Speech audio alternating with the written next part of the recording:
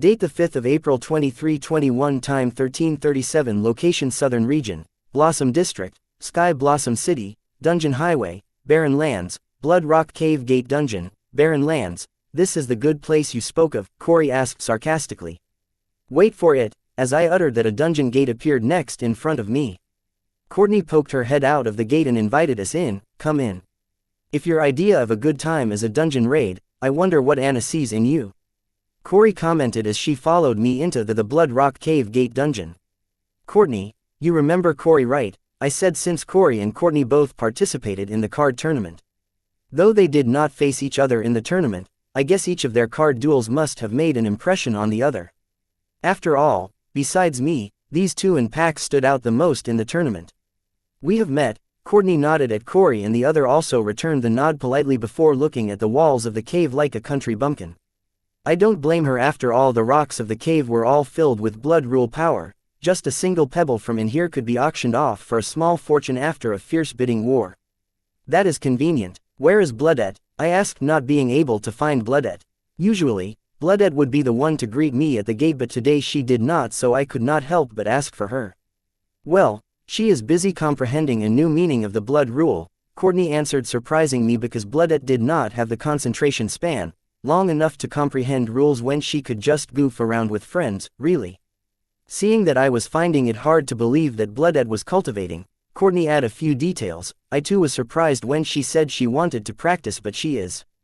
Apparently, she has found a fun meaning of the blood rule that she wants to master to the ultimate level as soon as possible. I guess the new meaning must be something special for her to be so serious about comprehending it, I concluded, listening to how enthusiastic Bloodette was about comprehending the new meaning of the blood rule she had discovered. I have no idea, she wouldn't tell me. Courtney shook her head, remembering how mysterious Bloodette acted when she asked about the new meaning of the blood rule she was comprehending. Since it's her, I don't think it will take her long to comprehend that meaning of blood rule to ultimate mastery. I was not exaggerating about Bloodette's capability when it comes to blood rule comprehension, because she was the supreme being born from the blood rule. Make yourselves home, too will return to comprehending blood rules. During my call, I had already informed her that I wanted to use the cave, so after a little small talk she excused herself. Walking deeper into the cave, Courtney headed into Bloodette's secret chamber to comprehend blood rule.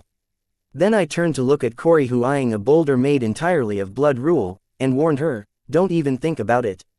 The owner of this cave is a supreme being. If don't love your life, you can try stealing from her. Steal? Wyatt, how dare you slander an innocent little girl like me of stealing? Corey said while reluctantly looking away from the blood rule boulder stone. Sure, tell that to the greed-filled twinkle in your eyes, I while heading deeper into the cave to use my soul pupils and check on Demigod Redfall's soul and Agent Lois. This is indeed a good place. Who knew that a small city like our Sky Blossom City would be hiding such a treasure trove? Corey ran her hands on the walls of the cave while following me. Then think of something, she suddenly said. Wyatt, send me out, I'd attend to nature's call. Find a secluded corner in the cave. And don't forget to clean up after yourself. As card apprentices with above average active soul control, we were more than capable of controlling our bladders and going at our will. However, since the cave was very large and Corey had cleaning cards, in emergencies one had to do what was required. No, I don't have a fetish for peeing on gold. Send me out. Corey denied my idea and requested me to let her out. Her argument was not wrong. Every inch of this cave was worth hundreds of thousands of soul jades. However, it made me realize that maybe Corey doesn't actually need to attend a natural call but had other plans. If you plan to call your family and ask them to buy the barren lands, then it is too late for that. My people have already bought every inch of land surrounding this gate dungeon, I said, having seen through Corey's little thoughts. I should have known who I am dealing with. Corey Park finally revealed herself. Hey you, I greeted Park, admiring her voluptuous body made out of the golden red fire. Even though Park's entire body was made of fire, it was too vivid and detailed. Hey you to you too. Seeing my gaze wander around her curves, the corners of Park's mouth turned up before she returned my greetings. Mind your eyes, uttered Corey with a frown, though Park did not seem to mind. Listening to Corey, I retracted my gaze and heard Park say, so, what is it that you want? What do you mean? I don't understand. I acted innocent. Save the act. There is no way you would share this holy place for comprehending blood rule with us if you did not expect something in return. So what is all of this going to cost us? Doing business with Park was just as fun as doing business with Jill, maybe even more because Park has not tried to take advantage of me so far. Making me wonder if humans are more greedy than demons. Date the 5th of April 2321, time 1346, location Southern Region, Blossom District, Sky Blossom City, Dungeon Highway, Barren Lands, Blood Rock Cave Gate Dungeon. Not much, a little bit of information on Dark Realms. Listening to Park skip the small take and get right to business, I spoke my agenda for bringing Corey to the Blood Rock Cave. After the Freedom Fighter incident, as soon as I left the Blood Rock Cave Gate Dungeon this morning, I felt that I was being monitored. Since these people belong to the Southern royal family, I decided to tolerate them as I knew where they were coming from. With Luna betraying the royal family, it was getting hard to tell whom to trust and where the next attack would come from, so the only way the royal family could feel a little in control was to do what did best: surveillance and protection of what they deemed of worth. I was flattered by the attention but dissatisfied with how it was being displayed. However, because of the constant surveillance, many of my plans were pushed back. Despite my curiosity, I did not bother to check out the demon merchant quota I won from Belphegor, or discuss Dark Realms, Devil Merchant Code, and Belphegor with the only person I knew from the Dark Realms, Corey Park. Therefore, using the guise of monitoring Corey, I brought Corey to Bloodette's dungeon seal, knowing that even demigods would not be able to eavesdrop or spy on me in here. Making sure that my business was nobody else's business. Dark Realms, what do you want to know about it? Especially when you have never been to the Dark Realms or in contact with people from there. It hasn't been long since Park had been manifested by Corey's origin card in this world, but she knows that the people of this world had very little knowledge of the demons in Dark Realms. They addressed the Dark Realm as the Demon Realm, as if the Dark Realm belonged to demons and devils. If the dark races of the Dark Realm knew about this, they would invade this world to destroy it out of sheer rage. I agree that I have never been to the Dark Realms. Heck, I am not even sure if I should call it the Dark Realm or Demon Realm, but have had the misfortune of making contact with one of the inhabitants of the Dark Realm earlier today. I did not have to be on constant guard of being taken advantage of when dealing with Park, unlike with Jill. So I was more open when talking to Park than Jill. Who? A demon? Don't tell me you talking a demon named Belphegor. Park suddenly remembered feeling the presence of Belphegor while she was trying to find the boy. Yes, how did you know? I asked Park in surprise and felt that I had found the right person to talk to about the Dark Realms, demons, and devils. So, it was you who summoned him? Park asked, unsure if it was the boy who summoned the Belphegor because he seemed to be fine and not missing his soul anything. Having dealt with Belphegor for a lifetime, Park knew how greedy and conniving Belphegor was. So she knew anyone who traded with him did not end well. Yes, I did, and he is not a demon but a devil, I corrected Park. Well, he might be a devil now, but when I knew him he was a demon prince, who was deemed to be one of the demons with the most promise to step into the devil realm. That doesn't matter. How are you still in one piece, having met that nasty bastard? Don't tell me you entered a pact with him. How long do you have left? Don't worry, all hope is not lost. Park panicked and began to ramble, worrying for the boy. Park was worried for the boy not because she cared for him but because she felt a sense of understanding and camaraderie. Something which was mostly seen among people who have been through the same traumatic experience. In Park's mind, as an old victim of Belphegor, she felt obligated to help the current victim of Belphegor. Park, calm down. Listen to me first. I was astonished. I did not think Park would worry this much for my sake. What is happening? Corey joined in, seeing the Park stay calm in face of card emperors and semi-demigods starting to panic just thinking that the boy had entered a devil's pact with Belphegor. Corey had lived Park's memory thanks to her origin card, but as a third person, so she was not as much terrorized and traumatized by Belphegor as Park was. She knew that Demon was a despicable bastard who had no bottom line and had destroyed Park's father's soul after stealing it from the cycle of reincarnation. He did not uphold his end of the promise, using a loophole in the pact between Park and him. Unlike Park, whose trauma would surface hearing the name Belphegor, Corey felt enraged. She planned to one day pay a visit to the Dark Realm just to kill that bastard. Park, listen to me, I did not enter a pact with Belphegor, I said, trying to calm Park. And she eventually did, but she did not seem to believe my words as she continued to ask me, how much time do you have left before he comes to collect his due? Tell me, how much time do we have to prepare? What mean? Is there a way to cancel the Devil's Pact? I asked, since I wanted to understand what did Park mean by preparing. She spoke as if she had a way to annul the devil's pact. Yes, all we have to do is find someone stronger than the devil and have them force him to revoke the devil's pact. This would be hard in the dark realm, but in this world, it is a possibility, answered Park. Listening to her, I shook my head as it was not the answer I was expecting to hear. Occasionally missing content. Please report errors in time. Date the 5th of April 2321. Time 1354. Location Southern Region, Blossom District, Sky Blossom City, Dungeon Highway, Barren Lands, Blood Rock Cave Gate Dungeon. I thought there was a loophole or a shortcut to annulling the devil's pact. Hearing Park say that it was not too late, but hearing her solution I realized there was no such wonderful thing. The Southern royal family seems to value you. Do you think they will help you deal with Belphegor? Park asked in concern. For a humanoid made from the fire, her expressions were too vivid and graphic.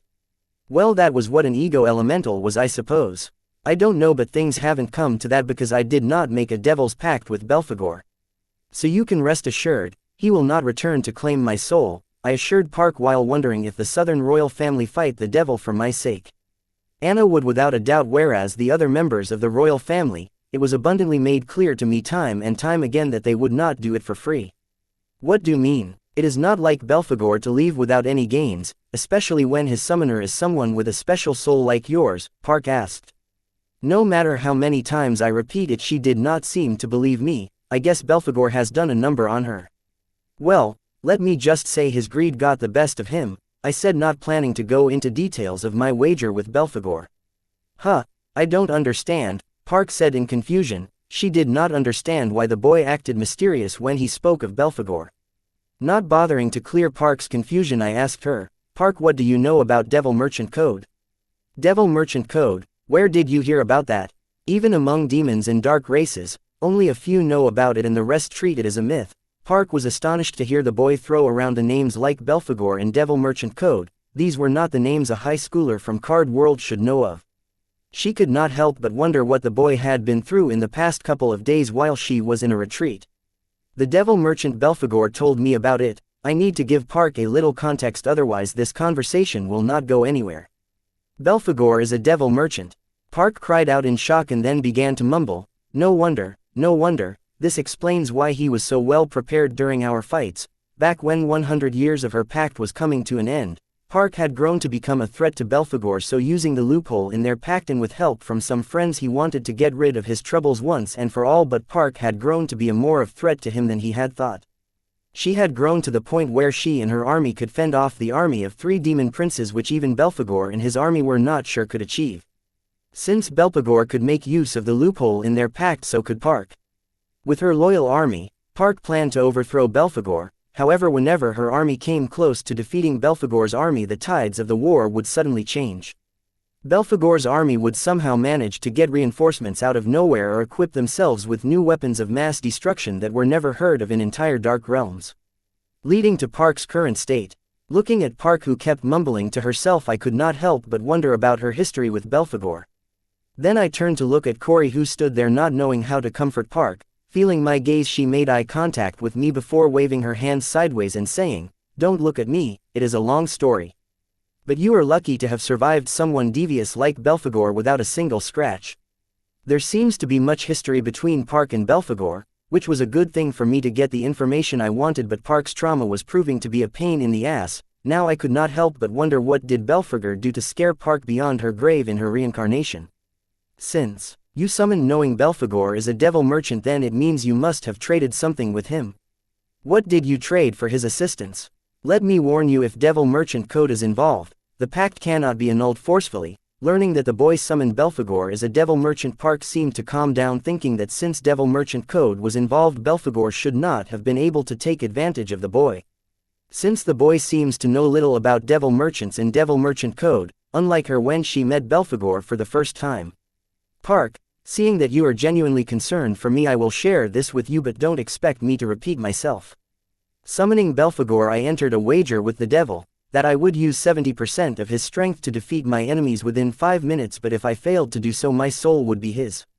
It took a little convincing, but Belphegor out of his greed agreed to the wager and its stakes. I paused to take a breath only to hear Corey ask in a low voice, "Then what happened?" I won the wager by defeating my enemy using the borrowed power under the specified time limit. Easy. Later, making use of the Devil Merchant code, I sent him back to the Dark Realm, I narrated. Seeing how without much context Park kept circling back to the same topic, I gave her something to ease her heart and forget about Belphegor and tell me about Devil Merchant code, especially if it was worth becoming a demon merchant and it would not restrict my freedom. Of course, I would be subtle about my real intentions. Occasionally missing content. Please report errors in time.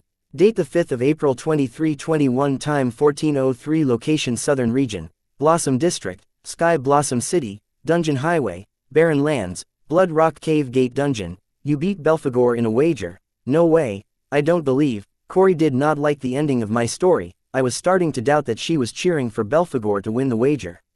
Wyatt, did you really outsmart Belphegor? Park looked at me with firm but teary eyes. I believe she plans to find comfort in my win against Belphegor, but she was finding it hard to believe me.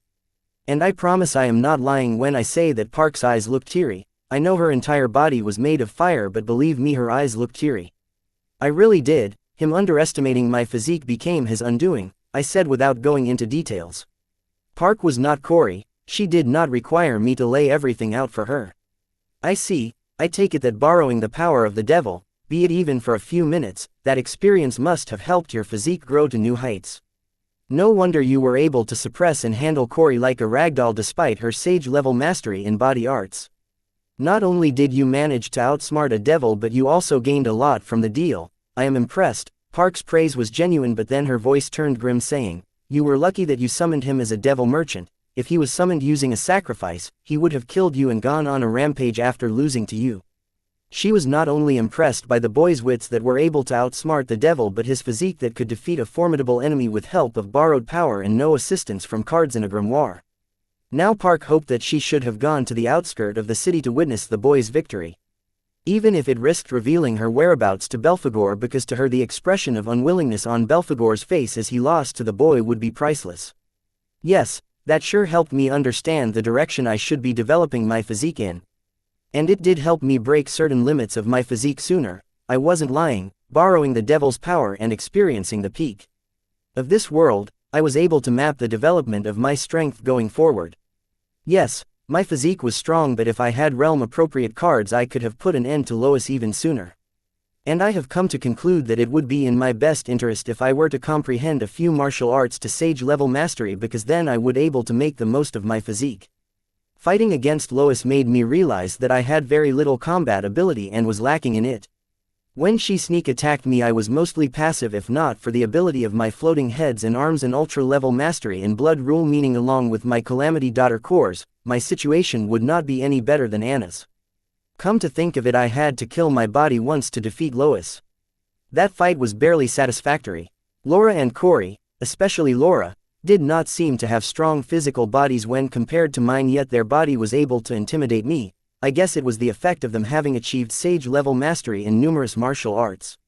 I would like to boost that in front of absolute strength. Martial arts were nothing but tricks, but I could not deny the fact that with martial arts I could more efficiently and effectively use my strength. My physique combined with sage-level mastery, I could defeat my enemies in a higher realm without even having to summon my grimoire. I was already able to do that, but I meant enemies of an even higher level than that. So, now can we move on from Belphegor and talk about the Devil Merchant Code? I asked Park, to which she nodded and asked, "Sure, what do you want to know about Devil Merchant Code? Why don't you start with the difference between summoning a devil demon using Devil Merchant Code and summoning a devil demon using a sacrificial ritual?" Though I had a little idea about the two summoning methods, it was best if I got a certain clarity. And it was a good starter for me to slowly stir the conversation to talk about the pros and cons of becoming a demon merchant. The answer to your question is within your question. Devil Merchant Code, that's the difference that matters. In a sacrificial ritual summoning, the one with the biggest fist among the parties involved in the pact would govern the pact, so nobody is stopping that party from abusing his power, and it usually is the summoned demon devil. But that is not the case when dealing with demon devil merchants, as the Devil Merchant Code is responsible for them. The deal that Park had with Belphegor did not involve the Devil Merchant Code, as the villagers had summoned Belphegor using her father's blood and offering her as the live sacrifice to him. That is the basic, I know that. What I want to know is, how did the people of this world know how to summon demons, devils using sacrifice and rituals or the Devil Merchant cards? I mean the demons and card apprentices live in two different realms which were realms apart from each other. So, how were the card apprentices able to come in contact with the knowledge to summon demons, devils either by sacrifice and rituals, or how did they make devil merchant cards? At first, I thought maybe due to dungeons and reverse dungeons, but that explanation wasn't enough. How come the demon worshippers who were able to summon an army of demons from the dark realm using sacrifice and ritual were not able to create a dungeon connecting to the dark realm? I have seen Corey attempt something similar in the tournament in her duel against me. Maybe I could borrow that method from Park. Occasionally missing content. Please report errors in time. Date the 5th of April 2321, time 14:15, location Southern Region, Blossom District, Sky Blossom City, Dungeon Highway, Barren Lands, Blood Rock Cave Gate Dungeon. Listening to my question, Park gave me a mild look of doubt mixed with a knowing smile and said, I think you don't need me to speculate that the demons and the card apprentice made contact through the dungeons is the answer you are looking for. Yes, that explanation isn't enough for me. I waited for Park to get to the real stuff. Dark Realm is very harsh for any race to survive there, let alone build a thriving civilization. And those that manage to do so mostly adapt to the hellish Dark Realm, joining the ranks of powerful races. One such example is the demon race. Card apprentices assume that all demons are the same, but they are not. There are many tribes among the demon race. Some tribes of the demon race are still trying to adapt to the Dark Realm, while some tribes are evolving faster than the Dark Realm itself, and for them, the abundant resources of the Dark Realm are no longer enough or aren't of much use. That is when a few powerful tribes of the demon race and other dark races decided to find what they need from beyond the Dark Realm. With time they developed various methods to identify realms beyond theirs and check for signs of sentience. Then it did not take them long to come up with a working inter-realm transportation technique, but there was a problem. The will of those realms resisted the inter-realm travel, considering it a foreign invasion, and it was. This put a permanent end to the plans of the demon race and other dark races. Or that was what a few believed, until someone came up with the idea that instead of them forcefully traveling to other realms and being targeted by their will, what if the natives of that realm invited them into their realm? Some believe that dungeon reversal was the inspiration for this idea, but there is no definite proof. Back then many did not believe this direction of reasoning, but those that did never gave up on it. They began to research methods to contact the natives of the realms they planned to invade so that they can convince the natives to invite them to their realm. After some time they successfully created various methods to achieve this, and the most famous method to date is the dream whisper, where a demon projects their will into the native's dream and tries to seduce them or exploit their greed with the promise of power, wealth, and lust. However, there was another huge problem. Most of the realms they found were mostly primitive. They did not know the concept of soul energy and other powers. If they did not know how to use soul energy or another type of similar power system, how could they invite the demons into their realm? So the demons and other dark races had to think of a new inter-realm transportation technique that was not as demanding and complex but easy to learn and use, such that the natives of any primitive realm could use it to summon them to their realm using the resources available at their disposal. That was when the sacrificial ritual summoning method was born. Back then it was in its early stage, and the current method is much more advanced and uses less sacrifice. So what if the natives did not have the concept of soul energy or a similar power system? They would just sacrifice their fellow natives to gather enough energy to complete the summoning and invite the demons into their realm. This method of being invited to other realms then forcefully traveling to them did not completely eliminate the threat of that realm's will, but it no longer went berserk and killed them at sight, but suppressed their strength. This was better than nothing, and enough for the demons and devils to invade the other realms, plunder their resources, and split before the realm's will could react. Over several millennia, this method has developed into what it is today, allowing the demons to spread their terror and legends across various realms. Today there is hardly any realm that has not heard of demons, devils, and their notorious reputation. Park's story was very informative. I finally had an idea of where the myths that the devil cannot enter your home until you invite it in, or about the devil appearing in the dreams, started. Also, one thing became clear to me: the demons were more intelligent and advanced than many give them credit for. Come to think of it, I remember Anne saying something similar about the world traveling method developed by the 10 universities. They too seem to be thinking of a solution to the problem called the other world's will, which will resist and reject any form of world traveling, considering it is a foreign invasion. I guess they must have already thought of the strategy of being invited to the other world by their natives, similar to how the demons and dark races did. If not, somebody better tell them. Why not me? I do not like to do things for free unless it directly affects me or if I stood to gain something. I see, I nodded, my understanding that why the demon worshippers could not use the demon summoning method to create a dungeon connecting this world to the Dark Realm was because they were not invited by the will of the Dark Realm or its natives. But one thing became clear to me: the secret to inter-realm transportation was within the demon summoning methods. Yes, most of them were watered down and encrypted so that a particular summoning method can only summon a particular demon. Won't the demon be pissed when it does all the work of seducing the native of another realm, teaching the native the sacrificial ritual-based summoning method, but another demon gets summoned by the native?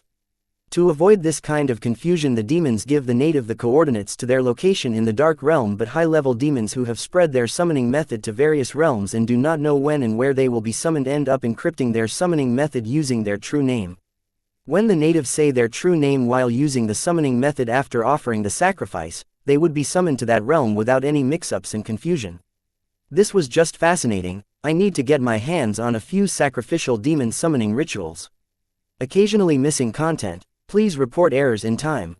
Date the 5th of April 2321, time 14:23, location Southern Region, Blossom District, Sky Blossom City, Dungeon Highway, Barren Lands, Blood Rock Cave Gate Dungeon. I was impressed by demons and dark races who had reduced something as complicated as inter-realm transportation to something as simple as a sacrificial demon summoning ritual, which allowed a mortal without any knowledge of inter-realm transportation to summon beings from other realms by sacrificing a few lives. I don't commend the sacrificial rituals, but what the demons and dark races had achieved was simply too fascinating. Shaking my head, I asked Park, "The sacrificial ritual is not necessary to summon the demons. One could easily replace the energy source for the demon summoning method with soul energy or rule power, right?" "Yes, but they would have to be savvy enough to alter the sacrificial demon summoning ritual's power source to soul energy or rule power.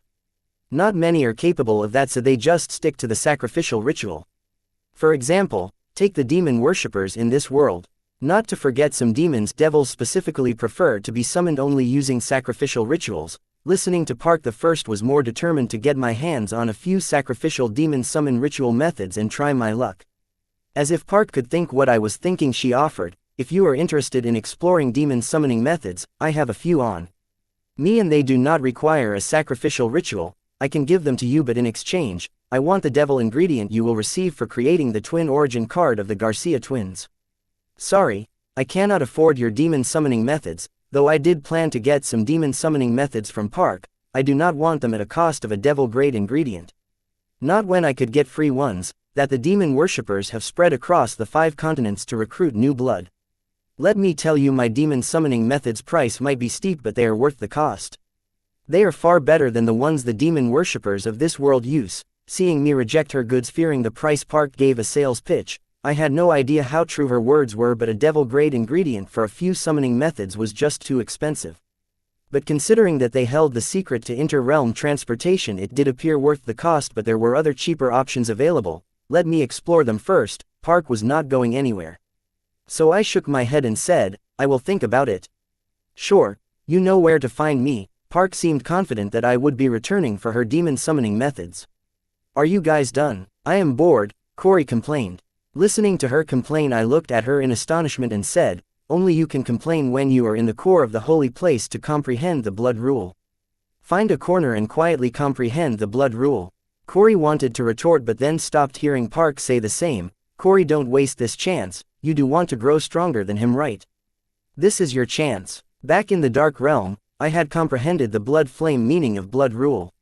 I don't know if that meaning of blood rule is available in this world. If it is, then you need to comprehend that. Fine, Corey agreed and headed deeper into the cave to find a good spot to comprehend blood rule. Listening to Park tell Corey that the blood flame rule might not be present in this world, I was surprised and wondered if the rules in the will of different worlds had different meanings. But considering that you can find some things only in the Dark Realm but not in the Card Realm and vice versa, I thought that might be true. Because the physical world was the manifestation of the energies of the spiritual plane in the physical plane. So if something available in the Dark Realm was missing in the physical plane of this realm, then it could only mean that the energies related to that were not present in the spiritual plane of this realm. Explaining that the Card Realm might not have some rule meanings that the Dark Realm had, and the other way around was also possible. My advanced understanding of the spiritual plane and the physical plane was finally coming in handy. So what is Devil Merchant Code? Now that I knew all there was to know about the sacrificial demon summoning ritual spread across various realms by the demons and devils. Now I need to understand what the Devil Merchant Code was and why would demons and devils would be willing to be controlled by it to trade across the realms when they already had the sacrificial demon summoning ritual method which did not restrict their freedom. Remember how I said that not everyone in the demon race and other dark races believed the theory of being invited to the other realm by their natives. These set of demons and dark races spent their entire life and created the living spell called the Dark Will. To create this spell they used a small part of the Dark Realm's will, so despite being a spell, Dark Will was conscious like the world's will and as powerful as them. Over time it only grew and evolved to grow stronger and become something more than what it was created for. Some say it has achieved transcendence and some believe it might have even ascended to a higher realm system than achieving transcendence. How this spell worked is it made contact with other realms' will, and negotiate terms with them to allow the demons and devils into their realm. At first, this was a huge failure as the other realm wills would not agree to the terms put forward by the spell. After several failures the demons and other dark races abandoned this project as by that time the sacrificial demon summoning ritual method had become popular and was taking over the dark realm by full swing. Though its creators abandoned it as a failure, the spell continuously kept trying to negotiate with other realms' will, and along with constant rejections, it began to evolve in a direction where it would transform into something that the other world realms' will would not reject. Giving birth to the Devil Merchant Code. Unlike the spell Dark Will which was designed to trick the other realms' will into allowing the demons to invade their realms, the Devil Merchant Code became a contract binding the devils and demons to follow a set of rules agreed by it, and the said realms' will while they visited that realm. This way the demons and dark races could go rampant in the other realms. As the living spell made its comeback as Devil Merchant Code, demons and dark races rushed to be part of it but could not because of its strict set of rules. You see, there was a reason why every demon and other dark races wanted to be part of the Devil Merchant Code. It was because of its ability called exchange, which made it possible for demons and other dark races to exchange anything for anything as long as it was within the laws of the Devil Merchant Code. Meaning demons and other dark races could use the Devil Merchant Code to exchange a native soul, skills, memories, emotions, and another myriad of things for a little cost. Which was a very attractive ability for any demon and other dark races. The interesting part about the Devil Merchant Code was that it now ordered around its creators and answered to the other realms' wills whom it was created to trick. Date the 5th of April 2321, time 1432, location Southern Region, Blossom District, Sky Blossom City, Dungeon Highway, Barren Lands, Blood Rock Cave Gate Dungeon. It took me a while to process all the information that Park revealed about the Devil Merchant Code, but once I understood it my mind was blown away. The knowledge possessed by the demons and other dark races was not just advanced but realms ahead of what the Card Apprentices possessed. These guys created a living spell called Dark Will using a part of the Dark Realm's will to help them invade other realms. However, because of its initial failures, they abandoned the spell, but since the spell was a living spell it continued to work on its failure by itself and grew stronger until it found the reason behind its failure and was capable of entirely rewriting itself, morphing from Dark Will to Devil Merchant Code. Devil Merchant Code was no longer a spell to help demons and other dark races invade other realms but a living spell that allowed a select few members of demons and other dark races to travel to other realms as devil merchants and trade with the natives using its unique ability exchange following the terms agreed by it with the said realm's will. From my angle, the demons and other dark races were goat, your creation turning against you. That's the dream, nightmare, of every creator. This was the rite of passage for any creator to be deemed accomplished. These guys created 2 successful methods to achieve inter-realm travel. Granted, these methods had their restrictions, but they were enough for them to spread their myth across all the realms. Back on Earth, I created the superhuman serum to help Earthlings defeat a single Viltronian, but the superhumans submitted to the Viltronian and hunted me down to please their new master. Every accomplished creator goes through this. Are you telling me that demons merchant are slaves of the Devil Merchant Code? I did not ask Park the obvious, instead used the opportunity to direct the conversation toward the one thing I really wanted to know, whether becoming a demon merchant was worth it. What gave you that idea? Think of Devil Merchant Code as an online trading platform and devil merchants as traders contracted by Devil Merchant Code to find clients and conduct trades in various realms following the laws agreed upon by the Devil Merchant Code with the said realm. Demon merchants are Devil Merchant Code's employees. It is that simple, Park said, looking in Corey's direction. That fool, instead of trying to enter the one with the world state to spiritually travel to the spiritual plane and comprehend the rules of the world's will, had fallen asleep, prompting Park to shout at her, "Corey, wake up." Quote. Corey was in a deep sleep. She did not even hear Park calling her. Seeing this, Park looked at me impatiently and asked, "Any more questions?" "Without someone monitoring and guiding her, that girl will be lazy. I am needed there." "Sure. One last question, can the demon merchants leave the devil merchant code at will?" I asked. "Yes, the demon devil merchants are free to leave the devil merchant code at their will. But I don't think anyone will be foolish enough to give up on such a sweet gig." Park let out a laugh, thinking of the possibility of someone being foolish enough to leave the devil merchant code. But then, realizing something, she said, "Wyatt, don't tell me you plan to become a demon merchant." "Why, is there a problem?" I was not surprised that Park finally figured out what I was trying to hide, but that's okay, now I can openly ask her for her opinion on becoming a demon merchant. "Yes, because it is not easy becoming a demon merchant. The devil merchant code will select devil merchants every 10 years, and they are predominantly residents of the Dark Realm. And the only other way left for you to become a demon merchant is to be recommended to the devil merchant code by 3 demon merchants or a single devil merchant. I can understand that the benefits of becoming a demon merchant are very attractive. Even I, who spent nearly a century in the Dark Realm, was not able to find 3 demon merchants who could recommend me as a demon merchant to the devil merchant code. So I advise you to give up on this foolish idea, the sooner the better. And focus your energy on something plausible." Park spoke from experience. Listening to Park, it became clear to me that she had interpreted my series of questions about demon merchants as me taking interest in becoming a demon merchant. She had no idea that I had Belphegor's recommendation quota. Now that was a relief. Good for me, I know that, but I am just curious. So there are no downsides to being a demon merchant? As far as I know, there is only one downside to being a demon merchant. In the Dark Realm, Strong would capture demon merchants to get them to work for them. Because of this, demon merchants would hide their identity. Other than that, there are no downsides to being a demon merchant as long as your actions don't go against the devil merchant code. Park bought the boy's reason without thinking twice, because back then, when she first heard about devil merchant code and demon merchants, she too was plagued with curiosity and questions about being a demon merchant. So she did not find the boy's curiosity and questions about the devil merchant code and being a demon merchant odd. I see. Thank you for being patient and entertaining my curiosity. Learning from Park that there were no downsides to becoming a demon merchant, I could not wait to use the recommendation quota I won from Belphegor.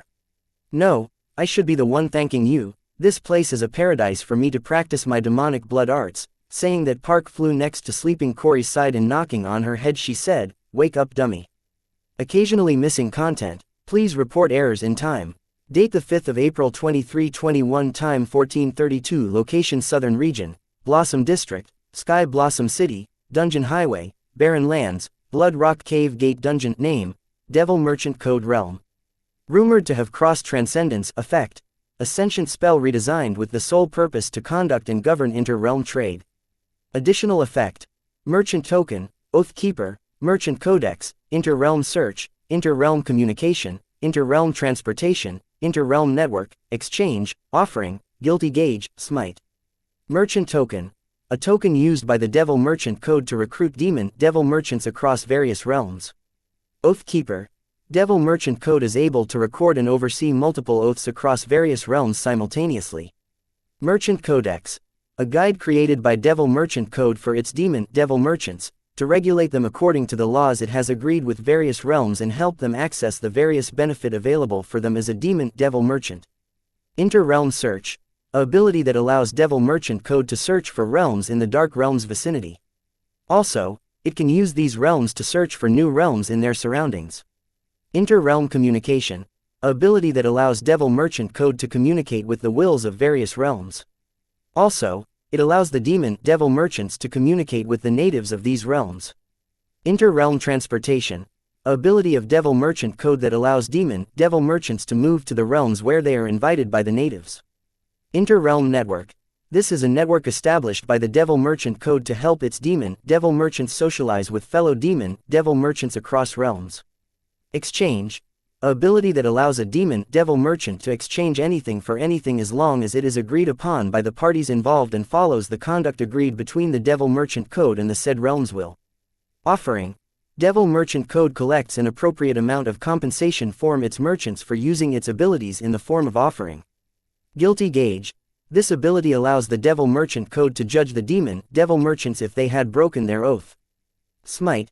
Devil Merchant Code can use this ability to punish the demon, Devil Merchant deemed guilty by guilty gauge. Ellipsis. While Corey and Park argued in one corner of the cave, I walked to a secluded spot far away from them and arranged an isolation array, isolating my corner of the cave from the rest of the cave.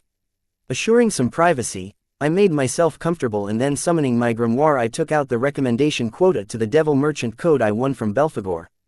Then feeding the token my blood, I waited, when suddenly I felt my consciousness being dragged into the spiritual plane. I could feel that I was in the spiritual plane where the card world's will was present, but the rules and energies that I saw the last time I was here were missing. However, I could another presence here apart from me and card world's will. It had a similar presence as the world's will.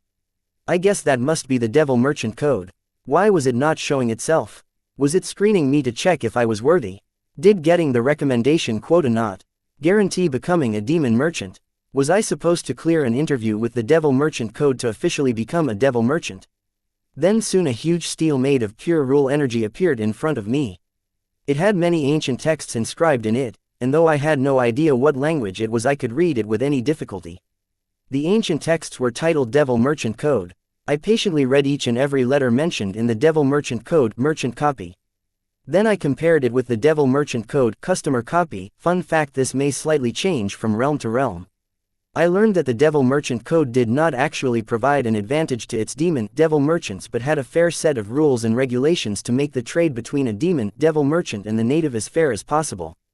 The problem was that customers were unaware of these laws and regulations, so they were easily taken advantage of by the demon, devil merchants. Once I was finished reading the ancient texts, I felt my consciousness return to my body. Then I looked at the recommendation token in my hand. It had turned into a new card, Demon Merchant Codex. Card name: Demon Merchant Codex. Card type: Item card. Bonded. Card grade: Card rate, Card durability, Card effect. By equipping this card, the user can summon their personal Demon Merchant Codex to identify themselves as a demon merchant and also acknowledge that they have read and agree to the terms and conditions stated in the Demon Merchant Code. Additional effect: Merchant recommendation, Oath records, Merchant log, Inter-realm search, Inter-realm communication, Inter-realm transportation, Inter-realm network, exchange, guilty appeal, guilty pardon. Restriction: this card is bonded to Card Apprentice Dalton Wyatt. Note: this card will evolve with the user's realm. Merchant recommendation: the merchant will get one chance to recommend a potential candidate to become a demon, devil merchant every decade. Oath records: every oath made by the user as a demon merchant will be recorded here and will be overseen by the Devil Merchant Code. Merchant log: merchant's use of Devil Merchant Code benefits such as merchant recommendation, oath records, merchant log, inter-realm search, inter-realm communication, inter-realm transportation, inter-realm network, exchange, guilty appeal, guilty pardon. Inter-realm search: demon merchants can use this ability of Devil Merchant Code to search for realms in their vicinity or access the already recorded realms for an appropriate offering. Inter-realm communication: demon merchants can use this ability of Devil Merchant Code to communicate with the natives of a designated realm for an appropriate offering. Inter-realm transportation: demon merchants can use this ability of the Devil Merchant Code to travel to a designated realm when invited by that realm's native for an appropriate offering. Inter-realm network: demon merchants can use the inter-realm network to socialize with other merchants by giving the Devil Merchant Code an appropriate offering. Exchange: demon merchants can use this ability of the Devil Merchant Code to trade with the natives of a designated realm for an appropriate offering. Guilty appeal: demon merchants can use this to request the Devil Merchant Code expressing their innocence when accused of a crime or to accuse a fellow merchant or realm of a said crime. Guilty pardon: when found guilty, the demon merchant can use this to reduce their punishment with an appropriate offering. After going through the Demon Merchant Codex card's card info, I immediately equipped the card and summoned my personal Demon Merchant Codex. Date: the 5th of April 2321. Time: 1845. Location: Southern Region, Blossom District, Sky. Blossom City. Trade route: peace prevailed as the sky and the clouds were illuminated golden red by the setting sun, while 3 floater vessels with the fine gold logo on them left the city through the only highway connecting the city to the entire Blossom District. However, as the fine gold floater vessels had traveled 50 miles from the city, Suddenly out of nowhere tens of thousands of hoverbikes appeared and swarmed the speeding floater vessels, and a few thousand hoverbikes landed on the deck of each of the fine gold floater vessels without the fear of crashing, leaving no choice for the floater vessels but to halt. Soon the tranquil scenery was disturbed by painful screams and agony-filled wails. Cindy rushed into Dana's office. Seeing her, Dana, who had just got up from her chair, said, "I have heard the news. They responded sooner than I was expecting. They are gathering 50 miles outside the city. I think they are preparing to invade the city once all of their forces have arrived," Cindy reported. "Smart. This way the city management and police cannot stop their gathering." "How many of them have gathered by now?" Dana said as she walked out of her office while Cindy tagged along. "As of now, about 35,000. But the number keeps growing, and by tonight we estimate that they will cross 100,000, Cindy answered. "It appears they are mobilizing all the cities near us. Is it just the high school gangs, or are there any signs of adventure guilds?" Diana asked as she got into the executive lift and pressed the button to the ground floor. "As of now it is just the high school gangs. There are no signs of the adventure guilds. I believe they do not plan to step in until we take action," Cindy answered, but frowned seeing that someone was accessing the elevator on a lower floor. "Our city's number of high school gang members is nothing compared to the combined numbers of the high school gang members of numerous cities. We have no choice but to step in. This is a mess," Diana said in annoyance. Things were shaping to look as if the Sky Blossom City was about to face the combined forces of nearby cities. There was no way the other forces of the Sky Blossom City would be willing to be part of the mess that the Fine Gold created by destroying the Sun Blossom City branch of the Circle. So it was just them against the combined forces of other cities. "Well, did you think that after destroying one branch of the Circle, they would sit back and take it? You knew the consequence of our actions, still you went through it." Cindy shook her head as they knew that the Circle's retaliation for destroying one of their branches was around the corner, but they did not think it would come so soon. Especially when the nearest branch of the Circle was on the other side of the Blossom District. How did they even get the forces of the cities surrounding the Sky Blossom City to mobilize in just 2 days? "Don't blame me. Our young boss is just too charismatic. I could not say no to him," Diana said as the elevator stopped and Jaya walked in shouting, "Sister, I'm trying to call Wyatt but I am unable to reach him." "Why are you calling our young boss?" Diana asked Jaya with a frown, because she thought that it was too soon to alarm their young boss about the retaliation of the Circle.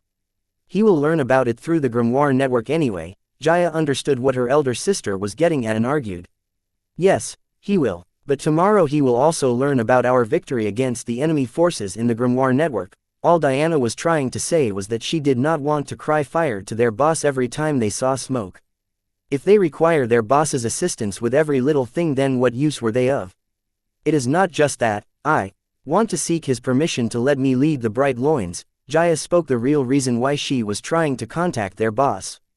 The current leaders of the Bright Loins were the Bright Trio, but Jaya wanted to be the one leading the Bright Loins gang, since situations like today were a rare occurrence, and whoever leads today will enter the pages of Sky Blossom City's history just like her elder sister Diana did back then. "What happened to starting at the bottom? Did you give up already?" Cindy asked Jaya with a sneer. "No, I did not. I still want to do that, but after the Circle left, Bright Lion swallowed all the other high school gangs in the city. This left us with no rival in the city, which meant I did not have any task to earn merits and climb the ranks in the gang. I thought of challenging the Bright Trio for their leadership, but with everything that is going on we did not get the time to do that." Jaya explained how she could not earn merits mostly because the Bright Lions gang was the only high school gang in the city. She wanted to take charge of the gang by proving she was stronger than the Bright Trio combined, but the gang was too busy recently, so she never got to prove herself. "Silly girl, isn't this the situation exactly what you need to rack up the merits that you need to climb ranks in the gang and gain the respect of your gang members?"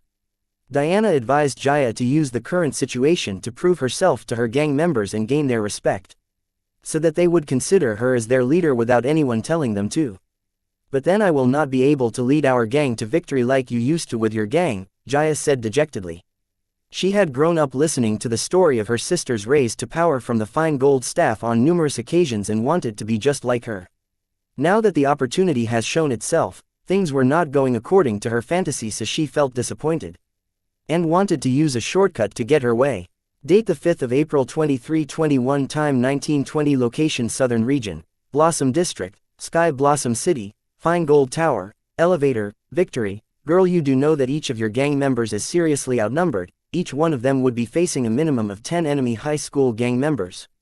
Cindy commented, listening to Jaya say that she wanted to bring the Bright Lions gang to victory because Cindy had no doubt in her mind that the Bright Lions would lose and the Fine Gold would have to step in. Quote. Jaya wanted to retort to Cindy's comment, but her grimoire rang with a call. It was from Dan Malvin. Yes, Dan, what is it? Jaya did not want to answer the call but had to, as this guy was one of the deputy leaders of the Bright Lions gang, and as the rut of the gang, Jaya had little choice but to answer his call. Where are you? Did you not receive the gang-wide alert? Dan Malvin was the leader of the Great Eagle gang. After losing the bet he made with Nick, the eldest of the Bright Trio, he and his gang were swallowed by the Bright Lions gang and he was given the deputy leader position considering his previous position as the leader of the Great Eagle gang. This way he and his old gang can become a part of the Bright Lions gang with ease. I am with my sister, discussing the situation, Jaya answered. Who asked you to involve your sister? No disrespect to your sister, but tell them to stand down. This is Bright Lions gang's business. And get your ass down here right away, Dan Malvin yelled. He did not feel it was time for the adults to bail them out of their problem and did not think twice before hanging up on Jaya.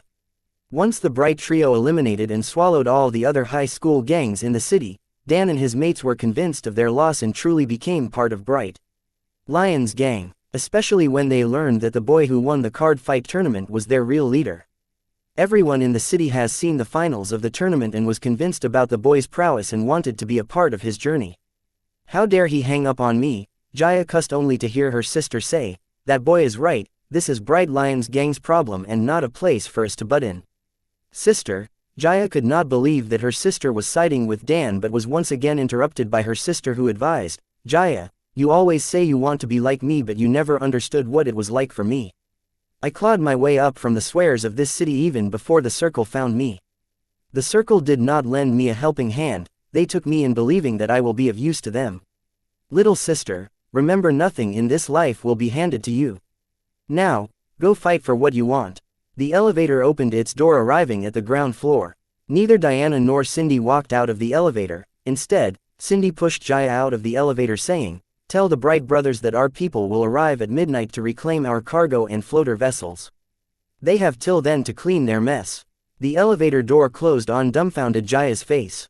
Inside the elevator, Cindy asked, do you think they can hold on till midnight? I don't know that, but I do know that if they can't, then it is better if the Bright Lions gang ends tonight. I think our young boss will agree with me on this. A sadistic smile formed on Diana's face, and the scar on her face seemed to radiate with a natural glow as she spoke. Seeing this, Cindy shook her head and reminisced, seeing you sitting behind stacks of paper, I had forgotten how wild and cruel you used to be. On the ground floor of Fine Gold Tower, Jaya's dumbfounded expression was replaced with a firm, bloodthirsty one as she flew away cussing, fuck this, I will kill every last one of the enemies. Then they will have no choice but to declare me as the leader, ha ha ha. Ellipsis. Date the 5th of April 2321, time 1845, Pa P.J. Nui 1. SOM location Southern Region, Blossom District, Sky Blossom City, Trade Route, Commissioner, the Bright Lions High School gang is headed this way. Should we stop them and then disperse them? Chief Denise asked the commissioner who was overseeing the blockade of the trade route as the high school gangs of nearby cities were aggressively gathering 50 miles outside of the city. As much as the commissioner wanted to disciple these teenagers and show each one of them the consequences of playing gangster, she could not, as they were gathering outside of the city borders where she had no jurisdiction. The world was plagued with dungeons, there was only so much the city authorities could do while risking their lives. So during the Monster Wars, a law stating that city authorities have no jurisdiction outside the city border was passed. This law was passed so that city authorities do not have to risk their life trying to save greedy adventurers who do not know their limit and ventured out of the city borders to kill monsters and make money. Now that the Monster War has passed, people were abusing this law to settle their grudges. With this law in place, the commissioner had no choice but to do nothing but watch a bunch of high schoolers take part in delinquency. Not to mention the city police were outnumbered. Therefore, when she heard Chief Denise say that the Bright Lions gang was headed here, she helplessly ordered, stand down. No matter what the cops did, the fight was going to break out. The only question was, where did she want the fight to break out? If she were to detain the Bright Lions, then the fight would break out inside the city where the day-to-day life of the innocent citizens would be affected, Else, if she did not interfere and let the Bright Lions do their thing, then the fight would break out outside the city borders where there will be no casualties other than a bunch of goons killing each other. The only thing that pained her was that these goons were the youth of the southern region. Date the 5th of April 2321, time 1943, location Southern Region, Blossom District, Sky Blossom City, trade route. Hearing the commissioner ordering them to stand down, the uniformed officers began to clear the blockade they previously built. However, one person did not agree with this order. It was Chief Denise. From the looks of it, Bright Loin's gang was seriously outnumbered and it was obvious that they were going to lose if the enemy was merciful or else they would be massacred. Jill was once a high schooler. She has grown up seeing these kinds of things. To her, this was pretty common. She still remembers the terror of Diana Keiths in her high school gang. So she could care less about a bunch of delinquents killing each other. However, the leader of the Bright Lions gang was her nephew. For his sake, she could not help but question the orders of her immediate superior. Madam Commissioner, please reconsider. If we don't stop them, we will be sending them to their deaths. Chief Denise, out of everyone here you should be clear about how this ends. If I remember clearly, you had joined the force when Diana Keiths and her gang were making a name for themselves in the city. The commissioner did even spare Denise a glance and looked towards the city skyline, knowing tonight was not going to be a quiet one. Commissioner, I know how this will end. That is why I think we should not sit and do nothing. All hope is not lost. We can seek assistance from the temporary Southern Watch camp on the Dungeon Highway. Unlike us, their hands are not tied by the city laws. Denise knew the commissioner was right about the situation, but she still made her argument. I already thought of that, but the temporary Southern Watch base is no more. They left the city this afternoon, the commissioner said, shaking her head. What about the city array? Denise was disappointed to learn that they could not get the assistance of the Southern Watch that was temporarily posted next to the city because they left this afternoon, but she did not let that get to her and suggested that they use the city array.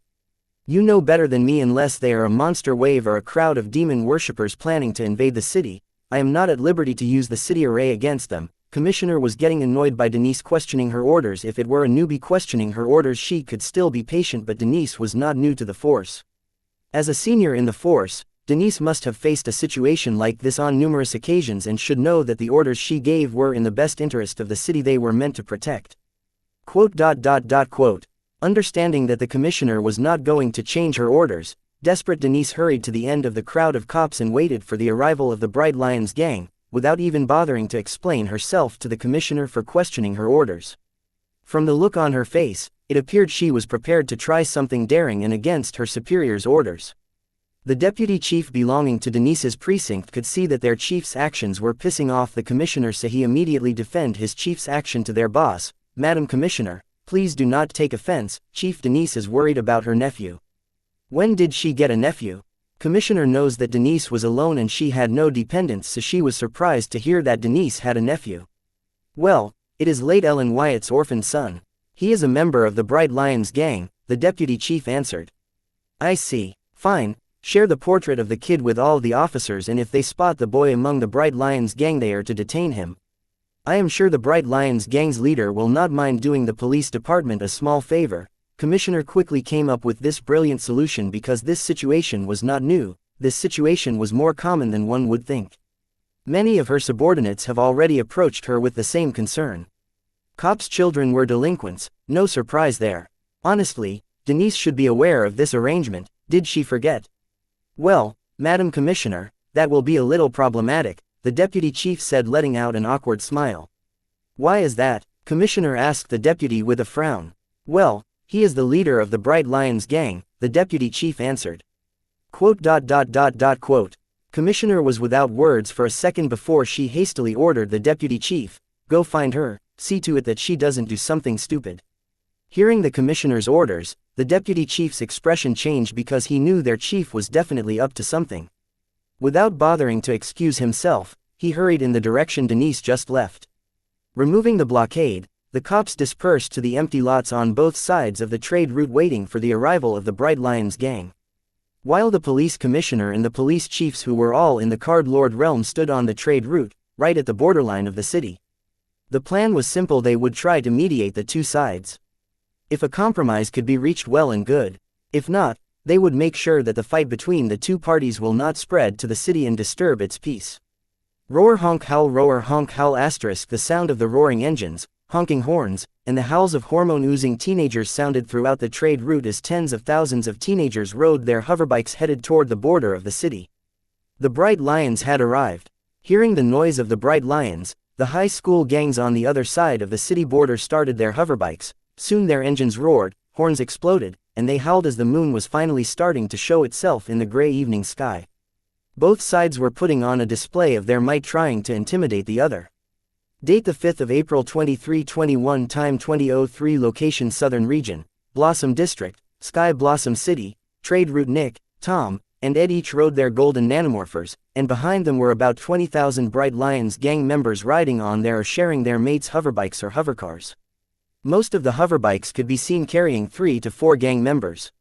As for the hovercars, their condition was worse than clown cars, as the high schoolers who could not fit inside the hovercars sat on the roof and the hood of the hovercars. The deputy leaders of the gang had made arrangements for hover buses and taxis for less fortunate gang members, but the buses and taxis were half filled. However, their roofs were filled with gang members, shouting and howling like street dogs. As the Bright Lions gang neared the city border, the deputy chief approached his precinct chief, Denise, and repeatedly begged, "Chief, please don't do something we all will end up paying for." "Damn it, shut up for a second. Where is he? I cannot find him at the front." Denise planned to confront the boy if she were to spot him leading the Bright Lions gang, even if it meant a career suicide for her. "I too don't see him. It is just the Bright trio leading the crowd. Does he not plan to participate in this gang fight?" "Chief, I think your words got through to him." The deputy chief began to sign praise of Denise, trying to distract her. "Something is not right. Damn it, why is the call not connecting? Did he block my grimoire ID? He better not." Denise has been trying to call the boy ever since she learned about this incident, but for some reason, her call was not connecting to him. This could only mean that either he was inside a dungeon or he had blocked her contact ID. Unable to find the boy in the crowd of Bright Lions gang heading toward the city border, pissed, Denise left the crowd and headed to the city borderline to join her colleagues to improvise her plan according to the situation. Knowing that her colleagues would stop her from confronting the boy, Denise chose to hide in the crowd. This way she could confront the boy as soon as he nears the crowd of cops, while using the officers behind her to stop gang members from stepping in to stop her from nearing their gang leader before the police commissioner and her fellow police chiefs spring into action to detain her. Denise felt this was a follow-proof plan. However, when the time arrived, she could not find the boy in the gang. So she had no choice but to improvise her plans. What Denise's deputy saw was that if Denise confronts the boy as he nears the crowd of the cop, the gang members would take action to stop her, misunderstanding that the cops were attacking their gang leader. While this action of the gang will be misunderstood by the surrounding cops, they will take action believing that the gang members were attacking police, and this could easily spiral into a full-on fight between the Sky Blossom City Police Department and the Bright Lions gang. Which was the worst possible outcome with the lowest probability, yet it was now very likely to happen, all because Denise wanted to protect her nephew. Thankfully, the boy did not seem to be participating in this gang fight. This was suspicious considering that the boy was the gang leader and he was missing during such a big event in his gang's history. Seeing Denise join them, the commissioner nodded, saying, "Good to see that you have come to your senses. I promise you I will try my best to bring them to a compromise. This fight is in nobody's best interest." Nearing the crowd of cops gathered on both sides of the trade route, Nick, Tom, and Ed stopped their nanomorphers and recalled them. With that, the traffic behind them came to a halt and the crowd went silent on both sides of the borders, just like the calm before the storm. The Bright trio walked toward the city borderline, guarded by the police commissioner and the police chiefs. As for the rest of the gang members, they stood at ease waiting for further orders from their 3 leaders. Seeing the Bright trio head toward the borderline, the gang leaders of the high school gangs that had gathered on the other side of the city border also walked toward the borderline. There were about 20 of them, and each of them was in the card master realm. They seemed to have gained a lot of confidence because of their numbers, and sensing that one of the 3 gang leaders on the opposite side, Ed Bright, was still a card soldier. So they cockily headed toward the borderline of the city without respecting the card lord realm police officers guarding the city borderline, as they knew the police would not do anything to them as long as they were outside of the city border. And even if they were to step inside the city border, the city police would not do anything to them, as they could not afford to face the wrath of nearly 100,000 gang members that stood behind them. Compared to their numbers, a mere 4,000 city cops were nothing. Seeing the representatives from both sides near them, the Commissioner planned to start the peace talk, but before she could react, Denise jumped in front of the bright trio. Grabbing Nick by his collar, she asked, "Where is Wyatt?" "Denise, what the fuck are you doing?" The commissioner cussed, seeing Denise go rogue when the situation was so tense. However, to her surprise, Nick was not angered by Denise's action. Instead, he patiently answered her, "Master Wyatt is inside a dungeon. Fortunately for these fools, he is not aware of the situation out here." Nick's words were loud enough to be heard by the enemy gang leaders. They ignored his insult, and one of them came forward and asked, "Are you talking about Dalton Wyatt? Is he really not here? Occasionally missing content. Please report errors in time." Date the 5th of April 2321, time 2018, location Southern Region, Blossom District, Sky Blossom City, trade route. Nike ignored the enemy gang leader, but Denise did not. She let go of Nike's collar and then turned to look at the delinquents from the neighboring city and asked, "Who are you and why do you ask about Dalton Wyatt?" "I am Travis Jackman, the leader of the Steel Claw gang from the Moon Blossom City."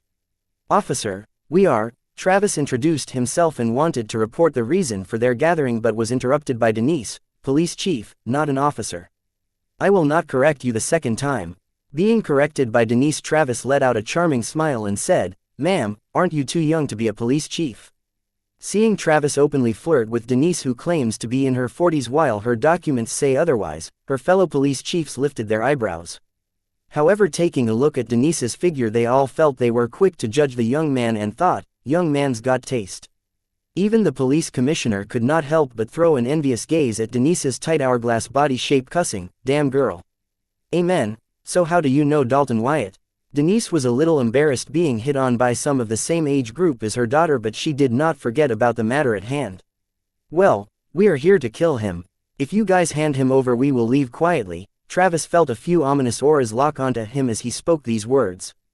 Denise's legs went cold learning that about 100,000 delinquents had gathered just to kill Ellen's son. She was without words, wondering just what did her prodigal nephew do this time. "You three stand back, he is mine." Vivian landed next to the bright trio and declared with her malice-filled stare locking on Travis. It took her a while to get here after taking a break from Slime Fairy Project. "Sorry, little girl, though you have an ample figure, you are a little too young for my taste," Travis joked, and his fellow gang leaders laughed, not knowing the disaster they had provoked. "Travis, I am the commissioner of the Sky Blossom City Police Department. Since we have all gathered here, then let us peacefully resolve this. Nobody has to get hurt today." The commissioner stepped forward and proposed a peace talk, seeing the sparks fly between the two groups. "Boys, listen to this. Madam Commissioner is thirsty for my attention." "Ma'am, I'm sorry, you are too old and for my taste." Travis could barely hold in his laughter as he politely mocked the police commissioner. But his boys laughed unscrupulously. "Young man, watch your mouth," a police chief with gray hairs yelled, hearing Travis insult their commissioner. Travis glared at the police chief with gray hair, not caring for the fact that the other part was a card lord and could pinch him to death. One of his boys spoke up, ignoring the warning of the police chief with gray hair. "Travis, if you don't want her, I will take this gilf off your plate." "You sure, bro? You fine with gray carpet?" "She is clearly using a hair coloring card," Travis asked his fellow gang leader, who showed interest in the police commissioner. "No probs, bro. I love me some gray carpets. I can't get enough of quality gray carpets," the boy said, vulgarly gazing at the commissioner's body. It was as if Travis and his bud did not seem to care that the gilf they were talking about was a card lord and a few steps away from them. The police chief with gray hair had heard enough and was about to teach these delinquents to respect their elders, but the commissioner stopped him with her glare. She was no damsel in distress for her male subordinates to act as her knight. She could take care of herself. And she did. Glaring into Travis and his bud's eyes, she said, "If I am not wrong, I am sensing a group of card lords hiding behind the crowd of delinquents you have gathered. I wonder who among us is faster. I am willing to bet $1 million that I can rip each of your hearts out of your chests before those card lords can come to your rescue.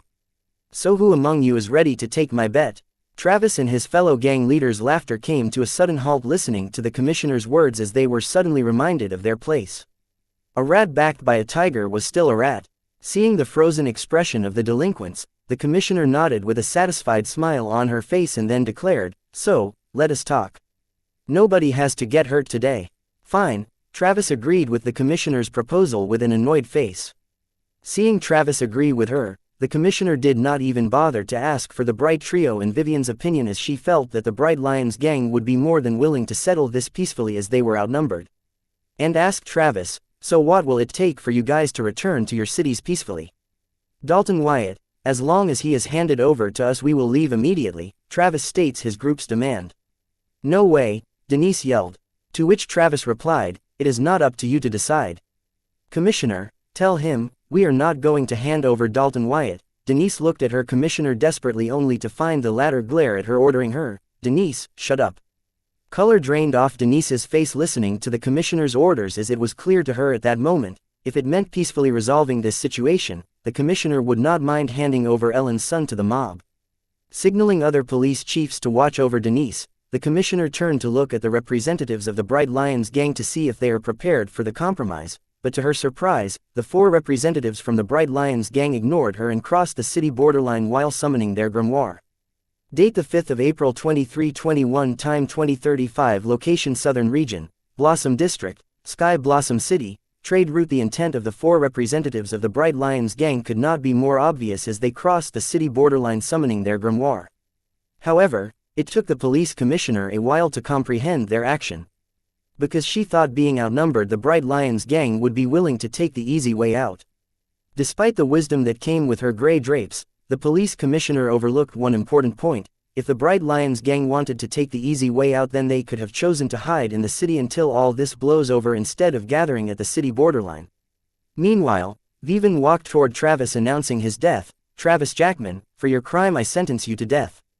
BITC, Travis summoned his grimoire cussing at Vivian, but he suddenly went quiet as Vivian's slender arm pierced through his throat and it decapitated his head from his body. The first transformation of the Calamity Daughter gem was no joke. It had the invulnerability and Herculean strength of a Viltronian. The Calamity Daughter gems were unparalleled in the same realm. Splurt, blood sprayed in the air as another 19 beheaded bodies fell to the ground. While Vivian killed Travis, the Bright Trio killed the remaining 19 gang leaders. Unlike Vivian, who had focused her wrath solely on Travis, they were more efficient by combining their Viltornian physique's prowess with the control of the high-end martial arts cards that Corey has been circulating in the Bright family. Both mob and cops gathered on either side of the city borderline were slow to react to the bloody scene, but soon loud cries and gasps could be heard from both sides.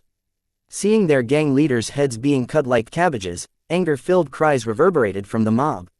With their leaders gone, the mob was in total chaos, but the deputy leaders quickly got a handle on the situation and provided an outlet for the panicking crowd's mixed emotions. "Charge, show them hell, avenge your fallen leaders." "Shit," the commissioner and the police chiefs at the city border cussed out loud in utter disbelief. Not because the representatives of the Bright Lions gang killed the enemy leaders, but because they could not see the actions of the Bright Trio that lead to the beheading of 19 card masters within a single breath. They were card lords, but they could not see the moves of 2 card masters and a freaking card soldier. Did the Bright family have a special technique related to copulation for them to breed such a monstrous younger generation? "People, make sure you capture everything. It's time the world saw the glory of Bright Lions," Dan Malvin ordered the crew tasked with recording the battle. As they used hoverbikes to hover within the city border and used tiny golems to record and captured every second of the fight. Beheading Travis with her bare fist, without bothering about the angry mob of about 100,000 rushing towards her, Vivian then chanted, "Origin card Forbidden Garden, activate." Soon 25 tall elder druids grew in the middle of the trade route on the city's borderline, separating the city from the mob that had gathered at its border. Summon fairy guards. This time Vivian transferred blood rule power and a little of her blood consisting of the Calamity Daughter gem to the elder druids instead of her soul energy, such that the summoned fairy guard would have their own Calamity Daughter gems and could use blood rule power. In a second, nearly 300 fairy guards were summoned. With her army assembled, Vivian then jogged towards the incoming angry mob yelling, "Second transformation, activate." Vivian and her fairy guards suddenly started to grow in height. Their clothes expanded with the expansion of their body. Achieving a 21 meter in height, Vivian and her fairy guards' growth came to a halt, but their advance toward the angry mob fastened. With their every step, the asphalt road cracked, and the tremors would spread across the ground. It felt like a continuous small-scale earthquake was occurring.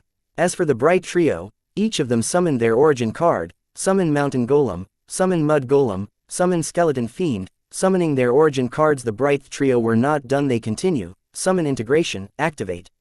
Summon Integration, activate. Summon integration, activate. The bright trio's bodies were propelled into the air as a bright light covered their bodies and the bodies of their summons until they could no longer be seen. Then the bright mass of light representing the summoners integrated with the bright mass of light that represented their respective summons. The bright light covering the three summon integrations soon cleared and revealed three humanoid monsters whose eyes shone with intelligence that could only be seen in humans. Nick's summon's mountain golem was ugly, 20 meters tall, and entirely made of rocks. Having integrated with its summoner, it grew by 3 meters in height and its face and body had more human-like features thanks to the Viltronian physique. Still, it was ugly to look at. It will take sage-level sculpting to add beauty to this beast. However, the fact that it was the most intimidating of the three summons did not change. Tom's mud golem's height was not definite as it could grow in height and infinitely create mud puppets depending upon the mud available to the limit of his mental strength. So Tom had his mud golem on the land next to the trade route, such that his summons would not complain about not having enough mud.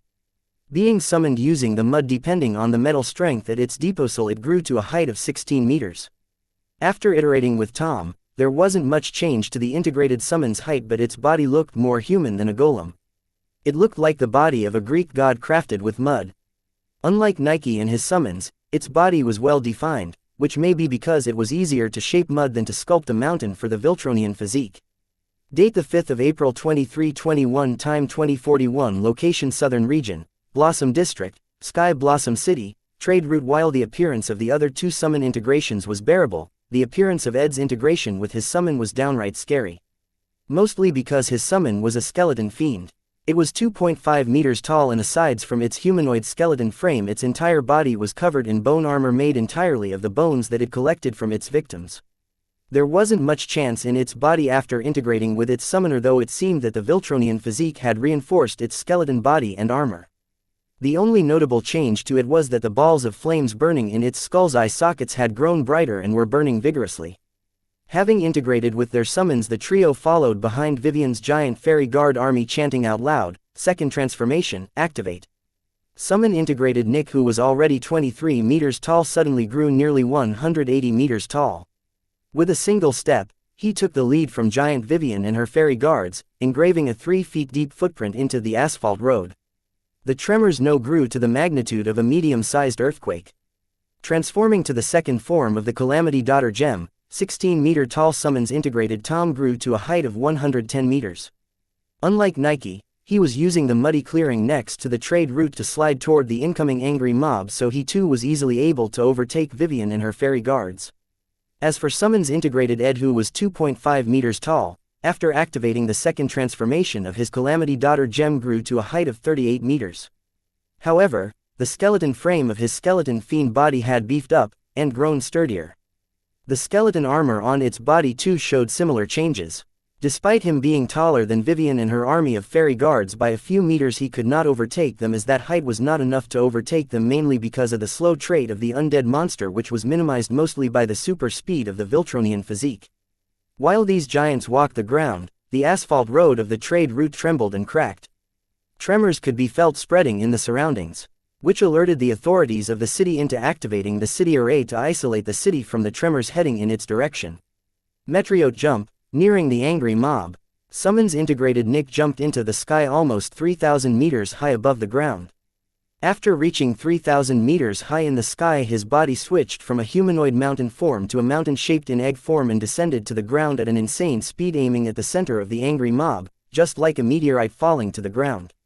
"Mud puppets," Tom yelled as he slid toward the angry mob, summoning nearly 110 meter tall mud puppets using mud in the surrounding. With this, the Allied forces' numbers that started with 4 jumped to 300 and now to 404. Seeing the small army of giants heading towards them, the speed of the angry mob slowed with every passing second. The mob was made of 100,000 immature and inexperienced teenagers. Most of them haven't even been to the dungeons, let alone see giant monsters. So far they were used to bullying the weak with their numbers and had never been in a true fight. When the intimidating auras of the small giant army locked onto them, most of them felt their legs tremble in fear, which only grew worse when they felt the tremors spreading in the ground with every step of the giants. Especially, the 180 meters tall mountain giant and sliding 110 meters tall mud giant. The mob came to a completion seeing the 180-meter-tall mountain giant jump high in the sky. Then seeing the 110 meters tall mud giant split into nearly 100 mud giants 110 tall in height. The mob that had come to a halt split into two, one group was retreating and the other group was planning to make their stand right there. But then they heard a sound of wind being spit in the sky above them only to find a meteorite descending towards them at an incredible speed. With this, they no longer cared about the reason they were there and began to disperse in various directions except to their front, as they were running for their lives and what stood in front of them was death. Being blocked by a row of elder druids, the commissioner and the police chief immediately cleared the way for the Bright Lions gang to go fight with their representatives, but to their surprise, they did not move from their original position except for a few, but these few did not dare to cross the city borderline. Instead they summoned tiny golems and sent these tiny golems across the city borderline. Seeing the tiny golems, the police commissioner and the police chiefs immediately knew what these delinquents were up to and were dumbfounded. When your leaders were in the front confronting a large number of enemies, should you guys not be joining them to fight the enemies? What the fuck do you mean by using tiny recording golems? Do you plan to record the death of your leaders? Then what? Uploaded in the Grimoire network titled, 4 Card Apprentice being stomped to death by 100,000. The police commissioner and chiefs came to a sudden realization that these people might have a plan. Watching Vivian summon a small army of humanoid summons and the Bright Trio summon their summons. But what happened next made them gasp in surprise. They could have never guessed that a group of delinquents had such capable cards. The small army of 304 people morphed into giants, with the lowest height being 21 meters and the top heights being 180 meters, 110 meters, and 38 meters. The commissioner and the police chief did not awaken from the shock until they felt the tremors spreading in the ground as the giant army advanced toward the angry mob. They finally understood from where the 4 representatives of the Bright Lions gang got their confidence to face a mob of 100,000 head-on. Occasionally missing content. Please report errors in time.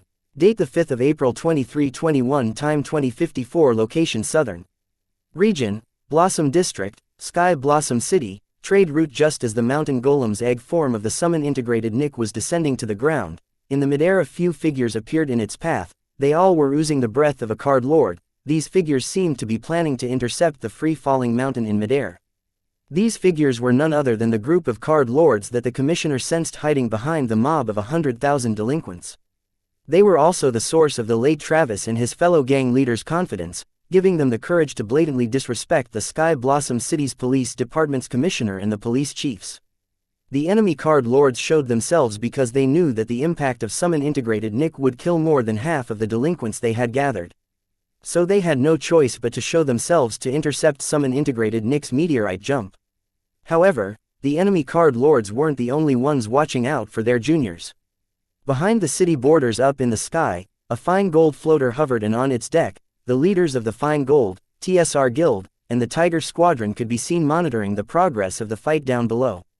I will take care of this, Old Ben said as he prepared to use Viltronian flight to get to the enemy card lords. I will tag along, Diana volunteered but was immediately rejected by Old Ben. Miss Diana, I know you want to help, but this old man can handle this. Without waiting for Diana to argue, Old Ben took off from the deck of the floater yelling, Hybrid Rune, Blood Ignition, activate. Diana prepared to go help Old Ben regardless of his rejection because there were almost a dozen of enemy card lords, but was stopped by Van, who said, sit back and enjoy the show. Quote. Diana frowned. She did not understand what gave Old Ben and Van the confidence that Old Ben could face a dozen enemy card lords all alone. Diana had seen them fight in the Sun Blossom City, but she could not judge their strength back then because she was busy defending against Mark's never-ending skeleton dragon clone army. She knew they were capable and strong, however she was not sure if Old Ben was capable enough to take on a dozen card lords by himself. Still, she decided to trust the two for once because their young boss seemed to value the two a lot. Then when she focused her gaze on Old Ben, who was advancing toward the enemy at an insane speed, she found his skin had turned red and red vapors were oozing from his body resembling the steam from boiling water. She had seen him do something similar at the Sun Blossom City fight, but back then the vapors oozing from his body were not this intense and the redness of his skin was also lighter than present. It seems Old Ben had gained higher achievement in rule power. Diana's speculation was right, Old Ben had indeed gained a higher achievement in his rule power. He had created a hybrid rune Blood Ignition using his ultimate tier Boiling Blood rune of Blood Rule and ultimate tier Ignite rune of Fire Rule. Rune name: Ignite Rune Tire, Ultimate Rune Rule, Fire Rune Spirit, Unborn Rune Info. Ignite is an ultimate tier rune of fire rule forged using the meaning of ignite. Ignite allows the user to ignite their soul power, giving them explosive speed and strength. Ignite also allows the user to ignite the soul power of inanimate objects or beings with lesser mental strength than themselves, which could be used to ignite the target's soul pathways, resulting in the explosion of the target. Caution: please refrain from using ignite on oneself when the soul energy is low. You may end up igniting your soul pathways. Note: the user can also ignite the soul pathway of targets with higher mental strength with their permission, providing them the explosive power and speed of the rune. Rune name: Blood Ignition Rune Tier, Hybrid Rune Rule, Fire and Blood Rune Spirit, Unborn Rune Info. The Blood Ignition rune is a hybrid rune forged by fusing the boiling blood meaning of the blood rule and ignite meaning of the fire rule. Blood Ignition allows the user to ignite their boiling blood rune, explosively increasing the effects of their boiling blood rune. Caution: igniting the boiling blood rune will not only explosively increase its status buff but also madness debuff. Igniting the boiling blood rune to the fullest will lead to permanent madness debuff. Permanent madness debuff was enough to scare off any card apprentice from ever using this hybrid rune, but not Old Ben, because this hybrid rune was a perfect match with his origin card's side effect. Old Ben's origin card, Emotion Olfactory Lobe, allowed him to smell others' emotions at a cost which was emotion paralysis. This side effect of Old Ben's origin card was a safety mechanism of his origin card, such that Old Ben's mind would not be influenced by constantly smelling various emotions of those surrounding him and undergoing something called emotion overload. However, this also became a perfect safety mechanism for Old Ben against his new hybrid rune's permanent madness debuff.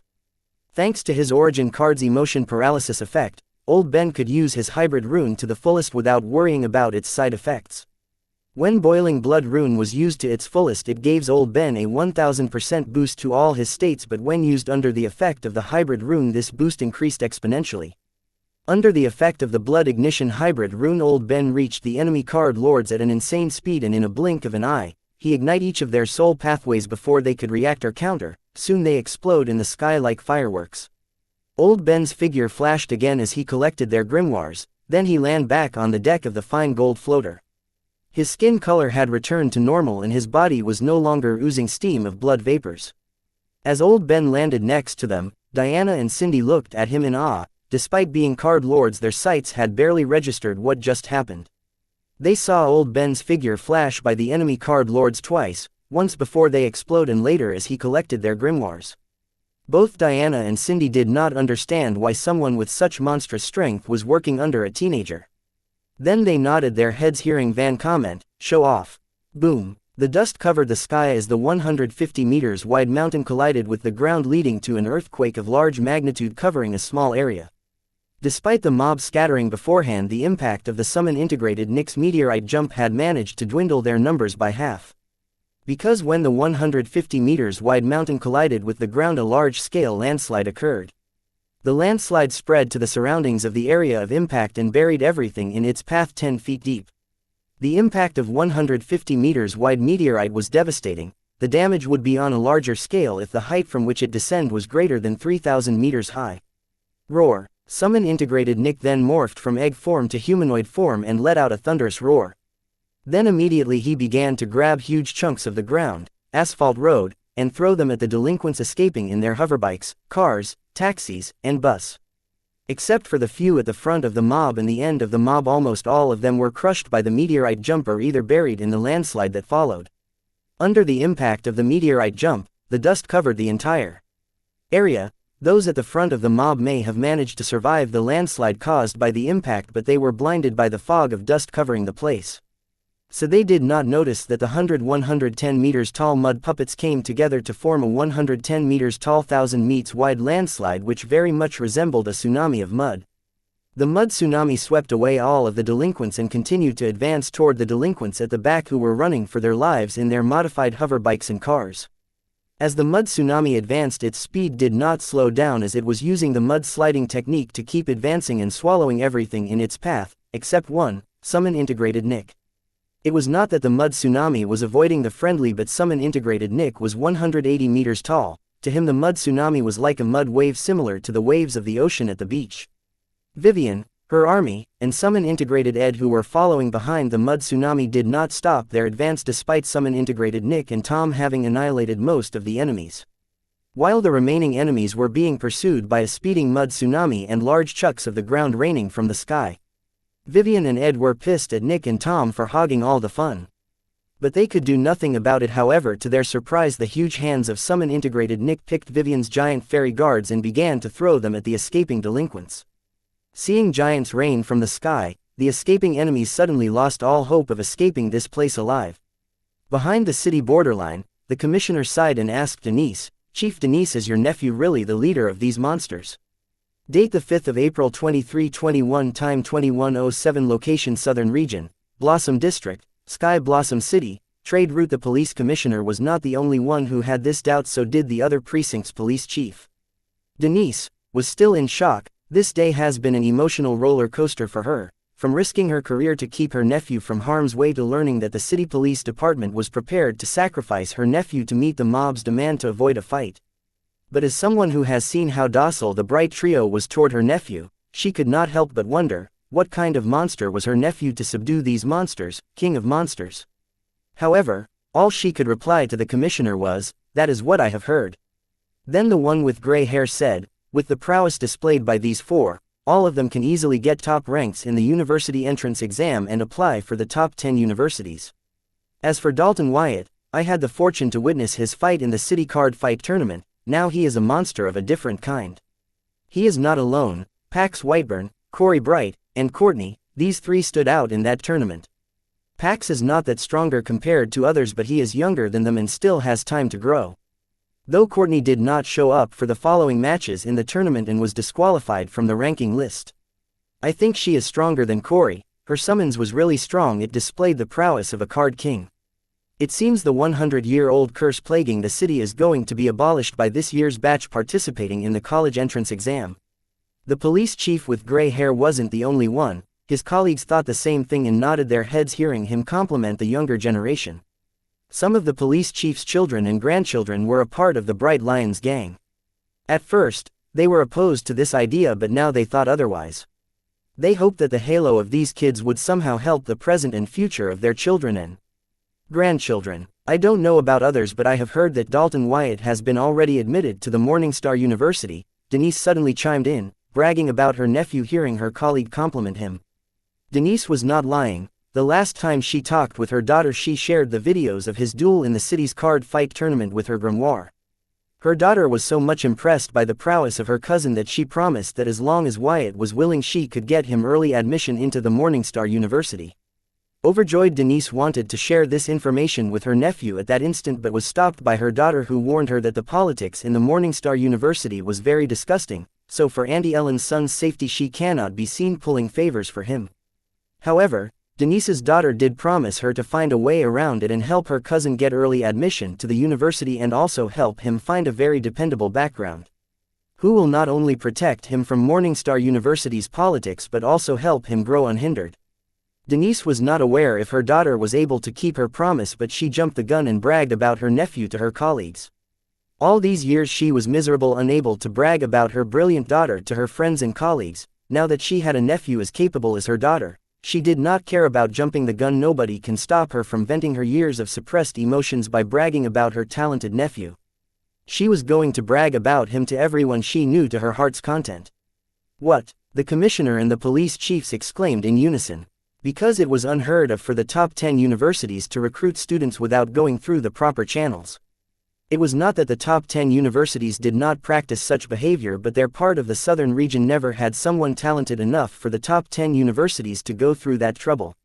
For Denise's nephew to have such a capable talent, they were astonished. Some, like the police commissioner, who were acquainted with the Wyatt couple, regretted not attending their funeral and adopting their orphan son. But right now the police commissioner had something else weighing her mind. Why did you not tell this sooner when the mob was demanding that I hand over Dalton Wyatt? If I had known that he was getting an early admission into the Morningstar University, I would have done everything in my power to protect the city's hope. Quote. Denise frowned, listening to the commissioner trying to blame Denise for her decisions. Honestly, I am not surprised. I heard rumors that Ellen Wyatt hails from a big family in the central capital and had completed her graduation from the Morningstar University. If you ask me, his early admission is more of legacy admission than talent recruition. One of the police chiefs who did not have child or grandchild of the boy's age and stood not to gain from flattering Denise, or the boy spoke up hearing the commissioner blame Denise for not telling her such an important piece of news which almost hurt the hope of their city. As for how did he hear this rumor, let's just say he had friends in the inner circle of the Circle Sky Blossom City branch. I do not know about that rumor, but he seems to be very close with Southern Emperor, if you know what I mean. She even showed up to watch his duel in the city card fight tournament. Then there is the news about him being the fraudster of the year who managed to con the Southern Emperor into helping him successfully register a patent for a fake product. What was it called? It's on the tip of my tongue but I cannot remember it. Another police chief who was not on good terms with Denise took the opportunity to put her in her place. Date the 5th of April 2321, time 21:15, location Southern Region, Blossom District, Sky Blossom City, trade route, silver milk powder. I heard of it too, the police chief from earlier nodded in agreement. Listening to them bash Ellen's son's reputation, Denise was fuming and was about to explode on them but was beaten to the punch by the commissioner who yelled, "You dumb fucks, you all knew about Dalton Wyatt being on close terms with the Southern Emperor and yet none of you said a beep about it when I agreed with the mod's demands to hand him over to them. Are you guys so desperate for my seat that you could not wait for a week for me to retire from the force with a full pension? Well, let me ease your minds. When the time comes for me to step down, I will be endorsing Denise to fill in my shoes as the police commissioner of the Sky Blossom City Police Department." Listening to the commissioner declare that she would endorse Denise to be the next city police commissioner, the face of the two police chiefs from earlier became ugly out of envy and dissatisfaction. Because being endorsed by the previous police commissioner would definitely guarantee Denise the police commissioner's seat, and not to mention with a nephew attending Morningstar University, none of the bureaucrats would dare to oppose her rise to power. As for Denise, she was not impressed by the commissioner announcing her support for her becoming the next city police commissioner, as she still did not forget this bitch was the one who was willing to sacrifice her nephew to the mob to keep her record clean before retiring the force with a full pension to joining the private sector. And not to mention she did not have an ambition of becoming the city commissioner lately, because she had come to realize that as commissioner she would not actually be able to do as much as good she was doing as a police chief because of the hardcore office politics in the department. It seems we had underestimated the Bright Lions gang.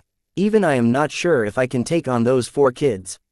They are already strong enough to fight on par with early stage card lords physically, and if they make use of their rule power it is a different story, Cindy commented, witnessing the Bright Lions annihilate a mod of 100,000 card apprentices with 2 moves, namely the meteorite jump and the mud tsunami. By the way, where is Jaya? Did she not leave the tower earlier than us? Why is she not here yet? Diana was impressed by the prowess displayed by the Bright Trio and Vivian, but she was more worried about her sister who did not make it to the fight in time. To be honest, she was somewhat relieved that Jaya was not here. Her sister has been training very hard ever since her embarrassing defeat in the card fight tournament. Yes, she had made a lot of progress and was a lot stronger and more efficient than before, but her prowess was nowhere close to what these 4 monsters representing the Bright Lions gang in the absence of their leader displayed. Who knows? That idiot did not take the company car, instead decided to fly. Knowing her, she might be lost. This Vivian though, she is quiet and minds her business in the lab. Never in a billion years would I have guessed that she had such a violent side to her. Working with Vivian and Sarah on the Slime Fairy project, Cindy has formed an opinion about each of them, but today, in the fight, Vivian showed a totally different side that Cindy had not witnessed before. High up in the sky above the fine gold floater vessel, 4 figures could be seen hiding between the cloud. It was none other than Anna, their grand-uncle Lorenzo, and for some unknown reason Jaya Keiths. They too, like the leaders of Fine Gold, TSR Guild, and the Tiger Squadron, were observing the progress of the situation down below. "See, I told you, your lover is definitely holding out on us. He never told us about the giant transformation cards being used by his subordinates. It seems to be handier and cheaper than the Mega Morpher idea that he pitched to us. A unit of Southern Watch equipped with these giant transformation cards could easily conquer about a few hundred miles within the way beyond," Lorenzo complained to Anna, seeing the 2 Bright brothers use the second transformation of their Calamity Daughter gem to annihilate a mob of 100,000 with 1 move each. Quote. Anna and Anne did not bother to argue with Lorenzo, because if they were to listen to him, he would prefer they lock their young lover in the royal palace basement and force him to create cards for the royal family and its soldiers for the rest of his life. Sir, forgive my rudeness, but it is up to my boss to decide whom to share his creation with. The Southern Watch or the royal family has no say in it. That said, if Her Highness, Southern Emperor, ever demanded his help, I am sure my boss will not refuse to offer his creation to the Southern Watch if it meant serving the Southern region. Jaya immediately came to her charming boss's rescue. Listening to the old man fill the Southern Emperor's ears with ill-willed hearsay about her boss.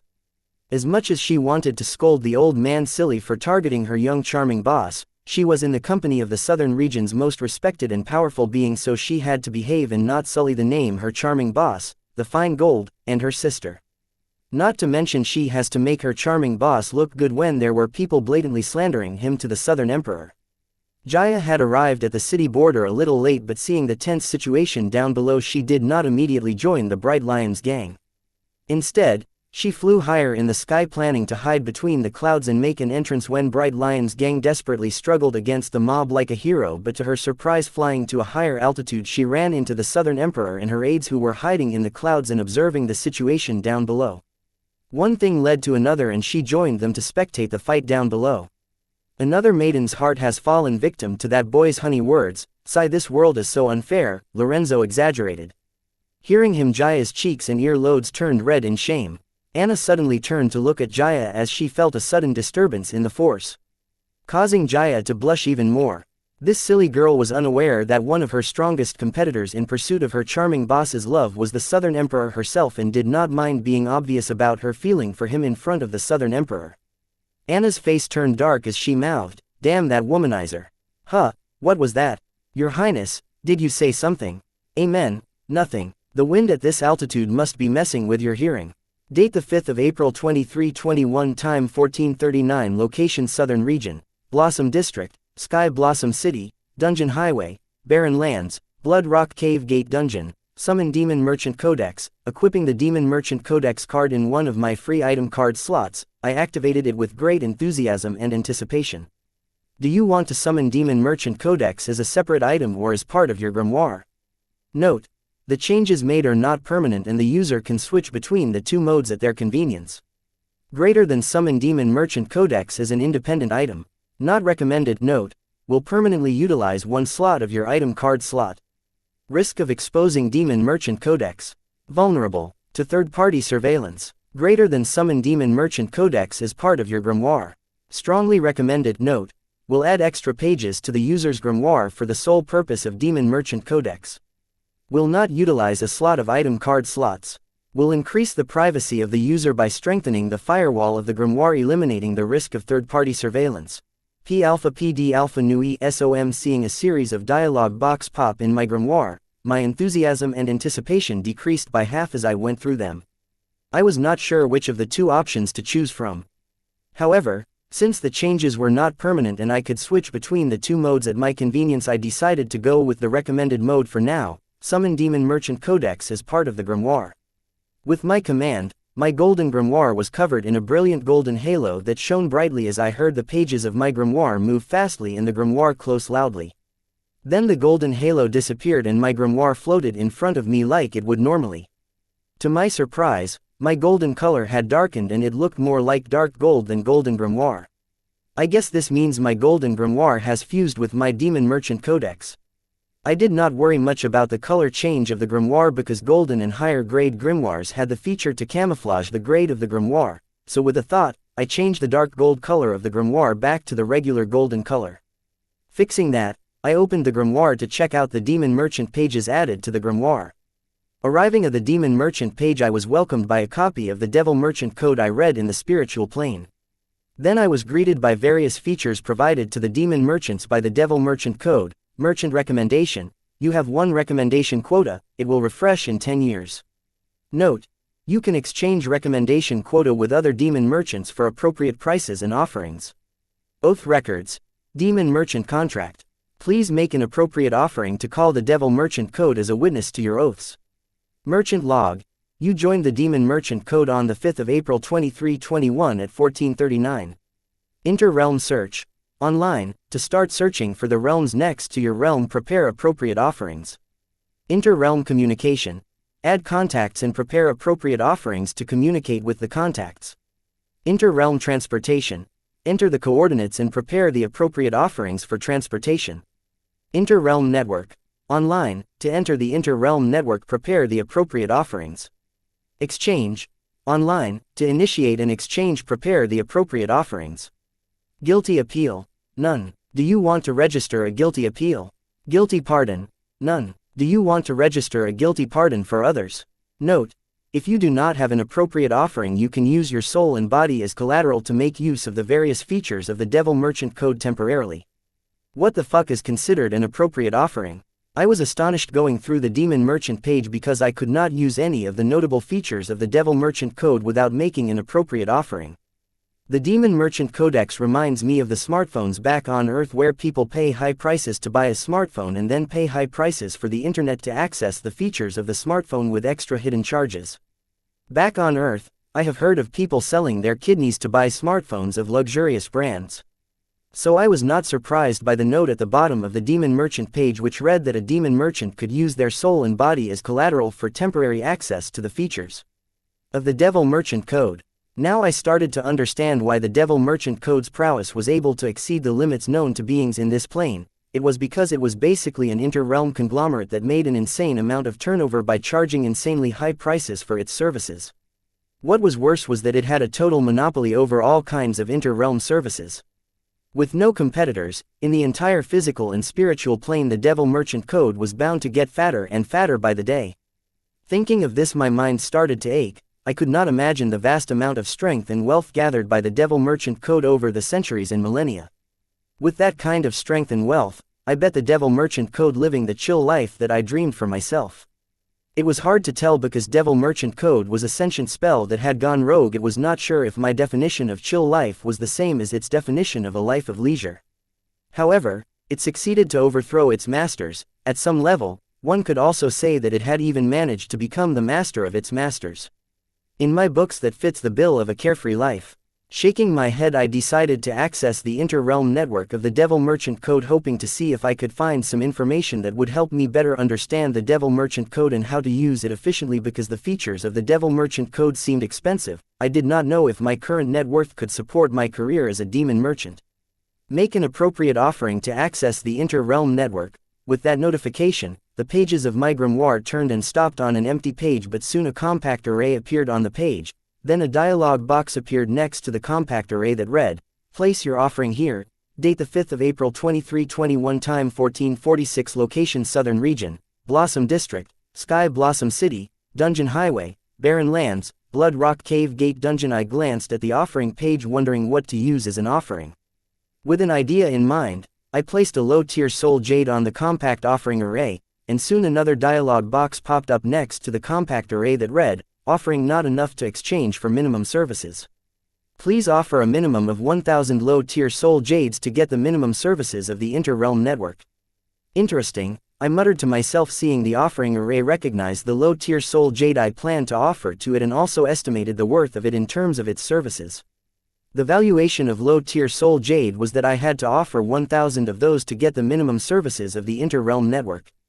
Now that I knew I required a minimum of 1,000 low-tier soul jades to use the inter-realm network, I did not immediately pay the price to start using the inter-realm network because I wanted to check whether the value of the low-tier soul jade in the card world was equal to the value quoted by the Devil Merchant Code. If not, was the low-tier soul jade valued more in the card world or the Devil Merchant Code, and what was the difference in the valuation? Also, can I find something else as a perfect offering that was of low value in the card world but of high value in the Devil Merchant Code? This step was essential for me to determine a cheaper way for me to access the features of the Devil Merchant Code, because if I have to pay a minimum of 1,000 low-tier soul jades every time I use any one of the Devil Merchant Code's features, then I will most likely go broke pursuing a career as a demon merchant. Thinking of this, next I planned to offer something that was valued as 1,000 low-tier soul jades in the card world's market to see if the Devil Merchant Code's market also valued its worth the same as 1,000 low-tier soul jades. I plan to repeat this process with various items and ingredients to get an accurate set of data to conclude if there was a way for me to take advantage of the price differences between the two markets. Thinking of this, I first placed about 100 grams of the phantom sword wood valued at 1000 low-tier soul jade in the card world market on the offering array. Soon a dialog box popped up reading, offering enough to use the inter-realm network for 48 hours with a validity period of a month. Do you want to proceed with the transaction? Yes, no. Note: the demon merchant has to use 48 hours of the inter-realm network availed by them within the validity period of a month, or else it will expire. No. I removed the 1000 low-tier soul jade worth of phantom sword wood that I had placed on the array, choosing not to go forward with the transaction. Then I placed 1000 low-tier soul jades on the offering array to check how much the mentioned minimum service was. P alpha PD alpha J nu E SOM, offering enough to use the inter-realm network for 24 hours with a validity period of 10 days. Do you want to proceed with the transaction? Yes, no. Note: the demon merchant has to use 24 hours of the inter-realm network availed by them within the validity period of 10 days, or else it will expire. No. Seeing that 1000 low-tier soul jades can get me 24 hours of inter-realm network usage with 10-day validity period, but 100 grams of the phantom sword wood worth 1000 low-tier soul jades in the card world could get me 48 hours of inter-realm network usage with a month validity period, I noted that there was a vast difference in the price of phantom sword wood in the two markets. The phantom sword wood was valued twice as much in the devil merchant code market than in the card world market. The valuation of a certain item or ingredient in a market depends on the demand-supply of that item in said market. It appears the demand for the phantom sword wood in the devil merchant code market was larger than in the card world market, or else the supply of the phantom sword wood in the devil merchant code market was low compared to that in the card world market. Either way, this helped me conclude that there was a way for me to take advantage of the difference in the price of the two markets to come up with a reasonable offering that would help get the maximum of the devil merchant code features. Next, I placed 10 grams of low-tier blood rule stone worth 1000 low-tier soul jades in the card world market on the offering array to check how much it was worth in the devil merchant code market, offering enough to use the inter-realm network for 24 hours with a validity period of a month. Do you want to proceed with the transaction? Yes, no. Note: the demon merchant has to use 24 hours of the inter-realm network availed by them within the validity period of a month, or else it will expire. No. I was surprised to see that the 10 grams of the low-tier blood rule stone were worth less than the 100 grams of the phantom sword wood in the devil merchant code market. Then I placed a broken rune of water rule on the offering array. Though it was worth a lot more than 1000 low-tier soul jades in the card market, I wanted to see how much it was worth in the devil merchant code market, offering not enough to get the minimum services. Please offer a minimum of 10 broken runes of water rule to get the minimum services of the inter-realm network. Fuck me, I blurted, seeing that a broken rune of water rule was nearly worth 100 low-tier soul jades in the devil merchant market. I was starting to sense that rule-related items or ingredients were not worth much in the devil merchant market. I had yet to figure out if this was the same for all rule-related items or just a few. Date: the 5th of April 2321. Time: 1446. Location: Southern Region, Blossom District, Sky Blossom City, Dungeon Highway, Barren Lands, Blood Rock Cave Gate Dungeon. Offering enough to use the inter-realm network for 48 hours with a validity period of a month. Do you want to proceed with the transaction? Yes, no. Note: the demon merchant has to use 48 hours of the inter-realm network availed by them within the validity period of a month, or else it will expire. Yes, I experimented with all the expensive ingredients and items I had on me, then concluded that phantom sword wood was the economical offering I could get my hands on for now. Therefore I offered 100 grams of phantom sword wood to get access to the inter-realm network for 48 hours with a validity period of a month. Welcome to the inter-realm network. Please choose a network you want to explore. Greater than personal realm network, greater than local realm network, greater than allied realm network, greater than inter-realm network. Confused, I selected the personal realm network. Dear demon merchant, you have yet to host a personal realm network. Do you want to host a personal realm network by giving the devil merchant code an appropriate offering? Yes, no. Note: devil merchant code will share a percentage of the offering with the demon merchant if someone visits the personal realm network hosted by the demon merchant. No. I finally had an idea of what the 4 kinds of inter-realm networks mentioned were. They were like the different kinds of area networks back on Earth. For example, PAN, Personal Area Network, LAN, Local Area Network, WAN, Wide Area Network, etc. With this notion in mind, I selected the Local Realm Network. Dear demon merchant, we are sorry to inform you that your native realm doesn't host a local realm network. Note: you are the first demon merchant contracted by devil merchant code from your native realm. Do you want to host a local realm network for your native realm by giving an appropriate offering to the Devil Merchant Code? Yes, no, note. The demon merchant hosting the local realm network will be the admin of the local realm network. As the admin, the demon merchant will govern and manage the local realm network hosted by them and also receive a share of the offering collected by the Devil Merchant Code if someone visits the local realm network hosted by the demon merchant. Motherfucker. I cussed reading the dialogue box that appeared one after another as I selected the local realm network. Shouldn't the Devil Merchant Code be hosting the local realm network for the convenience of the native demon merchants of that realm? Instead, it was outsourcing it to the native demon merchants and also giving them the power to govern and manage the network as its admin. This was just a completely capitalistic system. I had a hunch that I was the sole demon merchant from this world, but it was assuring to get confirmation that I was the first demon merchant from my realm straight from the source.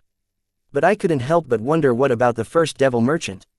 Moving on, I appreciated the capitalist system adopted by Devil Merchant Code because I could get in line with capitalism as long as it doesn't harm me. To be honest, I felt more at ease about using the Devil Merchant Code now that I knew it was a capitalist system. Despite all other assurance, such as the contract signing with Card Worlds will as a witness, deep down in my heart I was on guard about using the Devil Merchant Code. Even if it had evolved and broken free of the control of the demons and other dark races, it did not change the fact that it was created by them. As the saying goes, you are the product of your surroundings. However, now that I have seen that Devil Merchant Code was more about capitalism than some kind of inter-realm overlord, my heart was a little more at ease about using it. So next I selected the Allied Realm Network. Dear Demon Merchant, you have no outstanding contract with other realms to enter their local realm networks. Do you want to use the inter-realm search feature of the Devil Merchant Code to search for realms by giving the Devil Merchant Code appropriate offering? Yes, no, note. The foreign realms with which demon merchants have contracts are called Allied Realms. No, learning that by using the Allied Realm Network I can enter the local realm network of the realms I am allied with, I moved on to select the Inter-Realm Network. Welcome to the Inter-Realm Network. Greater than search, greater than Inter-Realm City search. This function of the Inter-Realm Network searches for and identifies items in the Inter-Realm Network database that correspond to keywords or characters specified by the demon merchant. Note: accessing the search data specified by the demon merchant requires an offering specified by the devil merchant to whom the data belongs to. Inter-Realm City. Inter-Realm City is a spiritual city created by the Devil Merchant Code in the spiritual plane for the devil merchant's social and economical development. By allowing them to trade with their fellow devil merchants in person in the spiritual plane. P alpha PD alpha J nu E SOM caution.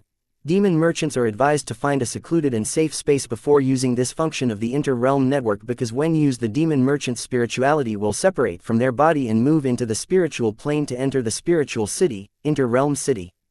Note: visiting the Inter-Realm City for long period will put a strain on the physical body of the demon merchant. The Inter-Realm Network, which was hosted by the Devil Merchant Code, was more user-friendly as it provided descriptions for each of its functions. Thanks to the description I understood the two functions of the Inter-Realm Network. I felt that the search function was very much like a search engine back on Earth. Except for the fact that all the search engines on Earth's internet were free. But considering the fact that those search engines collected our private data and sold it to a third party who was willing to pay for our private data, it was good to know that the Devil Merchant Code prioritized user privacy, even though it weighed on my wallet. Date: the 5th of April 2321. Time 14:53. Location: Southern Region, Blossom District, Sky Blossom City, Dungeon Highway, Barren Lands, Blood Rock Cave Gate Dungeon. The Inter-Realm Network's first function, search, resembled a search engine. Its second function, Inter-Realm City, from its description sounded much like a virtual city or augmented city that many tech companies back on Earth were trying to create. I could not wait to enter the Inter-Realm City, but before that, I had to explore the search function, to see if it can really provide me with the information I am lacking on how to use the Demon Merchant Codex. I need a user manual for this. I could explore blind as I did so far, but it will consume too much time, and without the description provided by the Inter-Realm Network I was lost. So, I felt that it would be best if I knew what I was doing to avoid making mistakes. With that thought in mind, I filled in the following keywords in the search function: how to use Demon Merchant Codex, searching relevant results for how to use Demon Merchant Codex. No results found in Demon Merchant's native language. Would you like to see results in other languages? Yes, no, yes. As I answered, I too thought, how am I going to read the search result in other languages? My experience with the inter-realm network caused me to believe that it must have a translator feature to it, otherwise, why bother yelling at the deaf? Soon a row of search results showed up in order of relevance. But these search results were in languages unknown to me, and just when I was wondering what to do, a dialog box popped up asking me, would you like to turn on the translator feature of the inter-realm network by giving the devil merchant code appropriate offering? Yes, no, note. The translator feature will only apply to the search results and not the personal or local realm network you will be directed to. A separate offering needs to be offered to use the translator feature on other personal or local realm networks. No, I did not bother to rent the translator feature of the inter-realm network reading the note section. This was just another way for the devil merchant code to fill its pockets at the expense of the demon merchants who are not native to the dark realm. I wonder if Belphegor used the translator feature of the devil merchant code to communicate with me, or if he was fluent in the card world's language. If the latter was true, then Belphegor's linguistic accomplishment was impressive. Since the devil merchant code originated in the dark realm and most of the demon devil merchants belong to the dark realm, it was not hard to deduce that the most popular language used in the inter-realm network was the common language used in the dark realm. Therefore, instead of wasting wealth on renting the translator feature of the inter-realm network, I decided to learn the common language used in the dark realm. I know this idea sounds stupid since I had no idea which language was common in the dark realm and what it was called. However, I knew how to learn it. To be exact, I knew who could teach it to me. It was none other than Corey's ego fire, Corey Park. So I decided to take a break from the Demon Merchant Codex until I learned the common language in the Dark Realm from Corey Park. I was very eager to enter the Inter-Realm City, however I knew the language difference would ruin my first visit to the Inter-Realm City, so I decided to postpone the visit too. Besides, it would not take me long to learn the language from Corey Park with my Hive AI's assistance. If everything falls in place, it will take a few minutes at tops. Walking out of the isolation array, I looked at the corner of the cave where Corey was busy comprehending blood rule, and then I head towards her. Sensing me arrive at Corey's side, Corey Park came out of Corey's body in her flame body and asked, "What is it?" "I need a favor," I said, not knowing how to ask Corey Park to teach me the most common language in the Dark Realm. "Sure, what can I help you with?" Corey Park agreed without giving it a thought. "I want to learn the most common language in the Dark Realm. Is it possible for you to teach it to me? You just need to provide me with the study material. I can learn it by myself." I spoke my mind despite knowing the obvious questions that would rise in Corey Park's mind. "Sure, I can. Are you planning to trade with demons or some other dark race?" "Don't tell me it's Belphegor." Corey Park did not need to bother with why. Instead, she directly deduced what I was up to just based on my favor to her to teach me the most common language in the Dark Realm. "Yes, something like that, but I promise you it isn't Belphegor this time." Knowing that Belphegor was Corey Park's trauma, I immediately explained myself and assured her that I was not planning to trade with Belphegor. "Well, if you were trading with Belphegor, you would not need to learn the common language of the Dark Realm. However, I warn you, it is not just Belphegor. All dark races are cunning and devious by nature. Trickery and greed are in their blood. So whoever it is you are trying to trade with, be extra careful than you normally are," warning me to be extra cautious when dealing with anyone from the Dark Realm. Corey Park then added, "There isn't a common language in the Dark Realm, as it is vast and houses many dark races and tribes. Each of these dark races and tribes has their own languages with numerous local dialects. I am only well versed in 3 languages, however these 3 languages are quite common in the Dark Realm, or at least with these languages I did not have any problem exploring the uncharted Dark Realm." Date: the 5th of April 2321. Time: 14:59. Location: Southern Region, Blossom District, Sky Blossom City, Dungeon Highway, Barren Lands, Blood Rock Cave Gate Dungeon. "So out of the 3 languages, which one do you want me to teach you?" Corey Park asked. "I have no idea about the Dark Realm and the civilization there, so I can only seek your guidance regarding this. However, if it is not a bother, just teach me all 3 of them, or else any one of the 3 languages that you feel would be of more help to me." I wanted to learn all 3 languages but was not sure if Corey Park would be fine with that. Besides, as long as I knew one language from the Dark Realms, I could use it to search and learn other popular Dark Realm languages using the search function of the Devil Merchant Code's Inter-Realm Network. "There's no trouble. If you want to learn all 3 of the languages, then I am game, since I will be charging you for my time and services after all. It is going to be expensive since I am the only one in this world who can teach you these languages," Corey Park replied with a grin. She was enjoying the fact that I was at her mercy for a change. Listening to Corey Park the first could not help but shake my head in disappointment, as I was indeed planning to learn all 3 languages from Corey Park for free. Well, now all I can do was negotiate a fair price. Then how much are your time and services worth? Corey Park raised her left eyebrow, feeling something was wrong with this question. Unable to put her finger on it, she chose to not waste time on it, and making eye contact with the boy, she demanded, 1% share in one of your future business ventures of my choosing, and I will teach you one of the dark languages I know. That is 3% share if you want to learn all 3 of the dark languages I know. How about you teach me all 3 dark languages you know for 0.5% non-transferable and non-sellable share in the Slime Fairy project I am currently developing. Also, you will have to assist with the project. The price that Corey Park asked me to teach the dark languages was more than just sky high. This was a negotiation. This was to be expected. So I did not react to her blatant greed, and instead, I tolerated it and made her a counteroffer in line with her demand. Feeling she would be more prone to agree to these terms. Deal. Corey Park immediately agreed to my offer and added, no takebacks. Please visit. Fine, but are you sure about agreeing to my offer without learning more about the Slime Fairy project and its development? I was surprised by Corey Park's decisiveness. Yes, I am. I and Corey require a lot of money, but neither of us is good at earning money. We have 0 ideas about how the market works or how to run a business, but you do. So if you feel the Slime Fairy project is worth investing your time and energy, then it will definitely be a big hit in the market and earn a lot of wealth. I am sure you will do everything in your power to make that happen. So don't mind me hitching my ride to your money printing wagon, Corey Park explained. She seemed genuinely happy getting 0.5 shares in my Slime Fairy project in exchange for teaching me 3 dark languages. Good for you, but you do know that now you too work for me, right? Corey was already my subordinate. As a part of Corey's abilities, technically Corey Park should also be considered my subordinate, but considering that she was sentient and had her own will, I never considered her as one.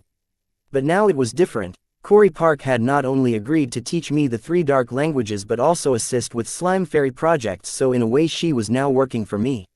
Yes, boss, Corey Park shouted enthusiastically. For someone who claims to be a demon who led large armies back in the Dark Realm, Corey Park had very little pride. Or it may be because of this fresh attitude of hers the reason why she could grow to that extent in the Dark Realm despite her being a human in the world of demons. Well, I have shared 3 contacts with you. Contact either of them once you leave the dungeon. They will get you up to speed about the Slime Fairy project. If you have any doubts you can ask them. See where you can assist them and make yourself useful, I ordered Corey Park, sharing the contacts of Cindy, Vivian, and Sarah. As these 3 were currently leading the Slime Fairy project, I had already created the recipe for the Slime Fairy card collection. All they had to do was figure out a way for the Slime Fairies summoned using these cards to be more expressive so that they feel more like living women in heat than a bunch of living dolls. Got it, boss. Don't worry, I will try everything in my power to help with the Slime Fairy project. After all, it is my ticket to get rich quick. Corey Park assured me that she would give her best to help with the Slime Fairy project as it was her ticket to becoming a rich lady. Good to know. Now how do you plan to teach me the 3 languages? If you can make the study materials for all 3 languages, then I can learn them by myself. As long as I had the study materials for the languages, Hive AI would process them for me, and with its assistance, I could easily become fluent in all 3 languages in no time. No worries, boss. I have already created study material for the 3 dark languages for Corey. I will share them with your grimoire, saying that Corey Park summoned Corey's grimoire and shared the study material with my grimoire. Occasionally missing content. Please report errors in time. Date the 5th of April 2321, time 1509, location Southern Region, Blossom District, Sky Blossom City, Dungeon Highway, Barren Lands, Blood Rock Cave Gate Dungeon. You made these detailed study materials for Corey. Why? Should she not know how to speak? Please like, share, and follow the Cultivation Audiobooks channel to motivate me to create more videos. Thank you. Them like how she can use your martial arts? I asked Corey Park in confusion as I took a glance at the study materials shared by her with my grimoire before transferring them to the Hive AI. Yay, I see why you would think that. Let me clarify, even though her origin card allows her to inherit my memories along with the wisdom and knowledge that comes with them, she still needs to practice and polish them. Otherwise, she would be just mimicking them. So, in a way you can say that it is easier for her to achieve success in things that I learned in my past life. Corey Park explained that Corey's origin card helped her inherit and master everything Corey Park had. That explains why she still acts like a kid despite having lived 2 lives. I was really curious as to how Corey's origin card worked. Just knowing the card info was not enough. I would have to experience it to know what it was actually capable of. Well, she is still a kid, after all. Her ability is both a boon and a curse. Thank you for being patient with her. What surprises me is you, how are so mature. At such a young age. Don't try to sell me the bullshit that as an orphan you had no choice but to mature faster. I had been through more tragedy than you when I was of your age, but I did not have your level of maturity and I was not as independent as you are. I had no idea if Corey Park was complimenting me or investigating me. So, I decided to ignore her words and asked her, could you list a few common dark languages popularly used in the dark realm other than the 3 you already shared with me? Seeing me change the topic, Corey Park shook her head as used Corey's grimoire to text the list of other common languages popularly used in the dark realm.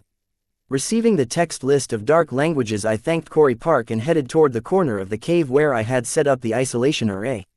There was a reason why I asked Corey Park to share the list of common dark languages, because I planned to learn all of them by finding study material on learning those languages through the search function of the inter-realm network. This way my search results would be more relevant and efficient with the absence of the language barrier.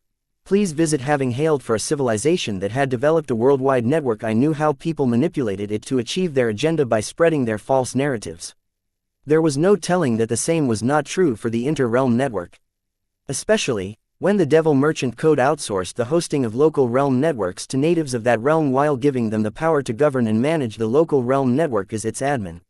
I was worried that most of the search results I got using the search function of the Devil Merchant Code were censored, just like how back on Earth the internet in different countries was censored by their governments or dictators. The reason the censorship worked out so well for the governments and dictators was that the people of that country were not knowledgeable enough to access the uncensored internet of other countries, or even if they were, what they could learn limited by the language barrier. This was why I was so focused on eliminating the language barrier that I was facing while using the inter-realm network by learning various popular common languages used in the dark realms, such that I could access the information available in all those languages, weed out false information and learn the extra information that was not available in other languages. Yes, this method seems expensive, but in a long run, I can use this to pinpoint the gap in the Devil Merchant Code market. The gap which no devil merchant has noticed or thought of so far, and take advantage of it to earn back my initial investment with 1000% profits. For now, I was just at the doorstep. I had no idea what will happen and could not guarantee success, but I felt that this was the most efficient and safe to use the inter-realm network. By the time I walked into the isolation array, Hive AI had already processed the study material on the 3 dark languages for me and transferred them to my consciousness. So without further ado, I summoned my grimoire and opened the Demon Merchant page. Then I directly opened the inter-realm network and accessed its search function to search for study materials on the various common dark languages listed by Corey Park one by one using one of the dark languages I had just learned. It was easier for me to find the study material on the various dark languages than I thought it would be, not to mention that the study materials on each of these dark languages just cost me 1000 low-tier soul jades. Considering that it was the minimum offering required by the Devil Merchant Code, these study material on the dark languages were very cheap. I guess it may be because the more people knew a particular dark language, the more traffic the local realm networks that used that particular dark language would get. More traffic meant more business, and not to forget the percentage of offerings shared by the Devil Merchant Code with Devil Merchant hosting that personal or local realm network.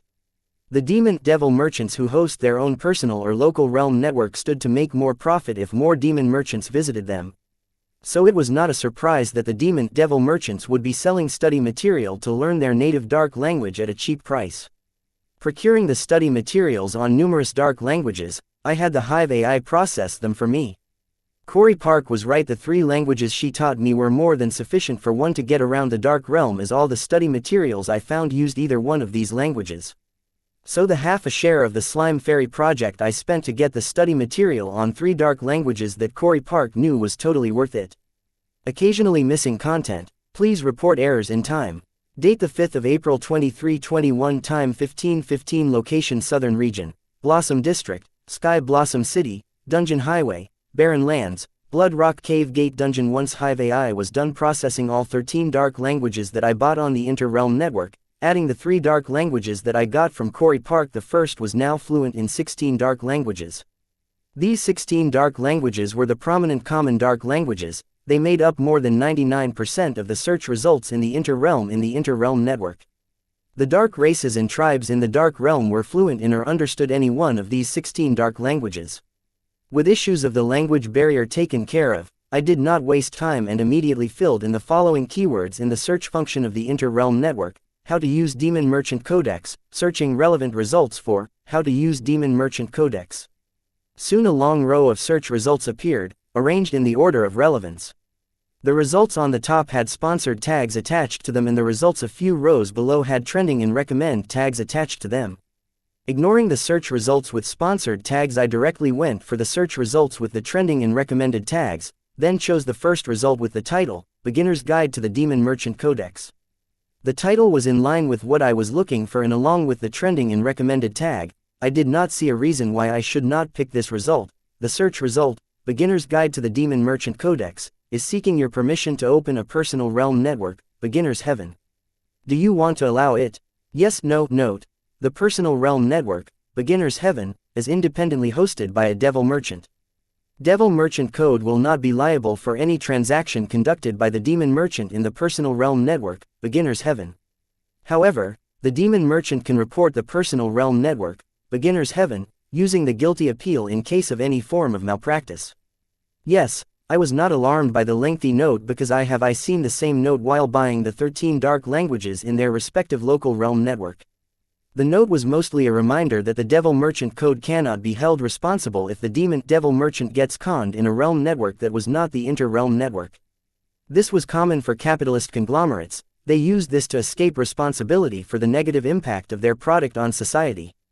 The most famous example of this was the social media companies back on Earth. Opening Personal Realm Network, Beginner's Heaven. Welcome to Personal Realm Network, Beginner's Heaven. Opening the Personal Realm Network, I saw greeted by various misleading ads that claimed to help the newbie demon merchants get rich quickly or make a small fortune by doing little work with less risk. I guess being a top search result with a lot of traffic had its perks. The devil merchant hosting this Personal Realm Network must be stupid rich because of the following dialog box: do you want to advertise your business in the Personal Realm Network, Beginner's Heaven? Yes, no, please visit. Note: the ads advertised in the Personal Realm Network, Beginner's Heaven, strictly follow pay-per-view. The cost varies depending on the location. No, seeing the ad section, I felt that making a fortune in the Devil Merchant Code should be as easy as spending it if you know what you are doing. Take this Personal Realm Network, Beginner's Heaven. The devil merchant hosting this Personal Realm Network has his entire network built around exploiting the newbie demon merchants. For this Personal Realm Network to survive so long and not be reported by other demon merchants, it should be legit, or its host was just too good at scamming the newbie demon merchants. Knowing this, I was not very thrilled about buying the Beginner's Guide to the Demon Merchant Codex, because this article was most likely written by the host of this network. However, I had to buy this article because there must be some merit to it, otherwise it would not be at the top of both trending and recommended search results. But just to be safe, I decided to visit a few other articles at the middle and the bottom of the search results and in different languages. This was going to be costly, but I had to do this if I wanted to avoid being conned or taken advantage of. Besides, wealth spent on acquiring knowledge was always wealth well spent, because the acquired knowledge will be used someday if not today. I tried finding the review and comment sections, but none of the personal or local realm networks I visited had them. So I wondered if the Devil Merchant Code did not have that function, or if all of them had opted not to add a review and comment section to their network. So I was left with little choice but to spend wealth to assure that I got legit information. Beginner's Guide to the Demon Merchant Codex, 10,000 Soul Jades. Buy now, add to cart. Buy. Do you want to continue payment using the previous payment method? Yes, no. Note: payment method is determined based on the demon merchant's previous transaction logs for the demon merchant's convince. Yes. Beginner's Guide to the Demon Merchant Codex, 500 grams Phantom Sword Wood. Pay. Decline. Note: the demon merchant can switch the payment method by placing the payment on the offering array. Pay. 500 grams of Phantom Sword Wood was worth 5,000 low-tier Soul Jades back in the card world, but here it was worth 10,000 low-tier Soul Jades, and since I had huge reserves of Phantom Sword Wood, was my preferred to pay method since the Devil Merchant Code did not seem to have a standardized currency. I wondered how this worked. Maybe I will find the answer in the article, but I did not hold my breath on it as I did not have high hopes for this article considering how I was greeted with numerous ads which seemed to prey on newbie demon merchants. Date the 5th of April 2321, time 1522, location Southern Region, Blossom District, Sky Blossom City, Dungeon Highway, Barren Lands, Blood Rock Cave Gate Dungeon. After buying access to the article, Beginner's Guide to the Demon Merchant Codex, I did not immediately read it, instead had the Hive AI copy it. Then I returned to the Inter-Realm Network's list of search results and visited various results at the middle and bottom of the search results and made sure they were of different dark languages. Buying the articles, I had Hive AI copy them so that I could read the articles at my convenience and compare them with other articles. I spent a fortune on this, hoping that it would all be worth it in the long run. Once I had enough articles, I went through them one by one, keeping an open mind and not forming a bias. Soon I noticed that all these articles had one thing in common: they recommended the reader opt for the advanced classes on how to efficiently use the Demon Merchant Codex, etc., conducted by the authors of respective articles. If these articles were that just, I did not mind reporting them all to the Devil Merchant, but they were not. Each of them had mentioned a detailed approach to using the Demon Merchant Codex based on their targeted audience. They were very detailed about what various functions of the Demon Merchant Codex did and how to efficiently use them without spending a fortune as an offering to the Devil Merchant Code. Most functions offered by the Devil Merchant Code were pretty straightforward except for the inter-realm communication function of the Devil Merchant Code. As for the inter-realm search, there was no way around spending a fortune to find a new realm. But they did mention an effective and economical way to minimize the losses. That was to not offer soul jades as offering to use these functions of the Devil Merchant Code, and instead listed various items and ingredients that are apparently worth more in the Devil Merchant Code market than their native market. Most of the items and ingredients mentioned on the list, I had no idea about, as they do not seem to exist in the card world.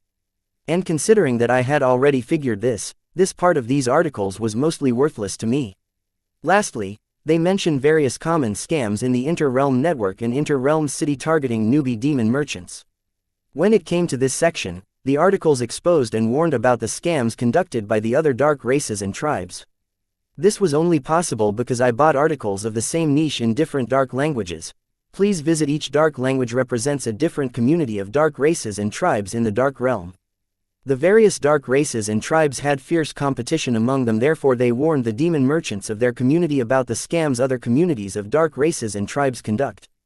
This way their fellow demon merchants would not fall prey to the scams of other dark races or tribes, but instead fall for their scams. They saw scamming a fellow demon merchant of the same community not as scamming them but as teaching them a valuable lesson at a price so that they would never forget it. This was a shameless defense, but good enough. I call this tactic keeping the wealth in the family. The most informative of all were the new articles that were at the middle of the search results, because they exploited the fact that the authors of the articles at top of the search result do not bother to update their articles. Even if they did not update their articles periodically with the changing market. So the articles in the middle made use of the current information that was not available in the old articles to stand out to the search function of the Inter-Realm Network, allowing them to be ranked in the middle of the search results over the articles at the bottom who just beat around the bush about information that was already mentioned in the top and older articles. But I found a gem in the articles at the bottom of the search results. This article was very informative, yet at the bottom of search results, mostly because it was barely relevant to my search, as this article spoke about the author's experience as a newbie demon merchant tackling all the problems a newbie demon merchant would be facing. This article also mentioned how the Devil Merchant Code was able to function without a centralized currency. It was because the items and ingredients we offer in exchange for information or item from a fellow demon merchant were directly bought by the Devil Merchant Code in case the said demon merchant did not want said offering, while compensating the demon merchant in question in terms of the offering of his choosing based on market value or soul jades on rare occasions. What made this possible was the Devil Merchant Code's ability, exchange. It used this ability to conduct independent trades with various realms' wills. The article did not explain why the various realms would need the offerings, so this explanation was more of a hypothesis than a fact. However, it still did not change the fact that this article was more informative than any other article one bought, but combined they all were worth the fortune I spent to buy them. Going through all of the articles, I finally had an idea of how to use the various functions of the Devil Merchant Code, This way I would not be going in blind when I use the various functions of the Devil Merchant Code for the first time, especially the inter-realm communication function, which allowed the demon Devil Merchants to communicate with the natives of the other realm. This function of the Devil Merchant Code had more to it than one would imagine. These articles have proven to be very informative and helpful when it came to know how about using the various function of the Demon Merchant Codex, efficiently proving that they were worth every penny spent on them. Occasionally missing content. Please report errors in time. Date the 5th of April 2321, time 1529, location Southern Region, Blossom District, Sky Blossom City, Dungeon Highway, Barren Lands, Blood Rock Cave Gate Dungeon. Now that I had an idea about how to use the Demon Merchant Codex's functions, I decided to use the inter-realm search function to search for a meteorite or a realm in the card world's vicinity. Yes, I can use the inter-realm search function to search for big meteorites full of resources in the vicinity of the card world and mine them. I learned this application of the inter-realm search function through the articles. The Demon Merchant Codex doesn't inform you of this application of inter-realm search function or report the finding of a meteorite, but if you specify this specifically during the search, then it was possible to use the inter-realm search and transportation functions to mine a meteorite for resources. To think demon merchants would be able to achieve space mining through Devil Merchant Code. Who knows how long it would have taken me to think of this application of the inter-realm search and transportation if not for reading it in the articles. Meteorite mining was the main reason why I was opting to try out the inter-realm search function of the Demon Merchant Codex instead of visiting the inter-realm city. As for finding a realm, I did not hold my breath on that. Because if there were realms in the vicinity of the card realm, then they would have been already found by Belphegor and other devil merchants that had been to this world. According to the Devil Merchant Code, whoever finds a realm first gets to own the coordinates of that realm, making it so that others can't find it on their inter-realm search. Of course, this was only possible by giving the Devil Merchant Code an appropriate offering. Therefore, I was quite sure that the first devil merchant to discover this realm must have already located most of the realms in its vicinity. So it did not make sense for me to waste my fortune on running the inter-realm search for light years just to come up with nothing. This situation was true for all the new generation of demon merchants because their predecessors had already found all realms in the vicinity of their native realm. This was especially true for the devil merchants from dark races and tribes in the dark realm. So when most of the realms were already monopolized by older generations of the demon and devil merchants, the desperate ones got creative, leading to the discovery of using inter-realm search and transportation functions to achieve meteorite mining. Not to mention that meteorite mining was easier and hassle-free than conducting trade with natives of other realms. All you had to do was find a big meteorite using the inter-realm search function and then take a gamble that the meteorite discovered had enough resources to cover the cost of two-way inter-realm transportation and excavation, and a sizable profit for your efforts. Some meteorites are usually just big chunks of rock floating in space or do not have enough resources to cover the cost of two-way inter-realm transportation. Meteorite mining was a huge gamble. Many demon merchants and devil merchants have gone bankrupt and lost their souls to the Devil Merchant Code by risking their entire net worth on mining a meteorite. But there were also lucky ones who had earned a lifetime of wealth just by mining a meteorite, making it a very addictive trend. According to what I have read in the articles, the inter-realm city has many auction houses where they auction high-valued meteorites and meteorites with rare resources, and also sell low-valued meteorites. They excavate both auctioned and sold meteorites on spot for free just to give their customers the thrill of gambling. The auction house sets the base price for each meteorite based on the valuation suggested by their in-house meteorite appraisal expert. These experts were able to judge the value of a meteorite by appraising the rock and metals that make the crust of the meteorite. No one can actually guarantee the actual valuation of a meteorite because no one knows how much and what resources a meteorite has in its core and how much the resources mined will be worth just by looking at its surface. Regardless, this made a fun gambling game for demon and devil merchants to indulge in regardless of its addictive factor. Since nobody can question their valuation, it was not a surprise that the auction houses provide free meteorite mining services to each of their customers. As they say in the casinos, the house always wins. I did not plan to gamble. I just want to experience meteorite mining because as someone who invested my time and energy into creating a successful space program that would allow us to successfully mine big meteorites for rare resources but had to leave it unfinished and incomplete because of complicated circumstances, this was my dream come true. And if I happen to find more meteorites in the inter-realm search, then I will just sell the extra meteorite to the auction house. Rich demon and devil merchants love to compete with each other by gambling on meteorites, making a huge market for meteorites. But this also meant that the auction houses will not buy any meteorites demon merchants bring to their doorsteps. They only buy meteorites if the said meteorite meets their standards and gets a satisfactory valuation from their in-house meteorite appraisal experts. With this thought in mind, I access the inter-realm search function of the demon merchant page, while giving it specific commands. That was to search for massive meteorites within the 1/10 light-years radius of my native realm. I had no idea how many meteorites I will find within the 1/10 light-years distance of this card world using the inter-realm search, but even if I were to find a single meteorite, then I would consider myself lucky. Since the other demon and devil merchants have already found this realm, I would not be surprised that they had already found, bought, and excavated or sold all the meteorites within a light-year distance of this realm. Date the 5th of April 2321, time 1529, location Southern Region, Blossom District, Sky Blossom City, Dungeon Highway, Barren Lands, Blood Rock Cave Gate Dungeon. Welcome to Inter-Realm Search. Request: find asteroids and massive meteorites within a 1/10 light-years radius of the native realm. Do you want to calculate the appropriate offering required to conduct the search? Yes, no, note. Be specific about your inter-realm search request to get better pricing. Yes. After answering, I realized I was cashing a check that my entire network plus my soul and body could not cash. A light year meant the distance traveled by light in a year, which was about 5,879 trillion miles. Even a tenth of it was still a freaking 587.9 trillion miles. Now that's a lot. I would not be surprised if the Demon Merchant Codex demands an insane amount of offerings to execute my search request. Dear Demon Merchant, calculating the appropriate offering required to conduct the search, ETA, 4 seconds. Note, be specific about your inter-realm search request to get better pricing. Having read in the articles on the basics of the Demon Merchant Codex that the devil merchants usually search a light-year radius around a certain realm, I thought the offering required to conduct a search of that scale should not be a lot considering how cheap demon and devil merchants can be, but when I thought about it for a second I realized my mistake. Dear Demon Merchant, the offering required to commence your inter-realm search request is 5.879 million trillion low-tier soul jades. Do you want the inter-realm search to proceed with your search request? Yes, no, note. For large transactions, the Devil Merchant Code provides various payment options including numerous loan options. No, I immediately retracted my search request.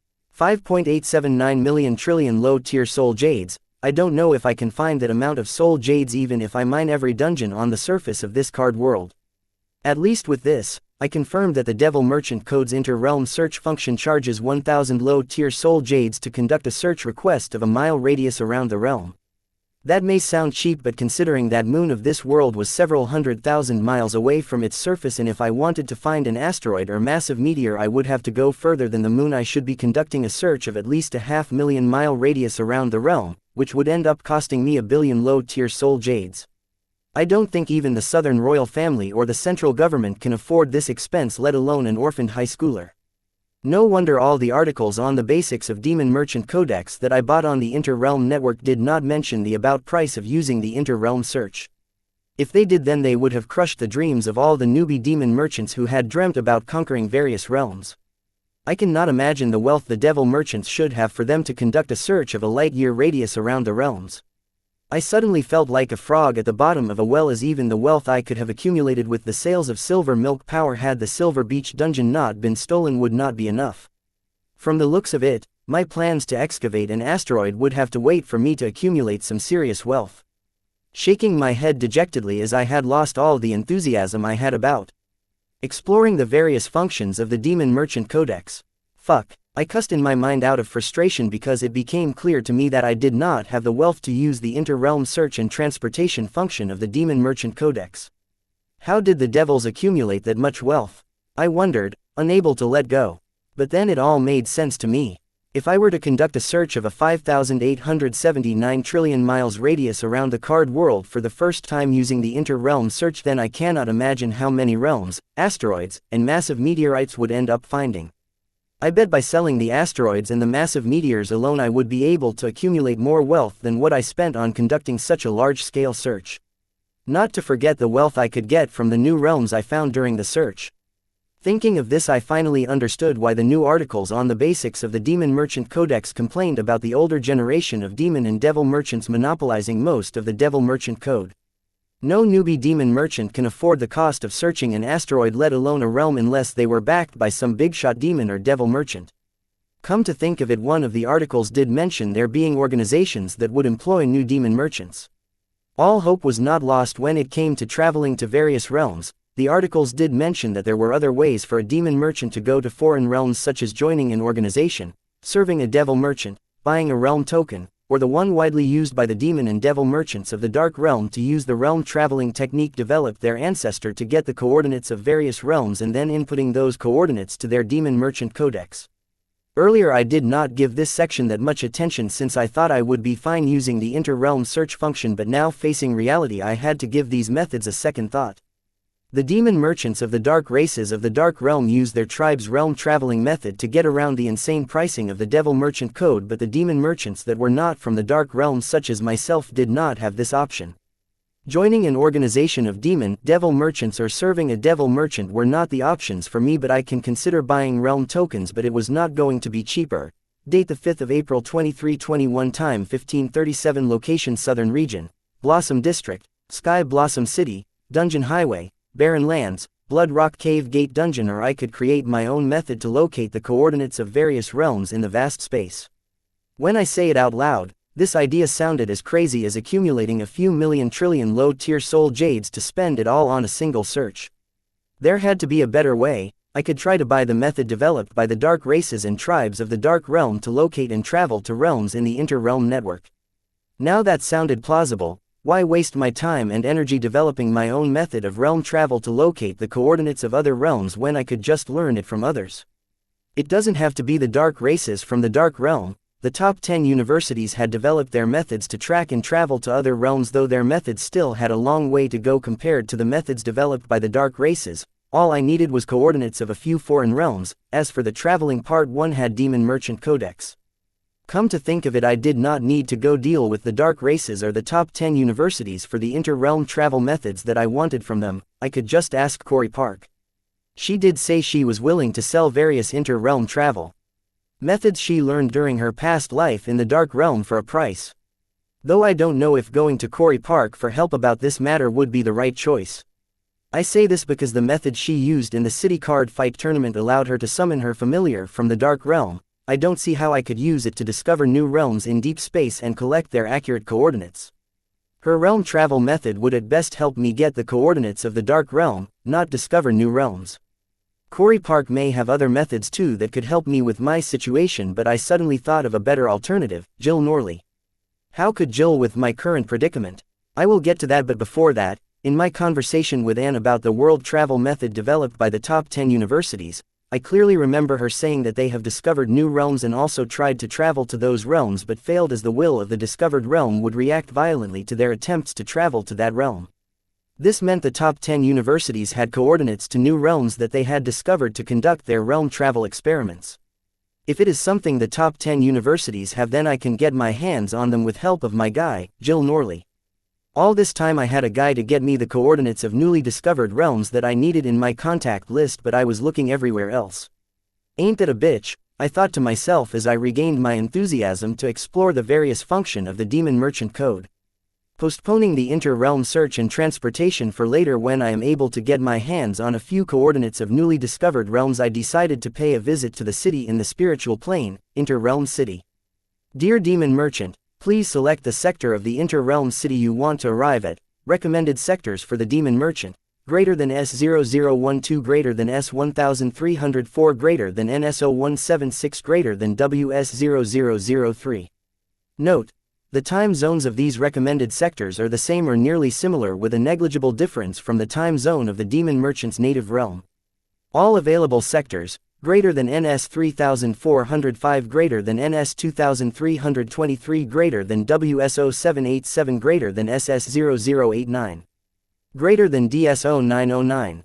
Note: the time zones of these sectors are not the same as the time zone of the Demon Merchant's native realm. The Demon Merchant will have to offer an extra offering to make up for the difference in the time zones.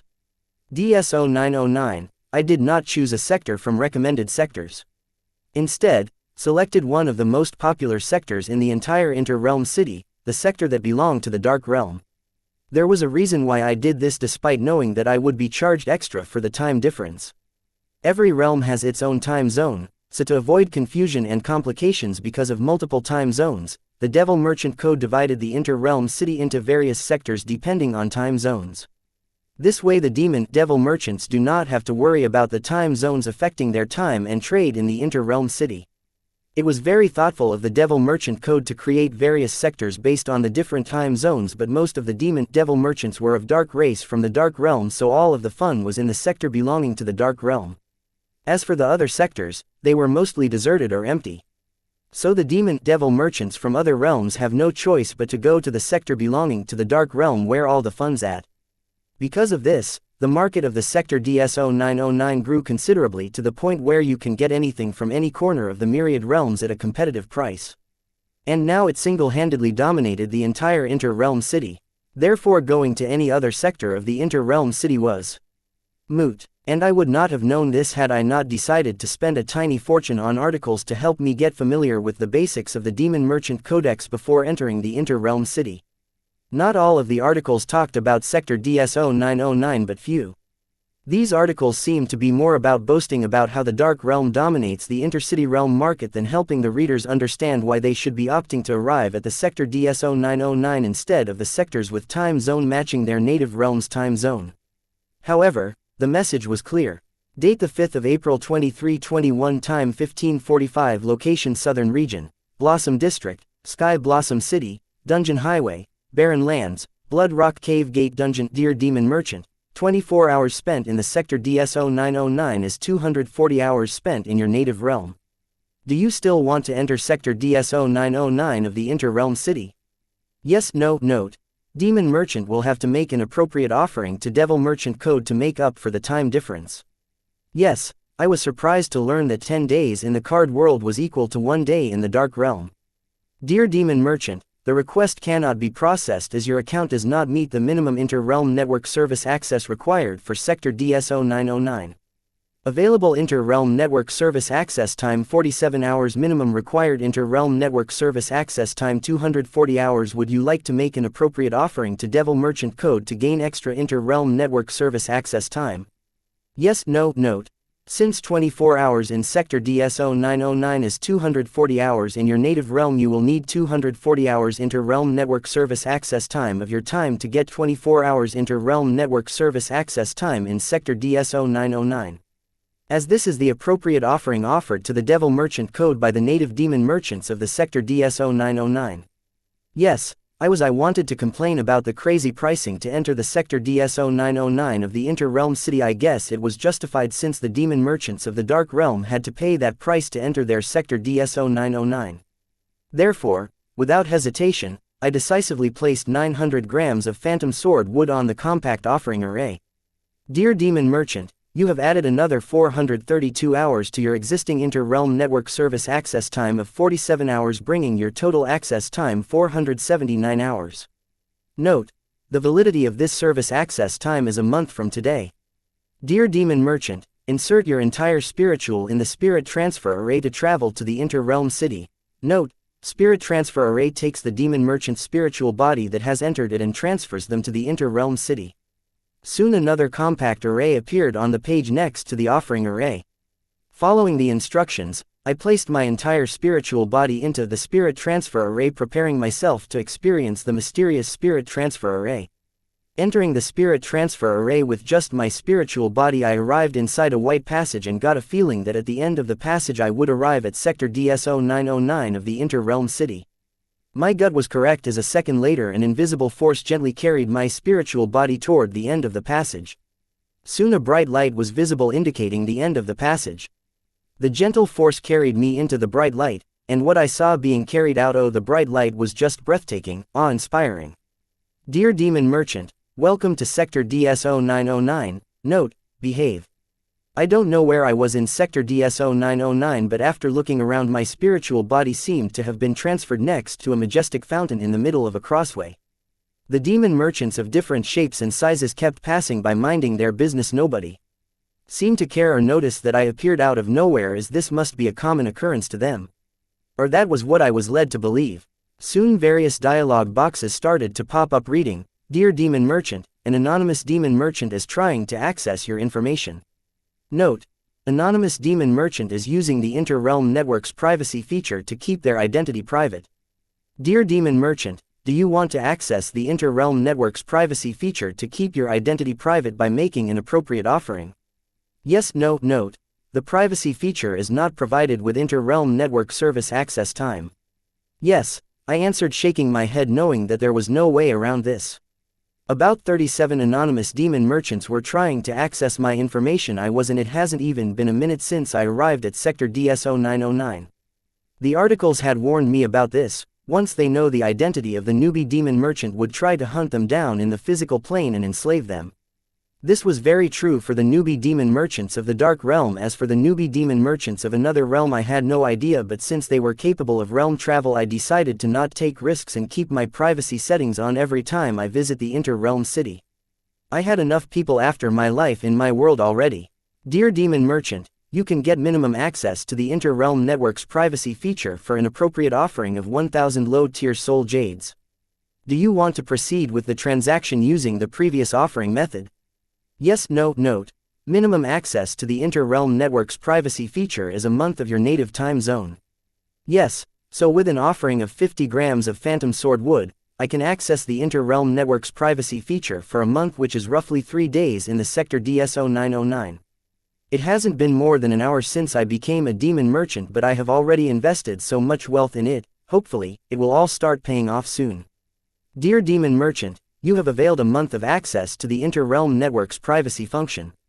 Note: the privacy function will be only active when you are visiting the Inter-Realm City, as all transactions through the search function of the Inter-Realm Network are private. Dear Demon Merchant, do you want to be notified when every time an anonymous demon devil merchant is trying to access your identity? Yes. No. Note: this is one of the quirks of the Inter-Realm Network's privacy feature.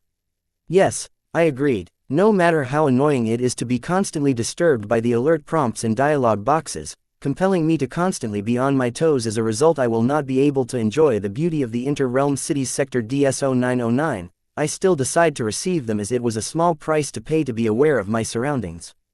Date: the 5th of April 2321. Time, location: Southern Region, Blossom District, Sky Blossom City, Dungeon Highway, Barren Lands, Blood Rock Cave Gate Dungeon, Inter-Realm City. Buying the privacy feature, I did not immediately leave the crossway. Instead, soaked in the beauty of the majestic fountain in the middle of the crosswalk. The fountain itself was nothing special, but the rainbow-colored water made all the difference. The rainbow-colored water was not actually water, but various rules in liquid form.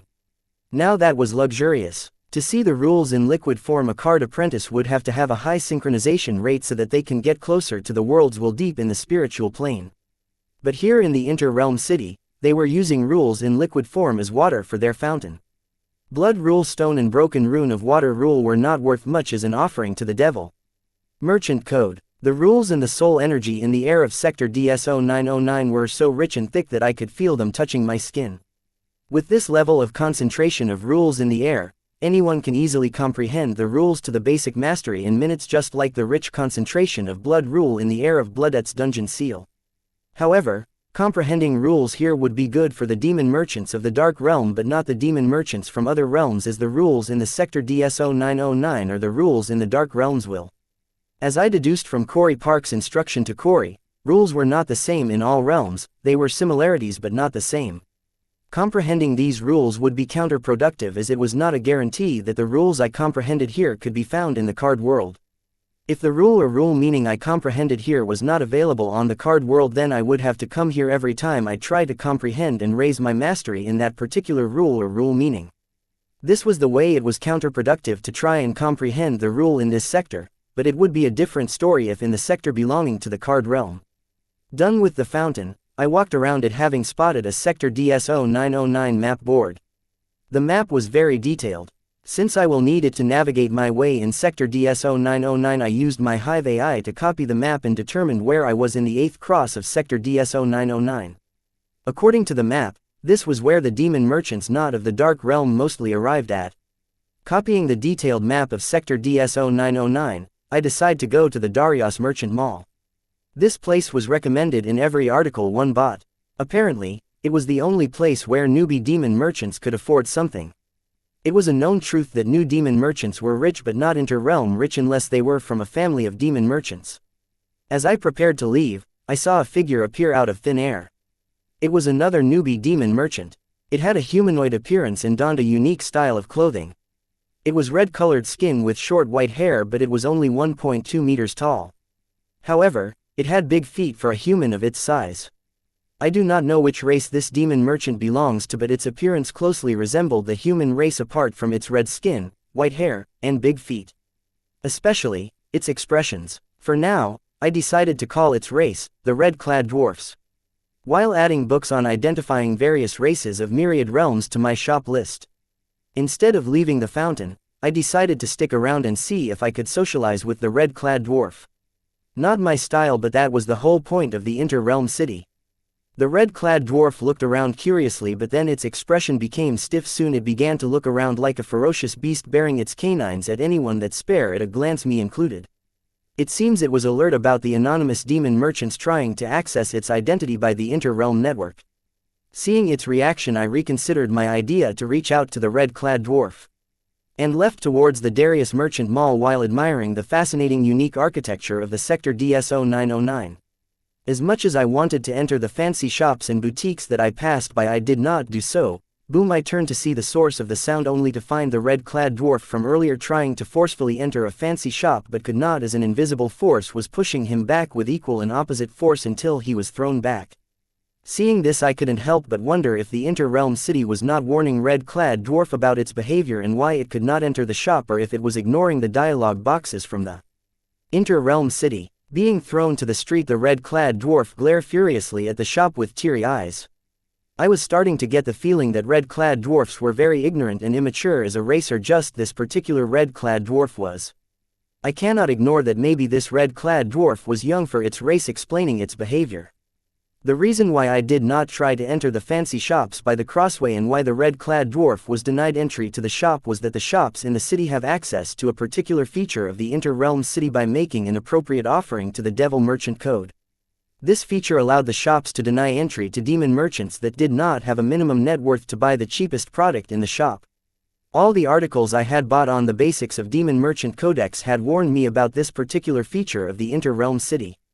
Occasionally missing content. Please report errors in time. Date the 5th of April 2321. Time, location Southern Region, Blossom District, Sky Blossom City, Dungeon Highway, Barren Lands, Blood Rock Cave Gate Dungeon, Inter-Realm City. I prepared to continue on my track to Darius Merchant Mall, but I stopped seeing a humanoid demon merchant who resembled a cyclops from the myths of the earth, with the exception of his 2-meter height, approaching the red-clad dwarf.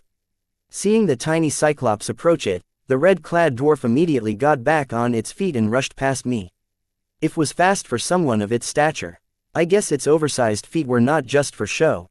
Good for him, because it was clear the tiny cyclops would have tried to scam the red-clad dwarf into buying a token claiming that it would allow him to enter any shop in the city. It was one of the common scams targeting the new demon merchants. Especially, those that were not of the dark realm. Putting this incident at the back of my mind, I continued on my way, enjoying the beauty of Sector DS909's unique architecture. Soon I arrived in front of a huge mall, the Darius Merchant Mall. It was fancy looking, but nothing compared to the ones that I saw on my way here. Passing the Golden Arch Gate, I entered the mall with ease, and it was crowded. It was like all rookie demon merchants were here. They had to be, because, in the entire DS0909, this was the only place where we could afford something. Tearing into the crowd, I searched for the mall map. Though the Darius Merchant Mall was not as fancy as other malls in this city, it still had 12 buildings and each building had 70 floors and counting. It was a huge-ass mall, but still not enough, making me wonder just how many realms were there and for these many demon merchants to exist.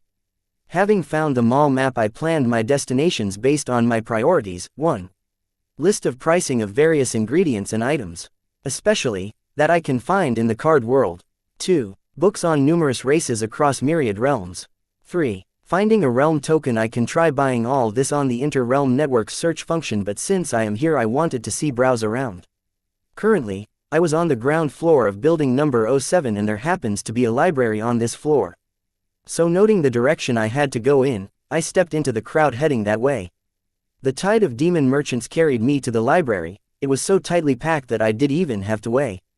Then I forced my way out of the tide and entered the library. The library was called the Infinity Library and was about 10 times larger than the biggest library I had ever been to.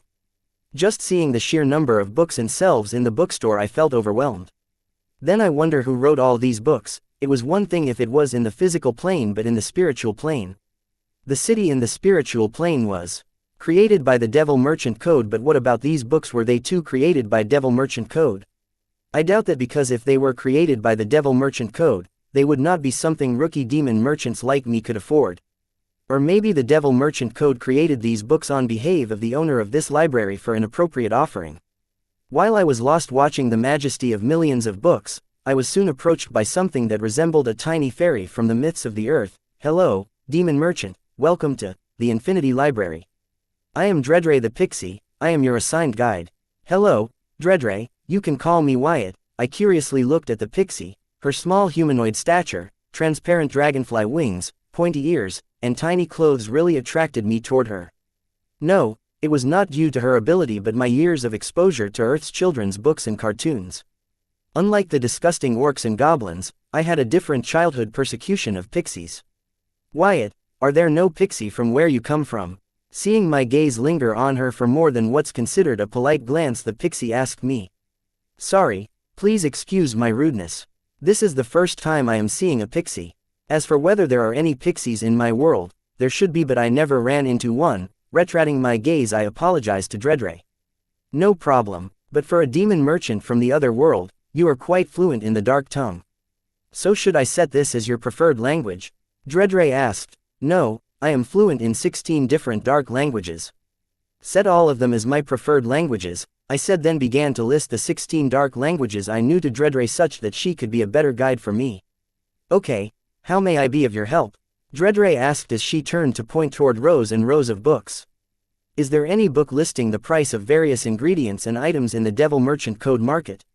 I asked Dredre, deciding to first tend to my priorities and then look for other books that would help me. "Got it. There are about 82,876 books matching your request," Dredre immediately answered. Hearing the number of books available in a limited genre, I was stumped. The only other time I was this stumped was back when I had visited one of the Gulf countries back on Earth to get seed money for a project and learned that their rulers had a net worth of over $1 trillion. Ahem. Dredre cleared her throat seeing my stumped expression. But there was no judgment on her face, which saved me some embarrassment as I asked her, "How are these books made? How much does one of these books cost?" Date the 5th of April 2321. Time, location Southern Region, Blossom District, Sky Blossom City, Dungeon Highway, Barren Lands, Blood Rock Cave Gate Dungeon, Inter-Realm City. These books are created in the shape of their original books using the help of the Inter-Realm Cities feature. And the appropriate offering required to create each book varies based on the nature of their content, Dredre answered. As I suspected, the books in the library were also the creation of the Devil Merchant Code. I had my reason when I was stumped hearing Dredre say that there were about 82,876 books just on the prices of various items. The first reason was that all of these countless books were soul energy constructs just like the entire Inter-Realm City. And the second reason was that I was having a hard time believing that a devil merchant spent a shitload of offerings to create these books to open a library. Making permanent soul energy constructs in the spiritual plane was not a simple task. So definitely the Devil Merchant Code will not create these books for a cheap price. It was no doubt that the Devil Merchant who owned this library was ultra inter-realm rich, but for him to make such expensive books available to the rookie demon merchants by opening a library was not something I would expect from a devil merchant unless there was a catch. "Dredre, how much will it cost me to read the books here?" I asked the pixie, believing that since this establishment was labeled as a library and not a bookstore, I should get to read the books in there for a price, something like a library card. That was how all the commercial public libraries worked back on Earth. "You don't want to buy a book?" Dredre asked, to which I sarcastically said, "Do I look like someone who can afford any one of these books?" Worried that Dredre would be brutally honest about my financial situation, I hurriedly added that was a rhetorical question, you do not need to answer that. You can read any book in here for half an hour by paying 1/10 of the book's price, Dredre answered. 1/10 of the original price of the book to read it for half an hour. For that price I could just buy the book in the Inter-Realm Network, I complained. Now I get why a devil merchant would be so generous to open a library for the rookie demon merchants. Rookie demon merchants were not rich enough to afford the books in the library, so they were left with the only choice, which was to pay 1/10 of the price of the book and hope that they find what they were searching for in the book within that half an hour, or else they were out luck and cash. A predatory business model built to prey on the newbie demon merchants. Wyatt, you will not find the books in here in the Inter-Realm Network, Dredre corrected me. What are you talking about? I bought the 13 dark language books from the Inter-Realm Network. I pointed out the contradiction in her words to Dredre. The dark language books you bought on the network and the dark language books in the library are different, Dredre stuck to her words. How? I asked, wondering how can the language books of the same language be different on two different platforms? The dark language books you got on the Inter-Realm Network are old books, their vocabulary is limited to the Dark Realm. But the dark language books in the library are not limited to the Dark Realm but spread to all the myriad realms. They have a vibrant collection of vocabulary which was created as the dark races explored the myriad realms, Dredre explained, but all I heard was that they made a bunch of extra words and added them to the existing language and were now claiming that their language book was updated copy, trying to justify their insane price rate. Can't the natives just add those new words to their books? There must be an updated dark language book on the Inter-Realm Network, I said, because I felt that if these people could add a bunch of made-up words to their books and call it updated version, so could the natives of that language. No, that will not work because our Infinity Library owns the copyright for those words, Dredre said, something that I found hard to believe. Who grants copyrights for words of a language? Why don't you copyright an entire language? I do know a certain entity, one greedy enough to do something like that, the Devil Merchant Code. What the fuck was the Devil Merchant even thinking when it granted copyright to words of the language of a certain race to a Devil Merchant? I was stumped seeing the Devil Merchant Code take capitalism to a whole new level. How does it even work? Do I have to pay every time I use those copyrighted words? How come nobody made a guilty appeal about this? No, you do not have to pay for speaking those words, but you are not allowed to monetize those words, and if you do, you have to compensate the holder of the copyright, Dredre schooled me about the basics of copyright and then continued to say, the various races did make a guilty appeal against the librarian for applying copyright for the words of their language, but they lost because none of them could prove that these words were created by them and not by the librarian. Don't tell me the copyrights to all these books here are owned by the librarian, I asked in shock when I actually wanted to yell. How was that even possible? But seeing how the prominent races of the Dark Realm could not do anything against him, I immediately understood that the librarian was a very powerful being. So I decided to stop complaining about the insane pricing and get what I want and leave. Yes, Dredre answered with great pride, as if she was the one who owned the copyright for all these books. Date the 5th of April 2321. Time, location Southern Region, Blossom District, Sky Blossom City, Dungeon Highway, Barren Lands, Blood Rock Cave Gate Dungeon, Inter-Realm City, 82,876 books. That's a lot to choose from. Do you guys have book reviews or something to help me choose the books that would best match my requirements? I asked, looking at the rows and rows of bookshelves. I can share the list of book titles and their synopsis with your Demon Merchant Codex to help you choose better, but for that, you will have to get a library card, Dredre answered. Library card? How much will that cost me? I asked, rolling my eyes. With a safety deposit of 100,000 low-tier soul jades or something of equal value, you can get your very own Infinity Library membership card. It allows you to borrow books. The borrowed books cannot leave the premises of the library.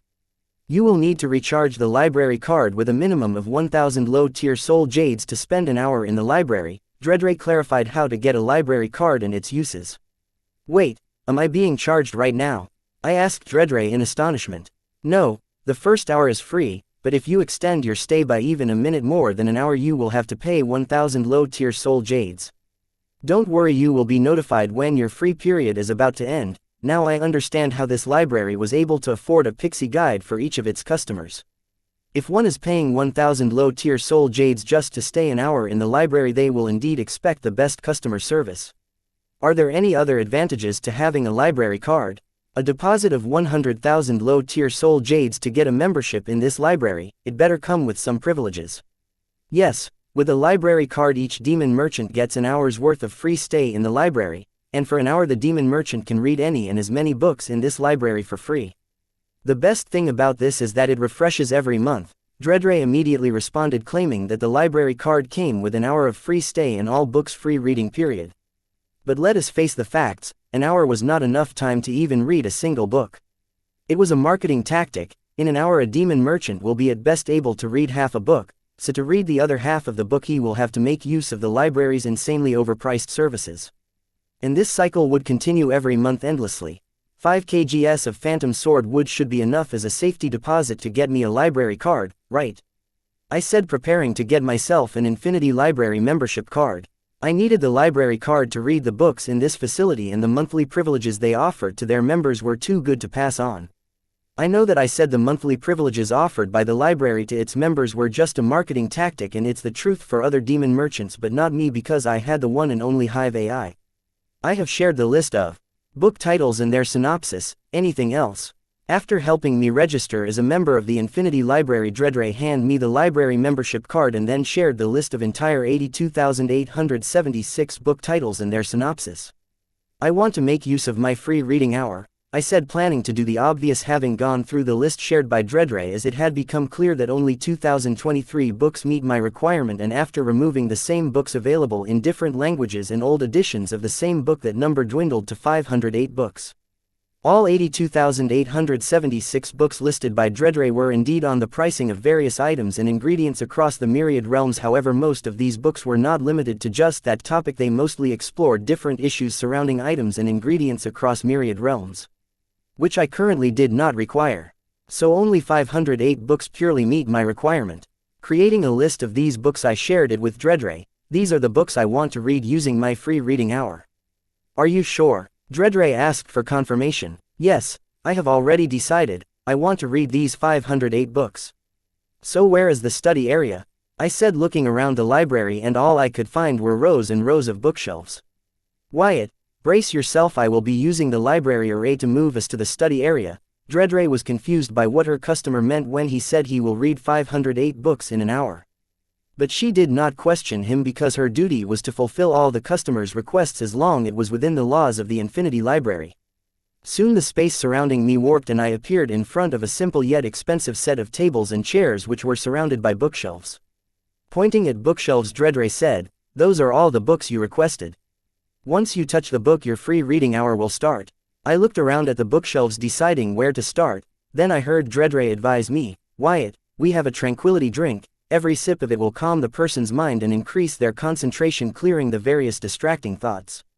With this drink, you can make the most use of your free reading hour." Cost. Though I felt disgusted with the librarian's predatory business model, I was impressed by the way how he made use of every opportunity to make a profit. 2,000 low-tier soul jades per drink, Dredre replied.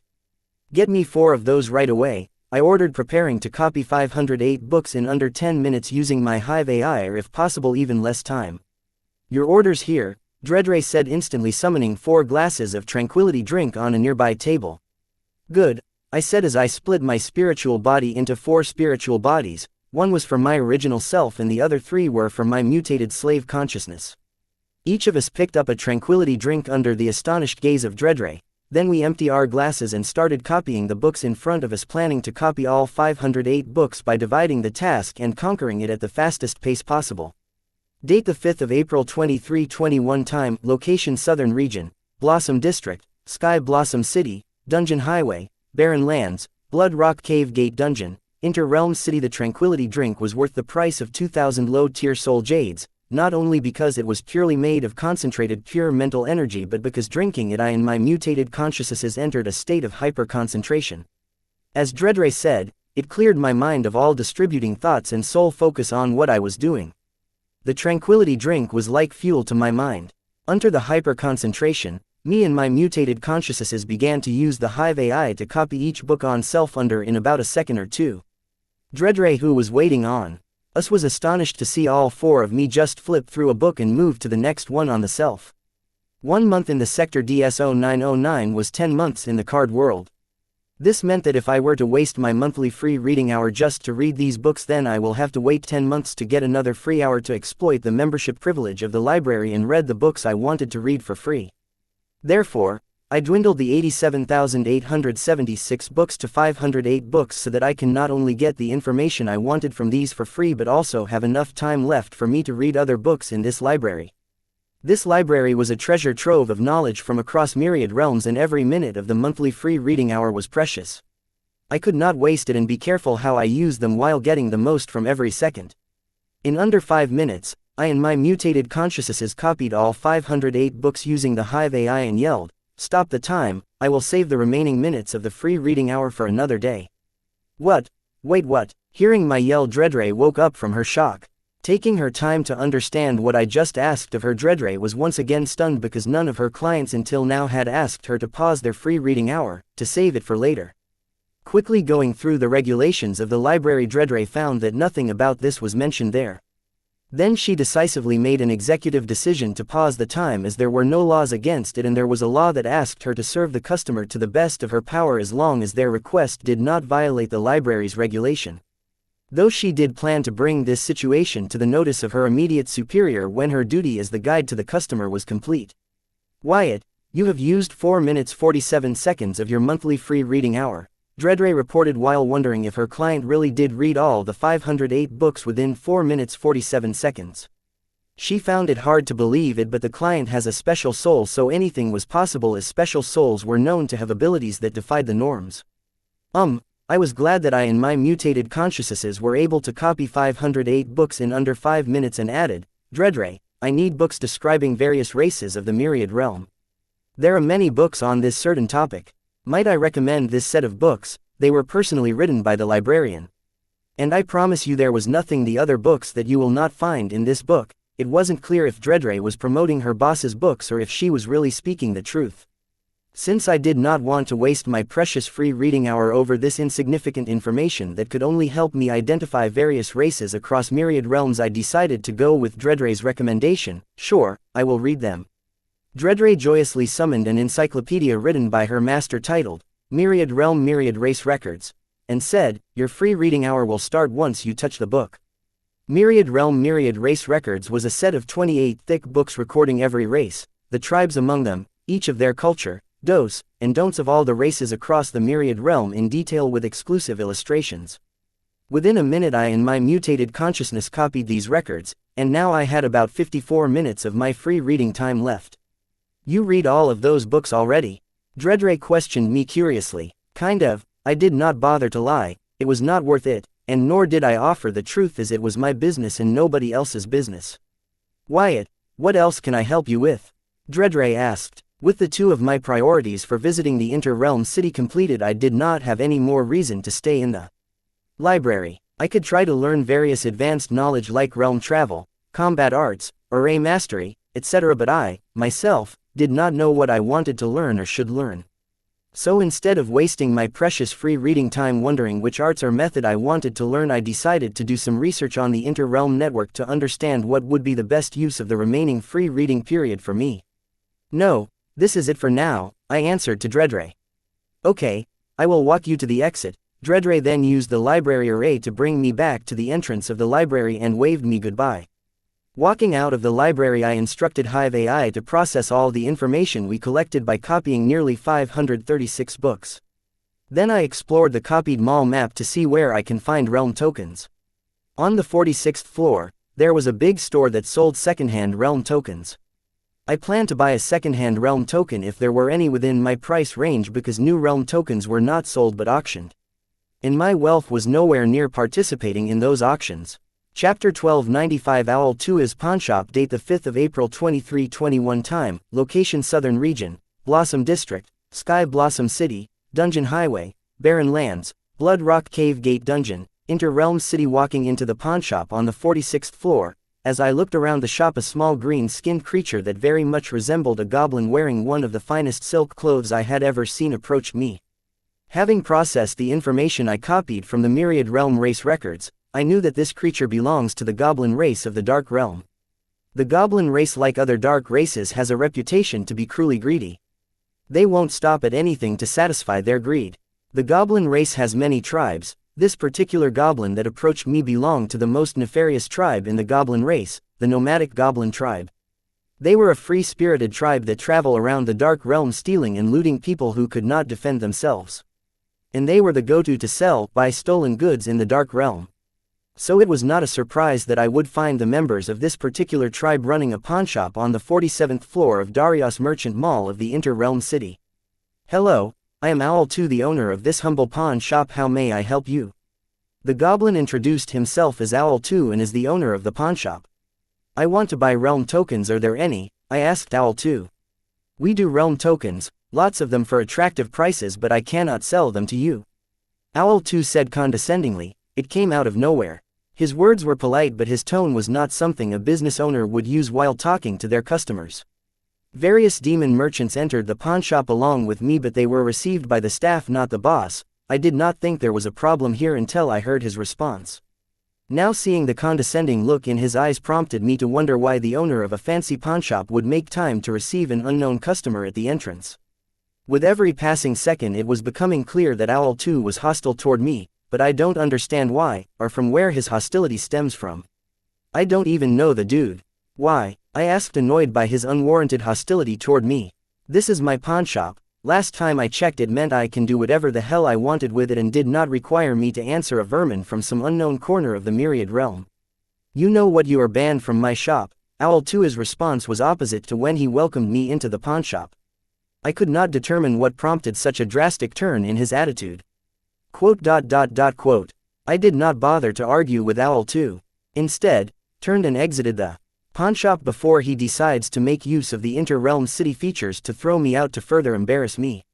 As much as I wanted to bite Owl 2's head off for what he called me, I did not, because I did not know the consequences of doing that would be.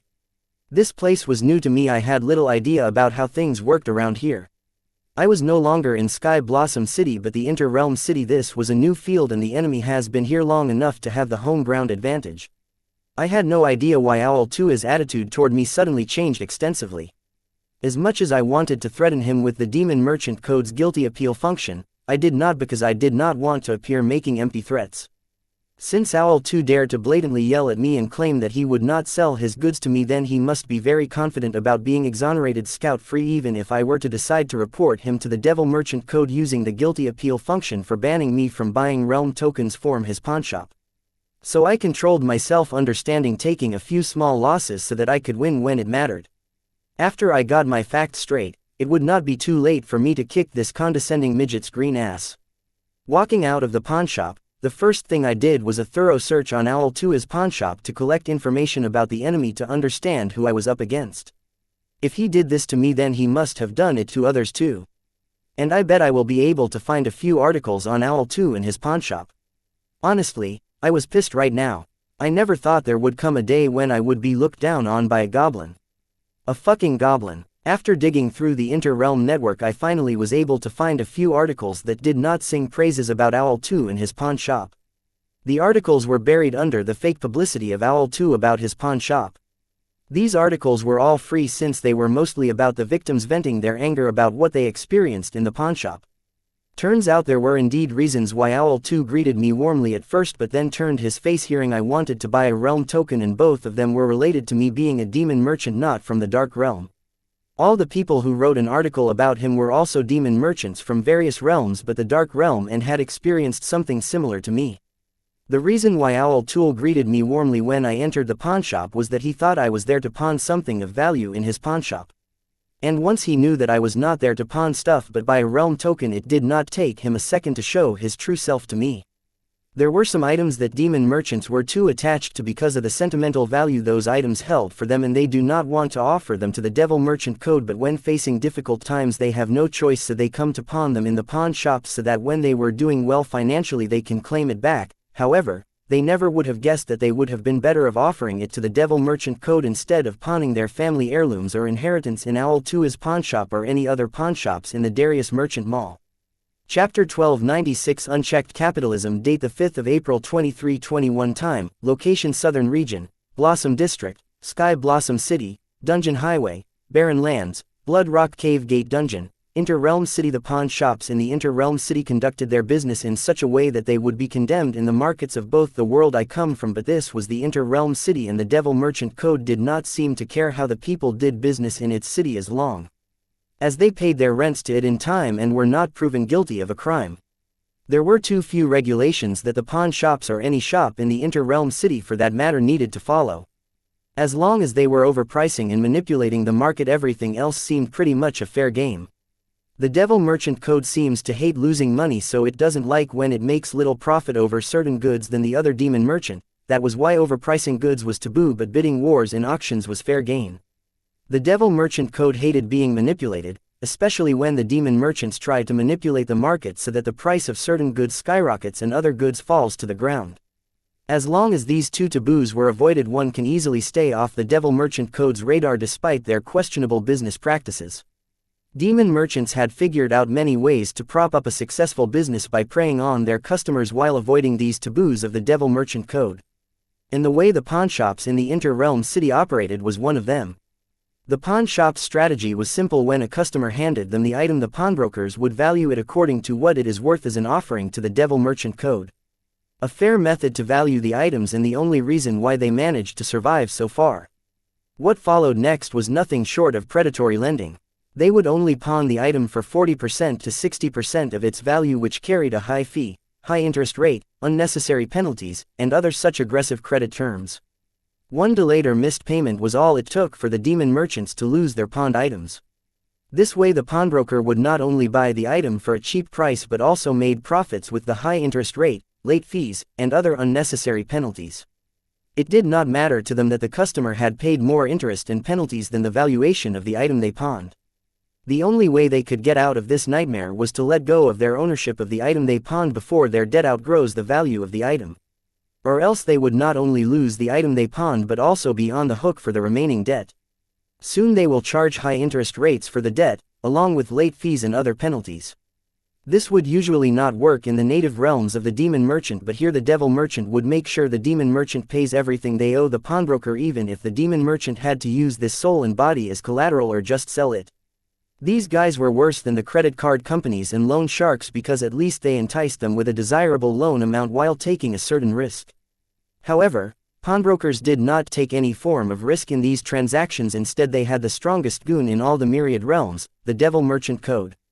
The only reason the demon merchants went to the pawnbrokers in the inter-realm city in the first place was that they felt with the presence of the Devil Merchant Code they would not be taken advantage of as they would have been in their native realm. But that was their biggest mistake. If they miss a single payment, then the very thing that they trusted to have their back will become the gun pointed to their foreheads and will be forced to pay the pawnbrokers even if it cost them their life. No wonder Owl 2 was so fucking happy to see me enter his pawnshop. I felt a chill on my back going through the predatory business model practiced by the pawnshops, and the worst of all was that the Devil Merchant Code, one of the most powerful beings in all the myriad realms, would act as a goon for the predators. This wasn't just a problem for the demon merchants not native to the dark realm but all the new demon merchants regardless of what realm they belonged to. The worst thing was that I could not use the guilty appeal function to report Owl Tool for banning me from his show without any proper reason. Because in Inter-Realm City, the shop owners have the right to choose their customer and sell their product to anyone they want as long as they are not overpricing it. I should have guessed that this would be the case when I learned that the Inter-Realm City shops had a feature that allowed shopkeepers to keep the customers that could not afford their products from entering their shops. The Devil Code seems to hold the interest of demon merchants paying hefty rents over the others. It was not surprising that it was biased toward whoever paid it more. As for why Owl Tool showed unwarranted hostility toward me when I asked to buy realm tokens, that was because many demon merchants from the Dark Realm felt that the demon merchants that were not native to the Dark Realm had an unfair advantage. The unfair advantage they spoke of was that other realms had single digits of demon merchants at best, which allowed the demon merchants of other realms to take advantage of the price difference in the two markets to fill their pockets. And since there were many demon merchants in the Dark Realm, the pricing difference between the market of the Devil Merchant Code and the Dark Realm was negligible. The demon merchants from the Dark Realm did not seem to notice other unfair advantages that they had over the minority. Instead, they were jealous of the only good thing the demon merchants not native to the Dark Realm had going for them. Yes, that was what the majority claimed and why they were pissed at the minority. Because of this, demon merchants like Owl Tool were hostile toward demon merchants that were not native to the Dark Realm, making it difficult for newbie demon merchants to pursue promising careers as demon merchants. I guess this was one of the monsters that unchecked capitalism breeds. Chapter 1297 Bull 2 is Scam. Date the 5th of April 2321. Time, location Southern Region, Blossom District, Sky Blossom City, Dungeon Highway, Barren Lands, Blood Rock Cave Gate Dungeon, Inter-Realm City. For now, I did not see a way to get back at Owl 2 for his actions. However, I wasn't prepared to leave here without getting what I want. The problem was none of the pawnshops in the Darius Merchant Mall would sell a realm token to a demon merchant who was not a native of the Dark Realm. I had a way around this problem, but I hate that I have to resort to it. I could use the Myriad Devil Bodycard's Myriad Devil transformation skill to morph my spiritual body to look like one of the dark races from the Dark Realm.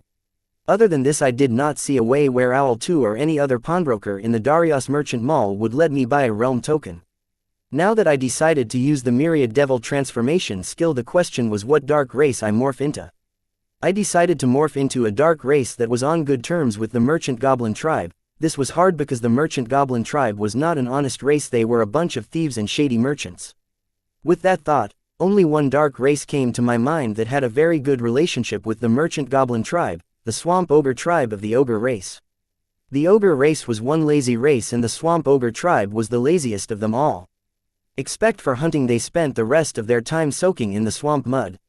They were blessed with insane strength, but they had no ambition or motivation. So as a tribe, they did not have any notable achievements except for the fact that they used to loot nearby weak tribes along with the Merchant Goblin tribe to make easy money, and the greedy Merchant Goblin tribe loved them as a partner in crime as they did not charge much for their services.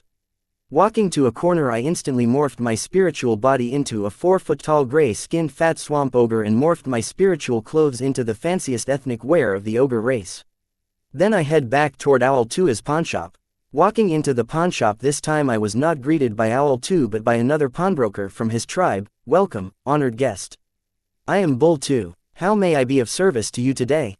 I heard that your pawnshop has a good collection of realm tokens. I want to buy one. I spoke using the dark tongue with the accent of the Swamp Ogre tribe. Hearing me, Bull 2's eyes shined. Sure, honored guest, this way. I followed Bull 2 inside the pawnshop and caught a glimpse of Owl 2 talking to a demon merchant who was not native to the Dark Realm. It seems Owl 2 only attended to customers that he felt he could take advantage of, that was mostly the demon merchants not native to the Dark Realm. Bull 2 brought me to a spacious room with big furniture suitable for the huge build of the orgs. Then he shared the list of realm tokens his pawnshop had along with their price. Honored guest, please go through the list and ask me if you have any concerns. Quote. I was without words going through the list of realm tokens and their price. Even the cheapest one was worth more than my entire net worth. But the real problem was that there were no details about the realms these realm tokens belonged to, which meant that there was no way for me to justify the prices of the realm tokens put forward by the pawnshop. This may be my first time purchasing a realm token, but the articles I read were clear that the biggest scam the newbie demon merchants fell for was related to the realm tokens. This was I knew that right now Bull 2 was trying to scam me with the list of realm tokens and their prices he shared with me. I now understand why he brought me to a private room instead of taking me to where the realm tokens were placed. The one advantage of buying the realm tokens was that you know what you are getting into because it would have its manufacturing date and time on it. Not to mention whoever created the realm tokens would mention the resources and local forces that one could expect to find in that realm. All these factors, time of realm discovery, time of realm token creation, resources available in the realm, the local power system, the strength of the local forces, etc. factored into the valuation of the realm tokens. The difference between the time of realm discovery and the creation of realm tokens was the most important factor. Because it helped us determine whether whoever discovered the realm had already emptied all the resources in that realm and was selling worthless realm tokens. What's the use of buying the realm token if all of its resources were already plundered? Realm tokens belonging to such realms were worthless. Next came the nature, numbers, and strength of the realm's native forces. If they were stronger than me, even if the realm was filled with various resources, I could do nothing about it until I take care of the local forces. Knowing that Bull 2 was trying to scam me, I frowned my brows and gave Bull 2 a long hard look.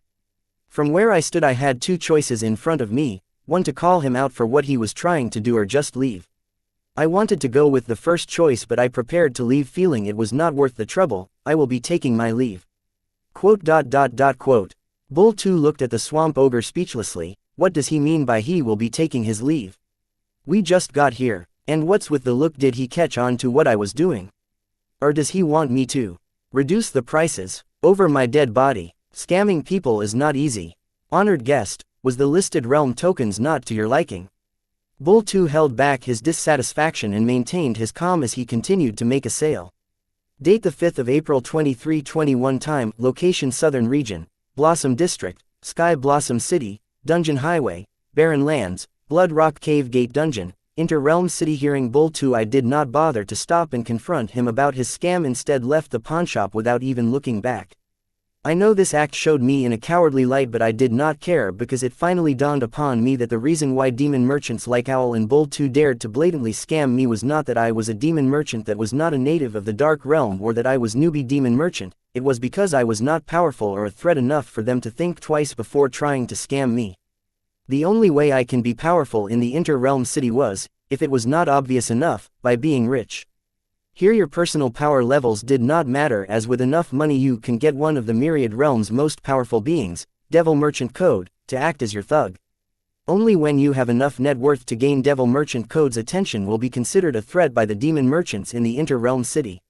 Let's face the facts, if I want to buy a Pond Realm token of a resource-filled realm with weak natives, it will cost me my entire net worth. But I would not buy realm tokens if it meant emptying all the fortune I have gathered. So, there was no point in spending another second in the pawnshop. If I bargained and haggled with Bull 2, I can get a realm token of some backward realm whose total resources were drained for a small fortune. That was my plan when I first entered the pawnshop, but later it dawned on me that it was not worth wasting my money over.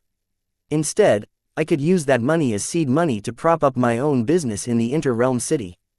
And I knew just the right business for me. As for the 2 merchant goblin tribe, I will settle my score at a later date.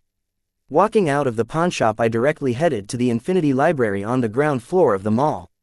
Entering the library, I was immediately greeted by Dreadray, my library guide. Wyatt, welcome back. I did not expect you to be back so early. What can I help you with? I need every book available on various intermediate soul energy and rule power gathering and distribution arrays. Also the books on how to cultivate phantom sword mushrooms. I report the books I needed Dreadray to locate for me. And yes, these books had more to do with the business I was planning on. Got it, I have shared the list with your Demon Merchant Codex. Select the books you want and share the list with me so I can make the arrangements. In less than a breath, Dreadray made a list of books that meet my requirement and shared it with me. Thanks. Thanking Dreadray, I began to go through the list of books that she shared with me. There were about 2,470 books that meet all 3 of my requirements. 2,070 were on intermediate soul energy and rule power gathering and distribution arrays. And the remaining 400 were on how to cultivate phantom sword mushrooms. Dreadray looked curiously at the boy as he seriously went through the list of books she shared with him, because none of the other clients she attended to ever thanked her for her service, but this one did, and she felt appreciated it. This was a new feeling for her. Dreadray, take me to the study room, I ordered Dreadray after sharing the list of the books that I wanted to read with her. This time I did not shorten the number of books by a lot, because since I was planning to start a business using this knowledge, I thought it would be best if I had everything these books had to offer, so I only removed the books that were duplicates of the other books but in different language, bring the number of the books down to 2017. About 1650 books on array formation and 367 on how to cultivate phantom sword mushrooms. Soon Dreadray used the library's array to teleport me to the study room. You know the rules, your free reading time starts as soon as you touch one of the books. Looking at the neatly arranged 2017 books on the bookshelves, I split my spiritual body into 4 and ordered, Dreadray, get me 4 tranquility drinks. I know tranquility drink was not cheap, 4 of them cost 8,000 low-tier soul jades, but it was worth it because they helped me copy the books faster. Compared to every minute I save in my monthly free book reading period, 8,000 low-tier soul jades were worth nothing. Dreadray instantly summoned 4 tranquility drinks. After drinking them page by page, cover to cover, I and my 3 mutated consciousnesses copied each of the 2017 books on the bookshelves in under 4 minutes. With this, I was left with about 50 minutes of my monthly free book reading period. Dreadray, pause my free reading period, let's save it for later. Got it. Dreadray immediately paused the counter and then asked, is there anything else I can help you with? Walk me to the exit, I said, knowing Dreadray would walk me to the exit anyway. Thank you. Dredre. I thanked Dredre for her splendid customer service. Walking out of the library and then following the crowd exiting the Darius Merchant Mall, I came to the street in front of the mall. Next, I plan to use the Demon Merchant Codex to rent a warehouse or land. Warehouse preferably, since I wanted to set up my business there, but let's see if I can afford to rent a warehouse or land in Sector DS0909. Otherwise, I will move to one of the sectors recommended to me by the Inter-Realm City and set up my business there.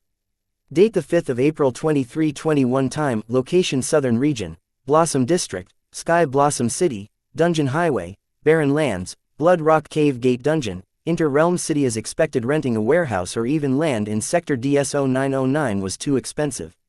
Adding other costs of using the Inter-Realm network and considering the nature of the business I planned to create, the sky-high rents were not worth it, making Sector DS0909 an unsuitable place for my startup, leaving me with no choice but to consider starting my business in some other sector.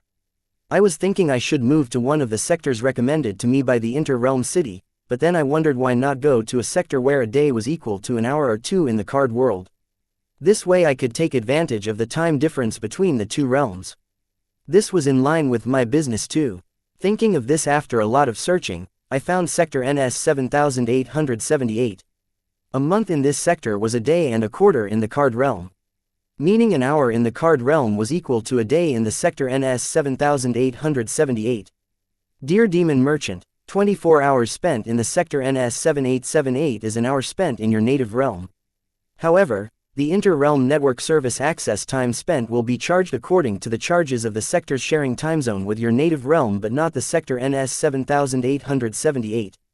Note: the time zones of these sectors are not the same as the time zone of the Demon Merchant's native realm. Demon Merchant will have to offer extra offerings for the difference in the time zones if required. Yes, I affirmed my understanding that even though one day here was just an hour in the card world, I still had to pay 1,000 low-tier soul jades to spend one day here. It was way better than spending 10,000 low-tier soul jades to spend a day in the Sector DS0909. Dear Demon Merchant, do you want to leave Sector DS0909 and move to Sector NS 7878? Yes, no, note. You can move to any sector at your convenience as long as you offer extra offerings for the difference in the time zones if required.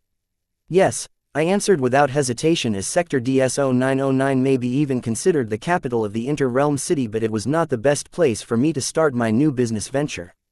Dear Demon Merchant, welcome to Sector NS 7878. Note: behave. Soon I found myself back in the White Tunnel, where an invisible force carried me to the end of the White Tunnel. Then I was once again next to a fancy fountain in the middle of a crossroad. And to my surprise, apart from the fountain, the whole Sector NS 7878 was a barren land. This meant that nobody has rented a single building or land in this sector, so the Inter-Realm City did not even bother to develop a single property here. The construction of any structure in the Inter-Realm City was not cheap. Everything here was constructed of soul energy created by the Devil Merchant Code. Since no one planned to stay here, pouring resources here would be wasteful. However, this was good news for me because I can rent any land of my choice here, which was not an option in the Sector DS0909. All of the core areas of Sector DS0909 were already occupied or came with a sky-high rent attached to them. And the warehouse or land that I could afford to rent vary at the very edge of the Sector DS0909, despite that those warehouses and lands had more foot traffic than this sector. But I preferred if there was no foot traffic. I walked to the sector map board next to the fountain to check the borders of Sector NS 7878, but it was undefined. However, the part that was clearly defined was not more than 100 acres. It seems the Devil Merchant Code not only did not bother to develop any property in this sector but also allocate enough land to it. It was as if Sector NS 7878 was just to show that such a sector was present in the Inter-Realm City. I guess the same should be true for other sectors other than those that shared the same time zone as the Dark Realm. Currently, I only needed an acre of land. Though I had full confidence in my business venture, I did not want to invest a lot at the very start because there were too many variables I had not considered and those that even did not occur to me. So it was best to be cautious than crying over the spoiled milk. Settling on a piece of land, I then used the Demon Merchant Code to rent it. Dear Demon Merchant, do you want to rent property number 05 for an appropriate offering to the Devil Merchant Code? Yes, no, note. You will have to offer extra offerings if the case of time zone difference if required. Yes, I decisively answered. The concentration of soul energy and rule power in this sector was as dense in the sector DS0909. I did not see a reason why I should not be going through with this. Dear Demon Merchant, the appropriate offering for property number 05 is 2,000 low-tier soul jades per day. Proceed to pay. Yes, no, note. Check out the property development options to develop the property you have rented. Yes, a rent of 2,000 low-tier soul jades per day was a lot, but considering the profit margin of my business I have in my mind, it was not much. This also helped me understand why the natives of the realms sharing the same time zone as the sector NS7878 did not rent a property here. If you are paying that amount of rent, then you expect it also yields the same amount of profit, otherwise it will only become a big hole in your wallet. Now I see why all the demon merchants gathered at the sectors sharing the same time zone as the Dark Realm. They had the most foot traffic in the entire inter-realm city, not to mention the demon merchants from the Dark Realm were more financially ahead and capable than the demon merchants not native to the Dark Realm. Date the 5th of April 2321. Time, location Southern Region, Blossom District, Sky Blossom City, Dungeon Highway, Barren Lands, Blood Rock Cave Gate Dungeon. Inter-realm city. Property number 05 was an acre of empty land right next to the fancy fountain at the center of the entire 100 acres of the sector NS 7878.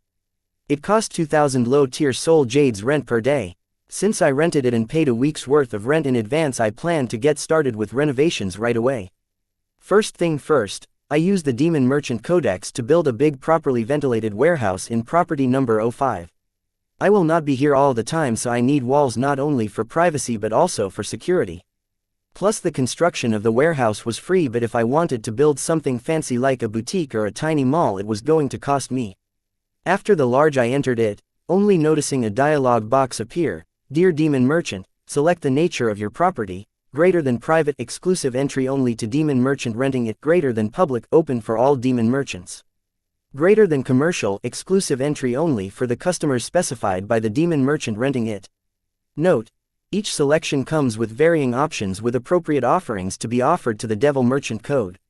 Private, I set the nature of the property based on my preference, and looking at the spacious empty warehouse I nodded in satisfaction. This was enough for a small-scale operation of the business plan I had in my mind. Hive AI, how far has the development of modified soul energy gathering array formation come? After leaving the library, I specifically instructed Hive AI to use all the information we had collected on the soul energy gathering array and the information on dungeon core formation to create an optimum version of the soul energy gathering array formation specifically created to meet all the requirements of the business I had in mind. Rendering complete. Great. With available data, Hive AI was able to come up with 3 separate soul energy gathering array formations that meet my requirements. After running several simulations, she optimized these array formations so that each one of them would give maximum efficiency. All that was left for me was to decide to name each of the array formations: greater than soul energy nectar array formation, greater than soul energy milk array formation, greater than soul energy wine array formation. The use of the soul energy gathering array formation was to gather soul energy in the surroundings and increase the concentration of the soul energy within the array formation. But if these exceptional soul energy gathering arrays were to be used in soul energy rich area like the inter-realm city, the soul energy in the array will start to condensate and start to form visible vapors and clouds of soul energy within the array formation. Now that was fascinating, but not enough to harvest the soul energy like planned. Yes, my big plan was to harvest soul energy within the inter-realm city. Would the Devil Merchant Code have a problem with that? Many demon merchants practice soul energy and comprehend rule power in their respective sectors.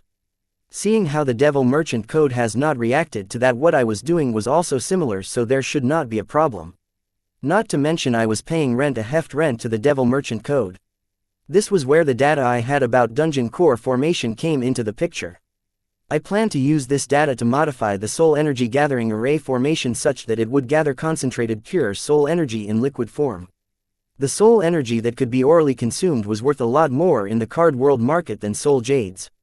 I plan to harvest soul energy in liquid form here in sector NS7878 and then sell it in the card world. First of all, soul energy and rule power related products were not worth much in the inter-realm city and the dark realm, because these both had environments rich in soul power and rule energy. But that was not true for the card world, not to mention a few environments rich in soul power and rule energy that the card world had were occupied by powerful organizations. Truth be told, despite the monopoly over it wasn't enough for them to sustain their organizations, leading to fierce competition between the organizations. So I had no doubt that all three products, Soul Energy Nectar, Soul Energy Milk, and Soul Energy Wine, would immediately become in-demand products when introduced in the card world market. These three edible Soul Energy products were the same, with the same effects but of different flavors, like the carbonated drinks back on Earth. The advantage of using liquid Soul Energy products over Soul Jades for cultivating active soul control percentage was that a card apprentice would can a lot of concentrated and pure soul energy into his system during the cultivation of the active soul energy. Whereas when using Soul Jades, the card apprentice will have to first extract soul energy from the Soul Jades, then inhale it into their system, and then use it to excite their active soul control percentage. And once the card apprentice was able to make some progress using this, he would then refine the soul energy he had gathered in his system to make it pure. Not to forget the energy loss during the extraction of soul energy from the Soul Jade and inhaling it into the card apprentice's system. Using Soul Jades for cultivation was a tedious and inefficient method compared to using liquid soul energy products. With liquid soul energy products, the card apprentice can directly skip the process of refining soul energy to make it pure, as the liquid soul energy was the liquid form of concentrated pure soul energy which could be directly introduced into the system of the card apprentice, keeping the soul energy loss to a minimum, making this method of exciting active soul control percentage more efficient than one where it involved using Soul Jades. Now the question was how much liquid soul energy these three soul energy gathering array formations could gather in a day. I already had an estimate that Hive AI had calculated by running various simulations, but I did not plan to hold my breath on it, as there were always a few discrepancies in theoretical and practical results. Date: the 5th of April 2321. Time, location: Southern Region, Blossom District, Sky Blossom City, Dungeon Highway, Barren Lands, Blood Rock Cave Gate Dungeon, Inter-Realm City. With help of Devil Merchant Code's shop renovation feature, I divided the warehouse into 3 sections. And then I used it to create soul constructs of materials I needed to set up 3 pseudo-natural soul energy gathering array formations. Pseudo-natural array formation was the reason why I made a stop at the library before coming here. With the data I already had in array mastery, the creation of an efficient soul energy gathering array formation was not a problem, but I did not want to create a normal soul energy gathering formation. I wanted to create a pseudo-natural array formation for which the data had was not enough, hence I visited the library. Pseudo-natural array formations were totally different from standard array formations. The reason was that pseudo-natural array formations were self-sufficient, making them easy to maintain, and they did not require an energy source, especially in environments rich in soul energy. This was why I preferred to arrange the 3 soul energy gathering array formations as pseudo-natural array formations instead of normal array formations. With pseudo-natural array formation, I did not have to periodically visit to check on and maintain the 3 soul energy gathering array formations. Instead, I could visit them when I was free just to collect the edible liquid spirit energy they have gathered. This saves me a lot of time and manpower, especially considering that the time in this sector passes 24 times faster than in the card realm, which meant if I choose to set up these 3 soul energy gathering array formations as normal array formations instead of the pseudo-natural array formations, I would have to stop everything I am doing in the card world every couple hours and visit the sector NS7878 to check on the array formations and give them daily or weekly maintenance, which would be a hassle. So even if I had to use a few minutes of my library's monthly free reading hour, I did not hesitate to, as in a long term I stood to gain more. Within a few hours, I had set up each of the 3 pseudo-natural soul energy gathering array formations in their respective sections of the warehouse. Now all I had to do was wait for the 3 pseudo-natural array formations to work their magic. However, this wait was going to be long, as according to the simulation conducted by the Hive AI, each array formation will require an hour to gather about 10 milliliters of the liquid soul energy. This was just a rough estimate, it may take longer. In this soul energy rich environment, it took a pseudo-natural array formation so long just to gather 10 milliliters of liquid soul energy, so it was not a surprise that the liquid soul energy was scarce in the card world. After checking on the 3 array formations a few times, I decided to leave and head to a sector sharing the time zone and rule powers with Card World, the recommended sectors by the Inter-Realm Network, to set up my other business over there. Dear Demon Merchant, do you want to leave sector NS7878 and move to sector S0012? Yes, no, note. You are entering a recommended sector, so standard offering practice will be followed. Yes, dear Demon Merchant, Using Spirit Transfer Array to travel from Sector NS7878 to Sector S0012. Note: Spirit Transfer Array takes the Demon Merchant's spiritual body that has entered it and transfers them to the Inter-Realm City. Dear Demon Merchant, welcome to Sector S0012. Note: Behave. Once again being carried out of the White Tunnel by an invisible force, I appeared next to a fountain. I looked around Sector S0012 from where I stood. It was no different than Sector NS7878. It was also a barren land without a single property or any sign of development. Shaking my head, I walked around the fountain to look at the Sector S12's map board, but stopped in my tracks seeing a small red figure curled up on the ground next to it and sleeping soundly.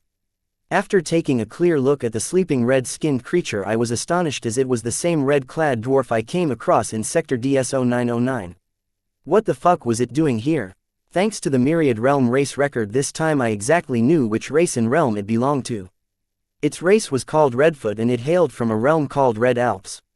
Seeing how the Redfoot was here, it seems that the realm of Red Alps and realm of Cards seem to share the same time zone and rules as the Sector ES0012. I could be wrong about this, as I had concluded this based on my observation, as there was no mention of this Myriad Realm race record. As I suspected earlier, its age was considered very young in its race, similar to 10 to 12 years old in human years, explaining its immaturity and ignorance. To become a demon merchant at such a young age, was it a blessing or a curse? I don't know, but why the fuck is it sleeping here on the ground? Did it transfer its entire spirit to the spirit plane just to sleep? Putting my surprise aside, I looked closely at I saw that the energies in the surroundings were being absorbed by the spiritual body of the young Redfoot. It appears it seems to have some kind of peculiar ability that allowed it to observe energies from the surroundings and enhance its spiritual body in its sleep. There was no mention of this ability of Redfoot in the Myriad Realm race records. Now that was one dope technique. What impressed me, even more, was the Redfoot did not bother to rent land in the sector and just went to sleep right next to the fountain. I know it was a bit reckless, but considering that the demon merchants rarely visit the sectors of the Inter-Realm City that do not share the same time zone as the Dark Realm, it was understandable. The Redfoot suddenly opened its eyes, as if it was subconsciously alerted by my presence. Then it immediately jumped and stood on its big feet and glared at me like a wild beast. I was about to try and explain to it that I did not mean any harm, but it vanished. I believe it chose to leave the Inter-Realm City. Date: the 5th of April 2321. Time: location Southern Region, Blossom District, Sky Blossom City, Dungeon Highway, Barren Lands, Blood Rock Cave Gate Dungeon, Inter-Realm City. Seeing the young Redfoot hurriedly return to his body in the physical plane, I wondered if the human race looked scary to other races. However, what were the chances of me running into a fellow demon merchant from Sector S0012? I plan to learn the Redfoot race's native language so that I am able to greet the young Redfoot demon merchant the next time we meet, if I get the chance. That was. Shaking my head, I looked at the sector map, and would you look at that, its borders were also undefined, and only a total of 100 acres of the area was listed as available, same as the Sector NS7878. Once again, I randomly rented property number 03 right next to the fountain for 48,000 low-tier soul jades per day. Now I know why the young Redfoot chose to sleep on the street instead of renting a small shack. The cost to rent an acre of land in Sector S0012 was a lot more than in Sector NS7878, I have no idea why. But I noticed that the starting rent of an acre of land in Sector DS0909 was 480,000 low-tier soul jades per day, which was exactly 10 times the rent of an acre of land in Sector S0012, whose rent of an acre of land was exactly 24 times the rent of an acre of land in Sector NS7878. Was this pattern just a coincidence, or did it mean something? I had no idea. At this cost, setting up the 3 soul energy gathering array formations here to extract liquid soul energy was not going to be cost effective. If I needed to make a profit, then intermediate soul energy gathering array formation was not going to cut it. I would require a higher level array formation. However, it did not matter, because I wasn't here to extra liquid soul energy from this sector. I was here to extract liquid rule power using pseudo-natural rule power gathering array formations. Considering the demand and cost of liquid rule power in the card world's market, I hoped the cost of renting an acre of land here to extract liquid rule power would be cost effective. Depending on whether the profit margin of producing and selling liquid rule power matched the profit margin of producing and selling liquid soul energy, or vice versa, I planned to prioritize one with a greater profit margin.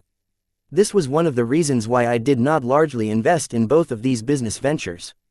Soul energy and rule power were the same everywhere, with the exception that some realms had fewer rules and rule meanings while some realms had more rules and rule meanings.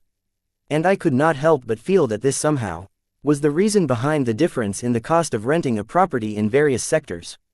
Moving on, I used the Demon Merchant Codex to get the Devil Merchant Code to construct a big properly ventilated warehouse.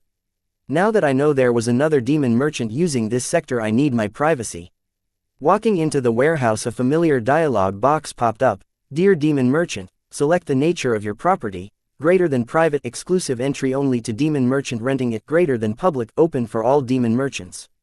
Greater than commercial, exclusive entry only for the customers specified by the Demon Merchant renting it. Note: each selection comes with varying options with appropriate offerings to be offered to the Devil Merchant Code. Private, setting the nature of my property, I mentally ordered, Hive AI, get me the array blueprint for pseudo-natural rule power gathering array formations for earth, wind, and fire rule power. After the creation of the 3 pseudo-natural soul energy gathering array formations using the data I gathered from the Infinity Library and the data I had Dungeon Core formation, I had the Hive I use the data on intermediate rule power gathering array formation I collected in the Infinity Library to come up with arrays to gather earth, wind, and fire liquid rule powers. There was a reason why out of all the rules in the card world I was gathering earth, wind, and fire liquid rule power. It was that these 3 rules were commonly comprehended by card apprentices with an ego gem of any synchronization rate. Among all the rules in the card worlds, will earth, wind, fire, and water rules were easily accessible to all card apprentices regardless of their ego gem's synchronization rate. Since I can only build 3 intermediate array formations within an acre of land, I made an executive decision to choose earth, wind, and fire. Rule power related natural resources was very scarce in the card world. All known rule power rich environments were occupied and regulated by the central government, royal families, nobles of the central capital, top 10 universities, sects, and other organizations. Rule power rich environments were scarce, but it was even more difficult to find natural resources related to rule power. Therefore, whenever natural resources related to rule power were discovered, it led to a struggle between these powerful organizations so that they can monopolize the resources for themselves.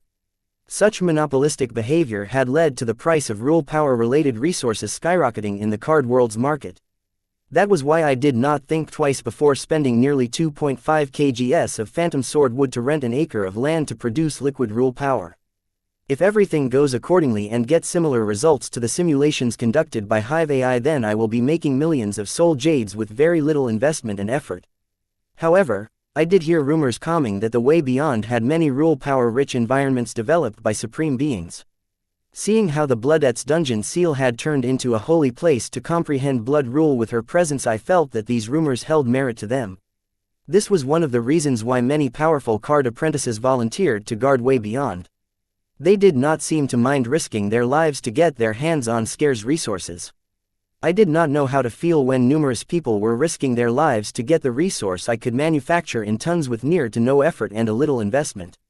Date the 5th of April 2321. Time, location Southern Region, Blossom District, Sky Blossom City, Dungeon Highway, Barren Lands, Blood Rock Cave Gate Dungeon, Inter-Realm City. It took me early 2 hours to set up a single pseudo-natural rule power gathering array formation. This array was a lot more complicated and harder to set up than the soul energy gathering array formations. I spent more than 6 hours within Sector S0012 setting up all 3 of the array formations and checking up on them twice to make sure I did not miss anything. Now I had to wait a few hours or a day to see if they were able to manufacture as much liquid rule power as estimated by Hive AI. Because only then can these rule power gathering arrays would be capable of bringing me the same amount of profit in a single day that the soul energy gathering arrays would bring in 24 days. If not, I would rather stop investing in the rule power gathering array and prioritize the soul power gathering arrays. Since there was still time for me to conclude the results of arrays set in this sector, I decided to head back to Sector NS7878 and check how much liquid soul energy each of the arrays had collected. I have spent more than 6 hours in Sector S0012, then 6 days must have passed in Sector NS7878. So I was long forward to how much liquid soul energy was collected by the 3 arrays.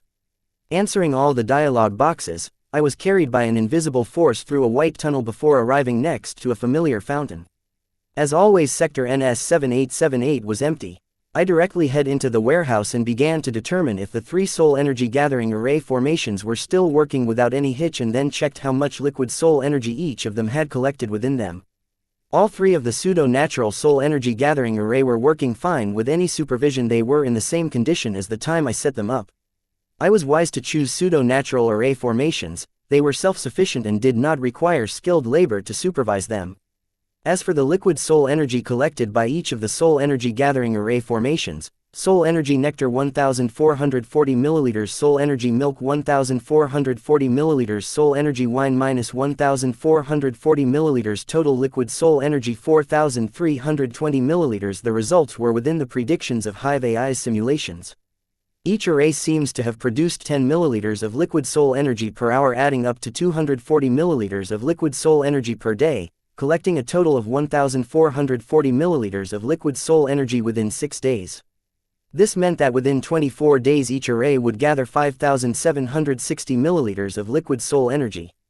Combined they would be producing about 17,280 ml of liquid soul energy. That was about 4.5 gallons of liquid soul energy per 24 hours of Card World. Now that was a lot of liquid soul energy. The rent of an acre of land was 2,000 low-tier soul jades per day, which were about 48,000 low-tier soul jades for 24 days. So the manufacturing cost of 4.5 gallons of liquid soul energy added up to 48,000 low-tier soul jades. As for the market value of 4.5 gallons of liquid soul energy, 10 milliliters of liquid soul energy was worth 100 low-tier soul jades. So 17,280 milliliters of liquid soul jades would cost about 172,800 low-tier soul jades. Which brings my profit margin to 124,800 low-tier soul jades. Being able to earn 124,800 low-tier soul jades in 24 hours of Card World without doing any labor. This yield was just from an acre of sector NS7878. What if I were to make use of the entire 100 acres or expand the sector to use 1,000 acres? I would be able to produce nearly 100 million low-tier soul jades worth of liquid soul energy within 24 hours of Card World. Now that is what I called printing money. After doing the calculations I was pumped and even planned to start renting all the land I can in sector NS7878 and prop as many soul energy gathering arrays as possible. However, I did not act on that idea. Since Hive AI's simulation results were right about the soul energy gathering array, then it would be right about the rule power gathering array too, and according to its results, setting up more rule power gathering arrays in sector S0012 would give me more profits. I plan to prioritize only one of the 2 energy gathering array formations because I did not plan to invest a lot of money in either of them. But seeing how promising these projects were, I decided to invest the profit earned from either of them within them to further develop these projects into large-scale operations. If these 2 projects were promising, they do not need me to invest a lot in either of them. This way I did not need to choose between 2 projects or invest a lot in them. Finally, I concluded not to give up on either of the projects and instead use the profits from the projects to invest back in them until they were big enough but not big enough to saturate the Card World market. Both these projects were able to make such huge profits because of the scarcity of the products produced by them in the Card World. So it was important to make sure that the production doesn't outgrow the demand. Concluding the future development of both projects, I then turned my attention to collecting the 1.2 gallons of liquid soul energy gathered in 6 days of sector NS7878 and moving it from the spiritual plane to the physical plane. I used the Demon Merchant Codex to get the Devil Merchant Code to create soul energy constructs of 3 2-gallon containers for 5,000 soul jades each. Custom soul energy constructs were not cheap, that was why I had the Devil Merchant create 2-gallon containers, keeping future use in mind. Then storing the soul energy nectar, soul energy milk, and soul energy wine in their respective containers, I used the Demon Merchant Codex to transfer them into my Calamity Soul Gem. Then I decided to use the Devil Merchant Code to create a few soul energy constructs of various weapons. It was expensive, but I wanted to check if they could be sold in the Card World after I turned them into item cards. Date the 5th of April 2321. Time, location Southern Region, Blossom District, Sky Blossom City, Dungeon Highway, Barren Lands, Blood Rock Cave Gate Dungeon. Inter-Realm City. A soul energy construct was a construct purely made of soul energy that exists only spiritually but not physically. They do not have soul pathways like everything else in the physical plane, they were just masses of energy. They exist but never feel them physically, however that was not the case spiritually. This was why I had the containers containing liquid soul energy transferred to my Calamity Soul Gem and not my physical body. Now imagine owning a weapon that can directly attack the enemy's spirituality without the enemy detecting it. I felt that weapons made of soul energy constructs can make an incredible hidden weapon that can silence any target without leaving behind any trail.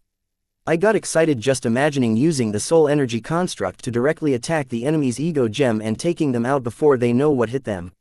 I have not heard of these kinds of weapons in the card world, but so I did not know their market value.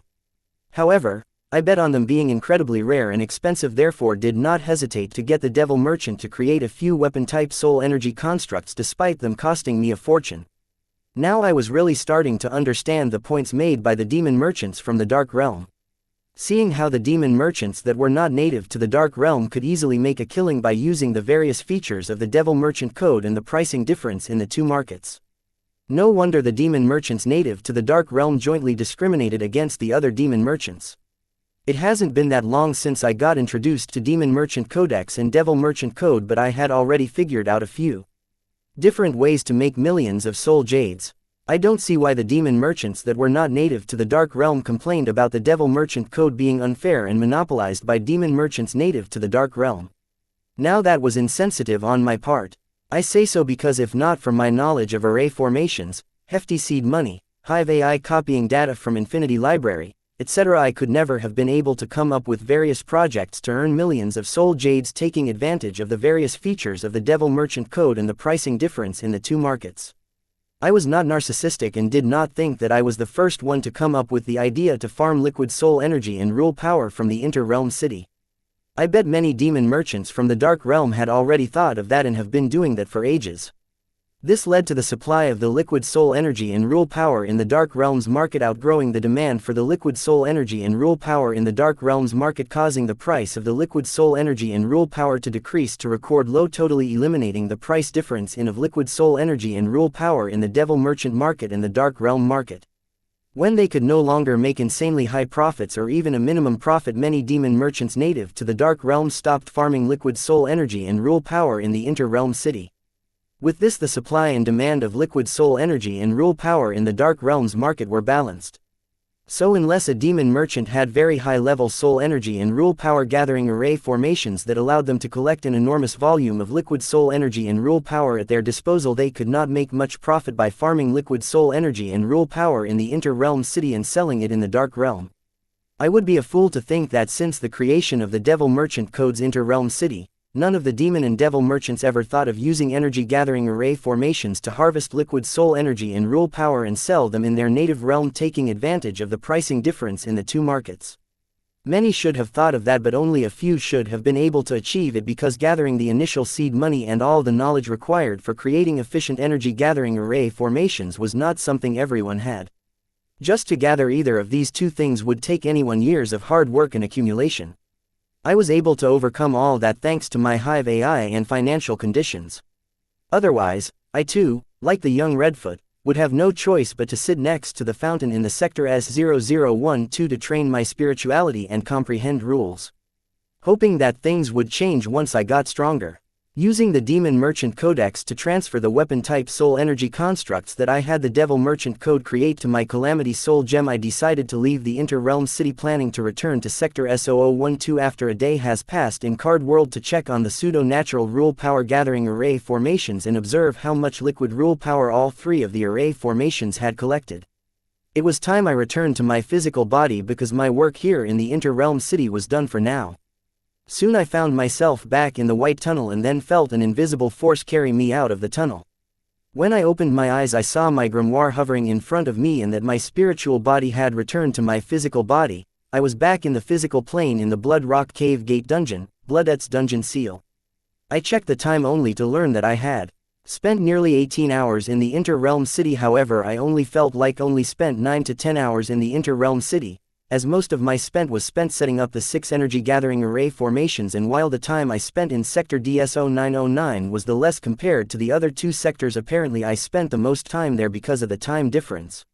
The flow of time in Sector DS0909 was 10 times the flow of time in the card world. Occasionally missing content. Please report errors in time. Date the 6th of April 2321. Time 9:48. Location Southern Region, Blossom District, Sky Blossom City, Dungeon Highway, Barren Lands, Blood Rock Cave Gate Dungeon. With my spiritual body returning to my physical body, I continued to go through the Demon Merchant page in my grimoire to conduct an inter-realm network search. Now that the energy gathering projects have been set up, my next step was to set up the Phantom Sword Mushroom Farming Project. This one going to cost me a lot, but the benefits it brought outweighed all the work, investment, and effort required to bring this project to fruition. As I said, this project was going to require a lot of capital and manpower, which was why I was on the inter-realm network searching to buy Phantom Sword spawns in an affordable space item. Neither of these two items was cheap. However, they were important for me to grow and harvest Phantom Sword mushrooms. Finding Phantom Sword mushroom spawns in the inter-realm network search was not difficult, but finding good Phantom Sword mushroom spawns was. In order to grow good quality Phantom Sword mushrooms, I need good Phantom Sword mushroom spawns, as mushroom spawns were like seeds of the plants. Which was why it was important for me to get my hand on good quality Phantom Sword mushroom spawns. This was starting to seem impossible because all the posts on the inter-realm network search regarding Phantom Sword mushroom spawns turned out to be either a scam or rip-off. What's the use of planting seeds that won't germinate?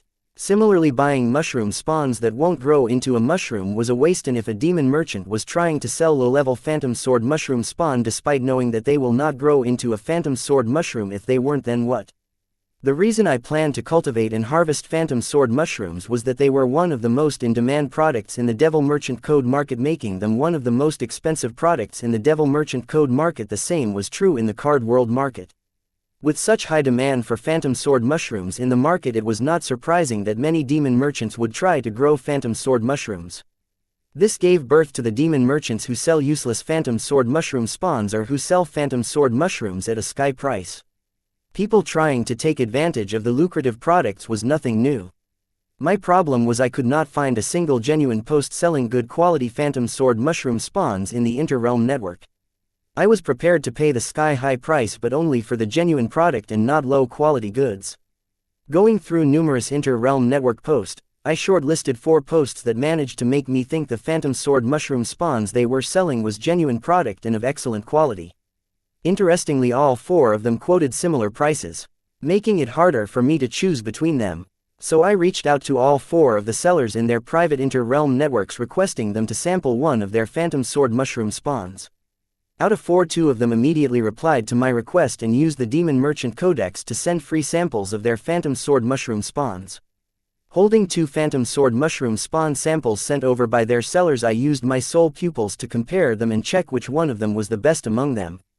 To my surprise, both of the spawns belonged to the same breed of Phantom Sword mushroom. This made it easier for me. I decided to order half of a dozen Phantom Sword mushroom spawns from both sellers. I did not plan to place a bulk order with either of the 2 sellers because I still did not trust them. I planned to see if they come through with this small order first, then I would decide whether to continue doing business with them. They might have sent me excellent quality Phantom Sword mushroom spawns as samples, but who was to say that they would give me excellent quality Phantom Sword mushroom spawns when I place a bulk order with one of them? Unless I can trust either of the sellers, I did not plan to choose between them or give them a bulk order. Phantom Sword mushroom spawns were not cheap. If I got cheated, I could only blame myself. I placed half a dozen Phantom Sword mushroom spawns with both sellers. It cost me a total of 24,000 low-tier soul jades. I was okay with being cheated of this small amount of money to find out if I could trust both or either one of the Phantom Sword mushroom spawn sellers. As soon as I placed the offering on the compact offering array, it was replaced by 5 Phantom Sword mushroom spawns. I repeated the same for the second seller, and now I had a dozen Phantom Sword mushroom spawns in front of me, including the 2 samples. Out of these dozen Phantom Sword mushroom spawns, only 5 of them were of excellent quality, while the other 7 were of good quality. However, it was worth noticing that without using my soul pupils, I could not tell the excellent quality Phantom Sword mushroom spawns apart from the good quality ones. The 2 sellers would have gotten away with their trick if not for my soul pupils. I contacted both sellers in their private inter-realm network regarding my discovery of the Phantom Sword mushroom spawns they sold me, asking them for an explanation, but to my surprise both of them claimed that they sent half-dozen excellent quality Phantom Sword mushroom spawns and even implied that I was lying. With this, I concluded to not continue my business with either of them. I gave them an opportunity, They could have just apologized and replaced the good quality phantom sword mushroom spawns with the excellent quality ones. But they did not, and enunciated that I was lying. Despite catching the two sellers in the act, one did not bother to report them to the Devil Merchant Code for malpractice using the Demon Merchant Codex's guilty appeal function because they would easily be acquitted, claiming that it was an appraising error. Their appraisal skills were not advanced enough. At worst they would get a stern warning and a small fine. Not worth me wasting my time on them. Occasionally missing content. Please report errors in time. Date the 6th of April 2321. Time 9:54. Location Southern Region, Blossom District, Sky Blossom City, Dungeon Highway, Barren Lands, Blood Rock Cave Gate Dungeon. Though I did not want to waste my time by reporting the two Phantom Sword Mushroom Spawn sellers to Demon Merchant Code, I still contacted them on their private inter-realm network and warned them that if they did not compensate me, I would report them to the Devil Merchant Code, even if it means wasting my time and energy. This was just a bluff, to see if I can get back what I paid for. If it works, well and good. If not, I had other plans in mind that I planned to do anyway. In response to my bluff, the two Phantom Sword Mushroom Spawn sellers banned me from their private inter-realm network. Just as I was considering reporting these two scammers to the Devil Merchant Code out of rage, the page of my grimoire turned from a Demon Merchant page to the compact offering array page by itself, and soon 7 more excellent quality Phantom Sword Mushroom spawns appeared on the array. Now I had a dozen excellent quality Phantom Sword Mushroom spawns and 7 good quality Phantom Sword Mushroom spawns. Even though the two Phantom Sword Mushroom spawn sellers were confident that they would be acquitted if I were to report them to the Devil Merchant Code, they did not want the hassle of going through all that, just like me. Adding to that, even if they were acquitted in the end by the order of the Devil Merchant Code, they would still need to replace the 7 good quality Phantom Sword Mushroom spawns with 7 excellent quality ones. Not to mention, in case I managed to convince the Devil Merchant Code that what they did was not an appraisal error but planned, in the best case scenario they would have to pay a heft fine, and in the worst case scenario, their private inter-realm network would be banned. They could have gotten away with it if I had not found out their trick, but now I did. Their best course of action would be to apologize and rectify their mistake, but they did not, and instead tried to act tough, hoping I would go away as most newbie Demon Merchant would. But once I threatened them with Devil Merchant Code, they decided to cut their losses by compensating me. Though the two Phantom Sword Mushroom sellers had compensated me, this did not mean I had let them off the hook. I have thought of the best way to get back at them, and that was to attack them where it would hurt them the most. That would be by attacking their business. I have gone through the entire inter-realm network in search of excellent quality Phantom Sword Mushroom spawns and found that there was no way I could order a bulk quantity of excellent quality Phantom Sword Mushroom spawns. The sellers will try to save a buck or two by mixing lower quality goods into my bulk order. Even if I somehow managed to find an honest Demon Merchant among these crooks, I do not think they would be able to meet my requirement of Phantom Sword Mushroom spawns. Based on Hive AI's calculation, I need nearly 1 million Phantom Sword Mushroom spawns to completely use the stock of Phantom Sword wood in my inventory.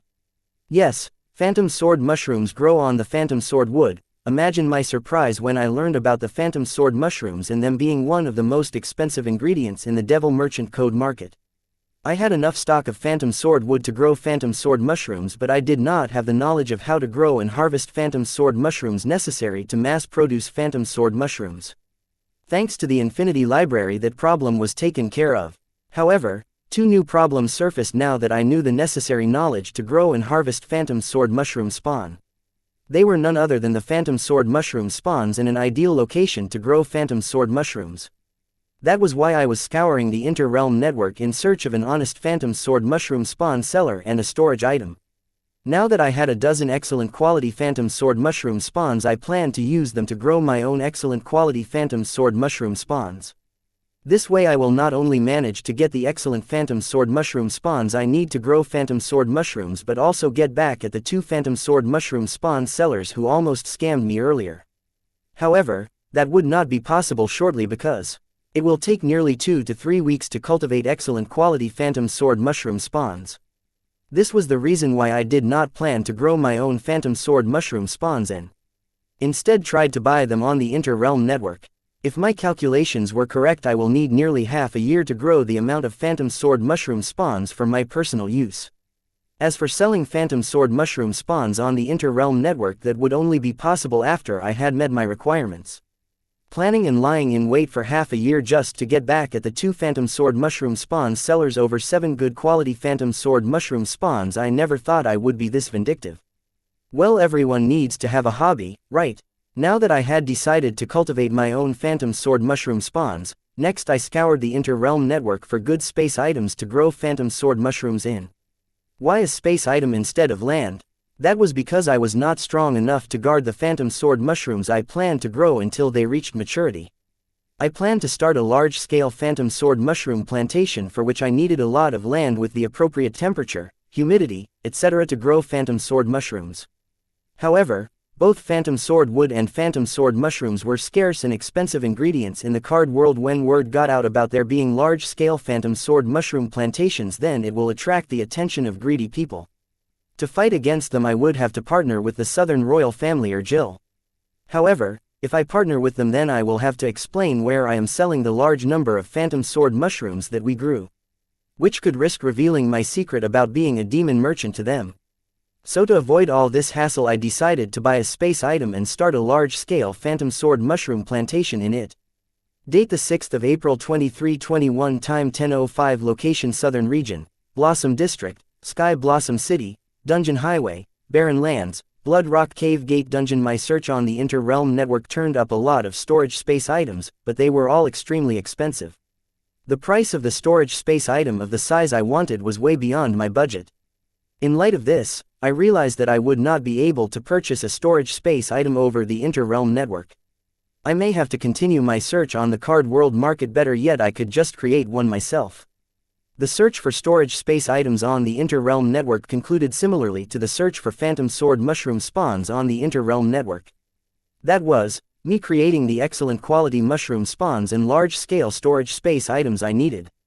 But the Inter-Realm network search was not entirely fruitless. I managed to get my hands on a dozen excellent quality mushroom spawns and also many concepts for a large-size storage space item. These will help me a lot in growing my own batch of excellent quality mushroom spawns and creating my own deep storage space item. Now that I had decided to create a deep storage space item, I extended my inter-realm search to space stones and other space-related ingredients which I could use in the creation of a deep storage space item. Fortunately, was able to find many rare grade space-related ingredients within my budget. Now the question was which one of them I should be choosing. That would depend on the type of deep storage space item I plan to create. Thanks to my inter-realm search on deep storage space items, I had come across various concepts of deep storage space items across myriad realms. And I had taken fancy to 3 deep storage space items of all the items I had seen so far. The first one was a painting of a rainforest. Inside the painting was another miniature world, a world of the rainforest. One could physically enter it and live there or do as they pleased, such as growing honey, bees, wood cutting, farming the land, or creating a phantom sword mushroom plantation. All in all, it was similar to a gate dungeon with exception of monsters trying to kill whoever enters it. This was a good concept. I could see using such a deep storage space item card to cultivate and harvest phantom sword mushrooms. The second deep storage space item I liked was a mirror type item that had an ability called Mirror World, a small world in the reflection of the mirror. This small world was empty. I would have to introduce soul energy, air, soil, water, etc. into it if I planned to use it to cultivate and harvest phantom sword mushrooms in it. This deep storage space item stood out for me because I had total control over the small world inside the mirror, even over minute things like the moisture and temperature in it. The last one was the bottle type deep storage space item. This bottle could miniaturize anything and store them within it. For example, tall buildings, acres of land, mountain ranges, rivers, a small world, etc. The most attractive part about this item was that the user could enter the bottle physically to explore whatever was stored in it without any restrictions. One would think that would not be possible for an item such as this, but they made it possible. While all 3 concepts of the deep storage space item were excellent, I decided not to choose any one of them. Instead, I came up with a better concept for a deep storage space item card which made use of the advantages of all 3 above mentioned concepts. Why choose when you can have it all? Having come up with my own concept of a deep storage space item card, I spent about 210,500 low-grade soul jades worth of phantom sword wood on various space-related ingredients, which was about 10.5 kilograms of phantom sword wood. Quartz space crystals 1 kilogram 75,500 soul jades. Deep Space Worm Intestine 5 meters 67,000 Soul Jade. Deep Space Worm Core 150,000 Soul Jade. Space Root Tree Heart 118,000 Soul Jades. It might look like I spent a lot on a few rare grade ingredients, but had it been in the card world market, first off I would not be able to find them because of the various regulations of the authorities. Even if I somehow managed to get them, they would cost me nearly 10 times more than what I paid for them in the Inter-Realm network. Having bought the items I wanted to get right to the creation of the deep storage space item card I had in my mind, but stopped being alerted by my isolation array separating me from the rest of the dungeon. I used my mental strength to check what was happening, only to find Corey pacing back and forth right next to my isolation array. It appears she was contemplating if she should call me, fearing that she might disturb my rule comprehension. She seems to have decided to wait until I come out of my isolation array. It was good to see that despite her title demon core messing with her head was still considerate and thoughtful. So I decided not to make her wait longer and deactivated the isolation array, revealing myself to Corey. However, she was too occupied in her thought to notice that I had deactivated the isolation array, therefore I cleared my throat to bring her mind back to the physical plane. Ahem. Wyatt, seeing me, Corey blurted in surprise, "What do you want?" I asked. Courtney said you have blood rule pills made by Bloodette that will help with comprehension of blood rule. Can I borrow some? Corey asked shyly. This surprised me because Corey would rather die than ask for favors from me. Was it Corey Park who put her up to this? Well, she did help me learn the dark language, and since both of them were my employees, I decided to give Corey a few blood rule pills as an employee benefit. Sure, why not? Huh, my response surprised Corey. I guess things went a lot smoother than she was expecting them to. Date the 6th of April 2321, time 10:05, location Southern Region, Blossom District, Sky Blossom City, Dungeon Highway, Barren Lands, Blood Rock Cave Gate Dungeon. Disregarding Corey's surprise, I asked if she needed anything else as I handed her a storage card with 150 blood rule pills. No, thank you for the blood pills, she replied gratefully, taking the card and hurrying back to her corner of the cave. Without wasting any time, she popped one of the blood pills and immediately began comprehending the infinite possibilities of blood rule.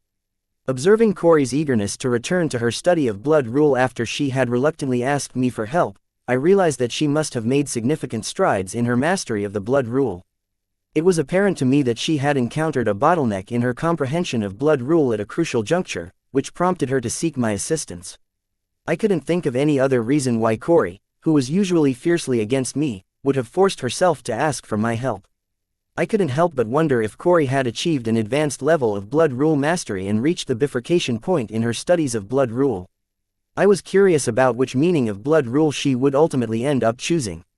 Perhaps she would come up with something new and useful, something that my Calamity Daughter Gems and I had not yet comprehended. Now that would be something to look forward to. Given the opportunity, I was keen on learning about the representation of millions of blood rule meaning at the bifurcation point.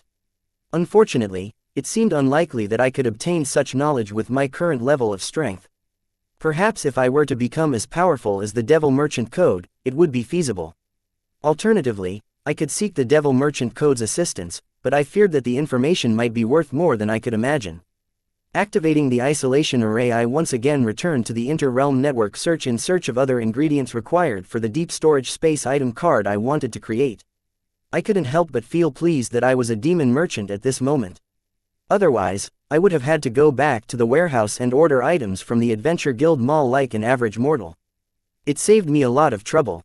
In addition, I had doubts about finding the necessary ingredients I required for the creation of my deep storage space item card in the Sky Blossom City market.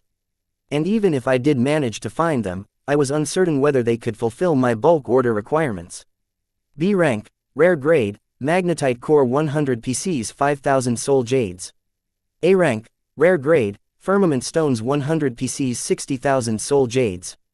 C rank, uncommon grade, voidstone 10 kgs 56,000 soul jades. B rank, rare grade, voidsteel 10 kgs 178,000 soul jades. To acquire the additional ingredients necessary for creating my deep storage space item card, I ended up spending 299,000 low tier soul jades, equivalent to about 14.9 kilograms of phantom sword wood. The only reason the cost was significantly higher than what I anticipated was that while I searched for the ingredients I need for the creation of the card in the Inter-Realm network, the search results showed the ingredients I was searching for along with the superior alternatives for them. Knowing that there were better alternatives, I could not just settle for subpar ingredients for my card and thus ended up with a hefty bill. However, the end result was worth the extra expense, and I remained satisfied as long as I achieved what I had envisioned. After obtaining the necessary ingredients, I carefully went through the blueprint that I and Hive AI created for the deep storage space item card that I intended to create. I planned to create a card version of the augmented and virtual sandbox that was used in the simulation software and games back on Earth. A real-life sandbox was the concept I had envisioned for my deep storage space item card. Within the sandbox, I would be like a god with control over everything in it. With the exception of time. Unfortunately, I couldn't find the necessary ingredients within my budget to achieve time control, but I was determined to make the best of what I had. The best part about the sandbox card was that it would allow me to make Hive AI and my 3 mutant consciousnesses temporary administrators of the sandbox, giving them complete authority over the phantom sword mushroom plantation that I intended to establish within it. With this feature, I wouldn't have to allocate any of my precious time to oversee the growth of the phantom sword mushroom, which would be incredibly convenient and time-saving. The thought of carrying a massive phantom sword mushroom plantation in my grimoire was surreal. This was for the best. It would save me a lot of external troubles that I would be facing if I had chosen to establish this phantom sword mushroom plantation in the Sky Blossom City or in the Southern Royal Palace, or in Jill's lab instead of a deep storage space item. This was why I felt the 509,500 low-tier soul jades worth of phantom sword wood spent on this card was well spent. The sandbox card I was creating would not only come hand in farming phantom sword mushrooms but also become the base for my moving lab, just like the one Jill had. With this card, camping in the dungeon or disconnecting myself from the rest of the world for research or the creation of cards would become more fun. I was really looking forward to this card, imagining its various applications. Having bought all the required ingredients and decided on the vision for the card, now it was time for me to begin the creation of the sandbox card I had envisioned, a world where I had complete control over everything. As I began the card creation process, I meticulously followed the blueprint, ensuring that every detail was precise. It was a long and tedious process, but I was determined to make it perfect. Seconds turned into minutes, and minutes turned into hours as I worked tirelessly on the card. Each time I encountered a roadblock, I pushed through it, determined to make my vision a reality. Date the 6th of April 2321, time 10:14, location Southern Region, Blossom District, Sky Blossom City, Dungeon Highway, Barren Lands, Blood Rock Cave Gate Dungeon. I placed the common core that I had with me on the card creation page and added 100 pieces of B rank, rare grade, magnetite core. Then, I started the card creation process by transferring the soul pathways of all the 100 magnetite cores into the common core. These magnetite cores belong to the B rank monster magnetite golem, which had the gravity manipulation ability. With the 100 magnetite cores, I laid the groundwork for something similar to gravity for the miniature world inside the sandbox that I was going to create. After that, I transferred the soul pathways of 100 pieces of A rank, rare grade, firmament stones, 10 kgs of C rank, uncommon grade, voidstone, and 10 kgs of B rank, rare grade, voidsteel into the common core. These 3 space-related ingredients were extensively used to create various items with space-related skills. But, when I fused them together in the ratio of 10:1:1, they formed a perfect space domain big enough to house a small world within it. Then, I transferred the soul pathways of A rank, rare grade, quartz space crystals into the common core. Quartz space crystals were typically utilized for constructing space barriers that were incredibly sturdy, capable of evenly distributing the energy of any attack on it across its body. Due to this, a tremendous amount of force and energy was needed to overcome the space barrier made by quartz space crystals. I intended to utilize this ability of the quartz space crystal to create the protective cover and the boundary of the sandbox that I was in the process of creating. Moving on, I proceeded to move the soul pathways of the 5-meter-long B rank, rare grade, deep space worm intestine, and the B rank, rare grade, deep space worm core into the common core. Deep space worms do not have a separate stomach. Their intestine serves the purpose of both the stomach and intestine. Hence, the worm's intestine extends over 2/3 of its body length. The deep space worm's intestine can grind the swallowed food to break it down into usable chemicals that can be absorbed into the bloodstream. However, Its most noteworthy ability was to keep the swallowed food unaffected by its body using space-based skills. I plan to utilize this ability of the Deep Space Worm to ensure the stability of the space within the sandbox card. Lastly, I transferred the soul pathways of the A rank, rare grade, Space Root Tree Heart into the common core. The Space Root Tree Heart was the seed of the Space Root Tree that is sowed and takes root in space. Until the seed starts to sprout into a sapling, nobody can determine that a Space Root Tree Heart had taken root in that space. I intended to utilize this ability of the Space Root Tree Heart to give my sandbox card the ability to stealthily hide in space by taking root in it, just like the seed of the Space Root Tree. The next step in the card creation process was for me to arrange the soul pathways of all 8 of these rare grade ingredients in a way that, upon morphing the common core into a card, it would successfully become the sandbox card I had envisioned. First, I used the soul pathways of the quartz space crystals to create a space barrier around the space domain that I have created by fusing the soul pathways of the firmament stones, voidstone, and voidsteel in the 10:1:1 ratio. As I concentrate on the process, I can feel the soul energy of the crystal swirling in the soul pathways of both ingredients, forming a space domain protected by a shimmering space barrier. Then, I focus on the soul pathways of the magnetite core and use them to introduce the gravitation force into the space domain. I carefully transfer the energy, making sure that the force is balanced and not too overwhelming. The formless space domain starts to take shape, as the gravitational forces took root in it. Then I immediately continued with the next step of the card creation process, as I knew that I needed to ensure the stability of the space domain after introducing gravitational forces to it. So, I decided to use the soul pathways from the Deep Space Worm's intestines and core. Their ability to stabilize the space domain made it impervious to any internal and external space-based skills used on it. This was crucial to my goal of creating a sandbox card that could withstand any space-related skill. Once the space domain was stable, it was time to tap into the soul pathways of the Space Root Tree Heart. Using its soul pathways, I morphed and transformed the space domain and its protective space barrier into a small space seed. This seed was a marvel to behold, resembling a tiny quartz seed, yet possessing incredible abilities. With the help of the soul pathways of the Space Root Tree Heart, the seed had the unique ability to hide in the surrounding space by taking root in it. It was like burrowing into space, allowing the sandbox card to hide in plain sight. And now for the final touch, I morphed the common core into a card by tugging on the transformation soul pathway in it. The common core glowed as it followed the newly created soul pathway arrangements in it and successfully morphed into a card, marking the completion of the card creation process. Holding the freshly created card, I went through the card info to see if the card was everything I envisioned it to be. Card name, World Seed card type, item card rank, A rank, rare grade card rate, 6 stars card durability, 98/100ths card effect. The World Seed is an item that operates in space. It takes root in the void, granting the user access to the space domain housed within it. This space domain is akin to a sandbox, allowing the user complete command over the miniature world held within it. Additional effects: pseudo-reality manipulation, space immunity, gravity manipulation, celestial's touch, space burrowing. Date the 6th of April 2321, time 11:45, location Southern Region, Blossom District, Sky Blossom City, Dungeon Highway, Barren Lands, Blood Rock Cave Gate Dungeon. Pseudo-reality manipulation. With this ability, the user wields the power to bend the fabric of reality itself, shaping the existential state of anything and everything that originates from within the World Seed. This ability grants unparalleled control over the very essence of creation within the World Seed, allowing for the manipulation of all that is and all that can be.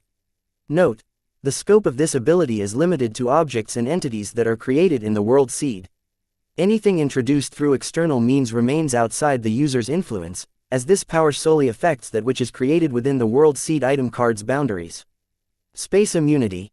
This ability is a formidable skill that endows the domain within the World Seed with unparalleled protection against spatial-based powers originating from external sources.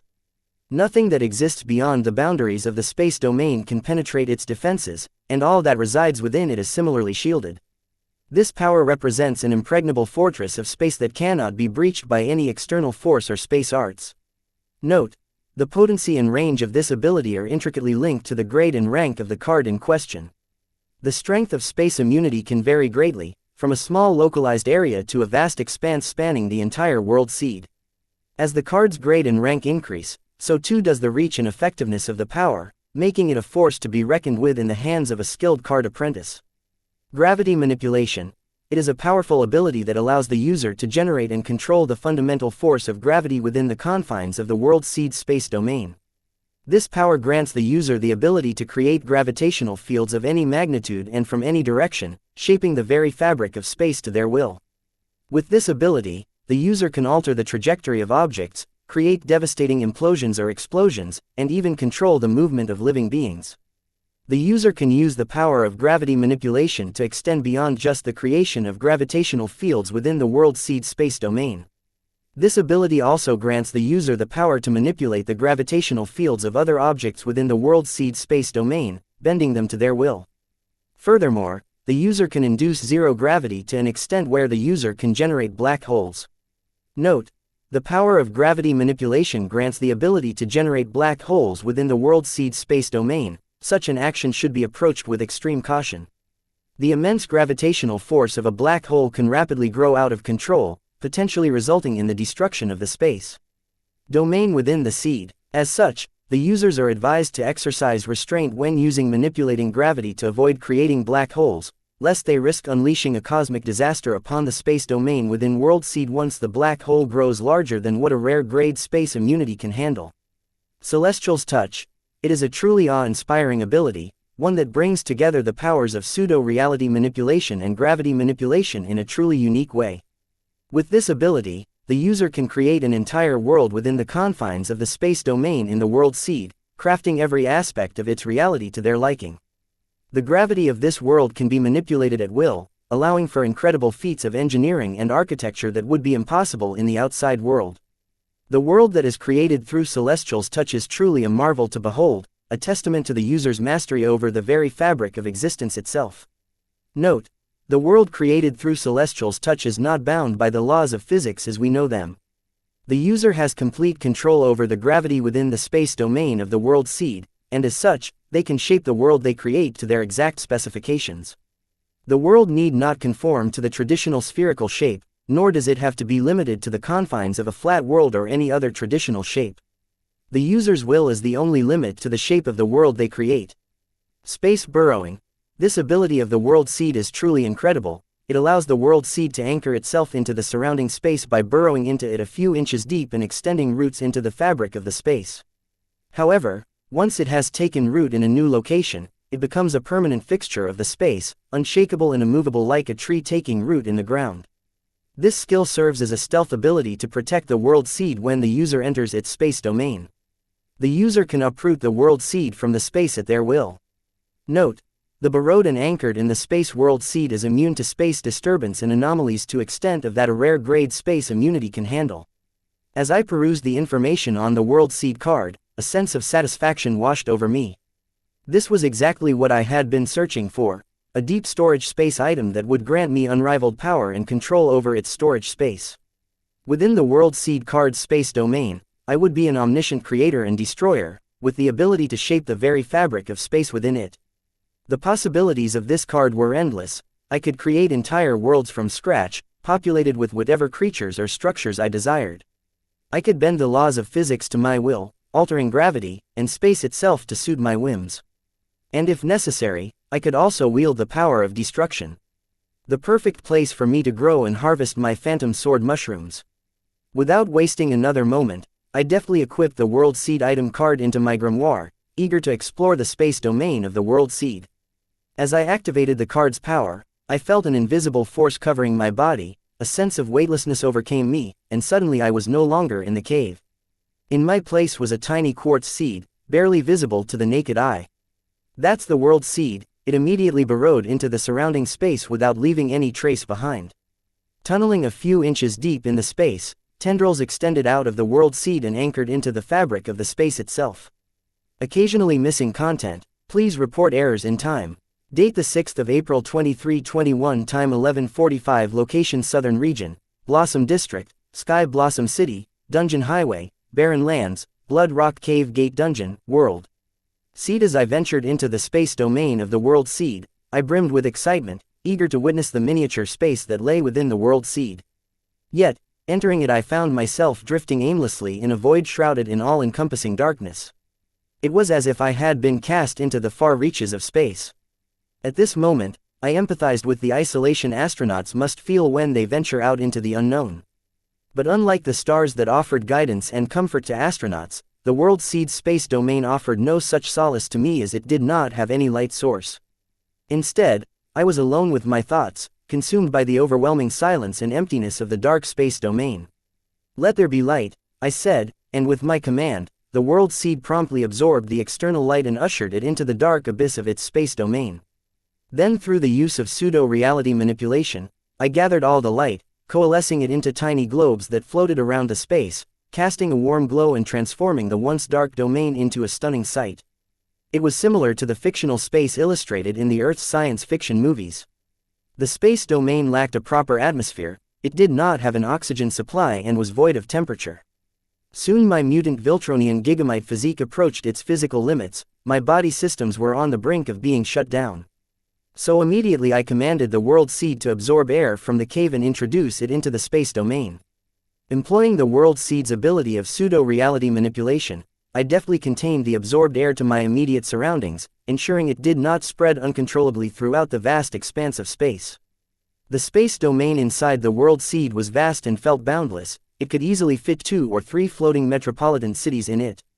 The combination of the rare grade ingredients firmament stones, voidstone, and voidsteel had worked wonders.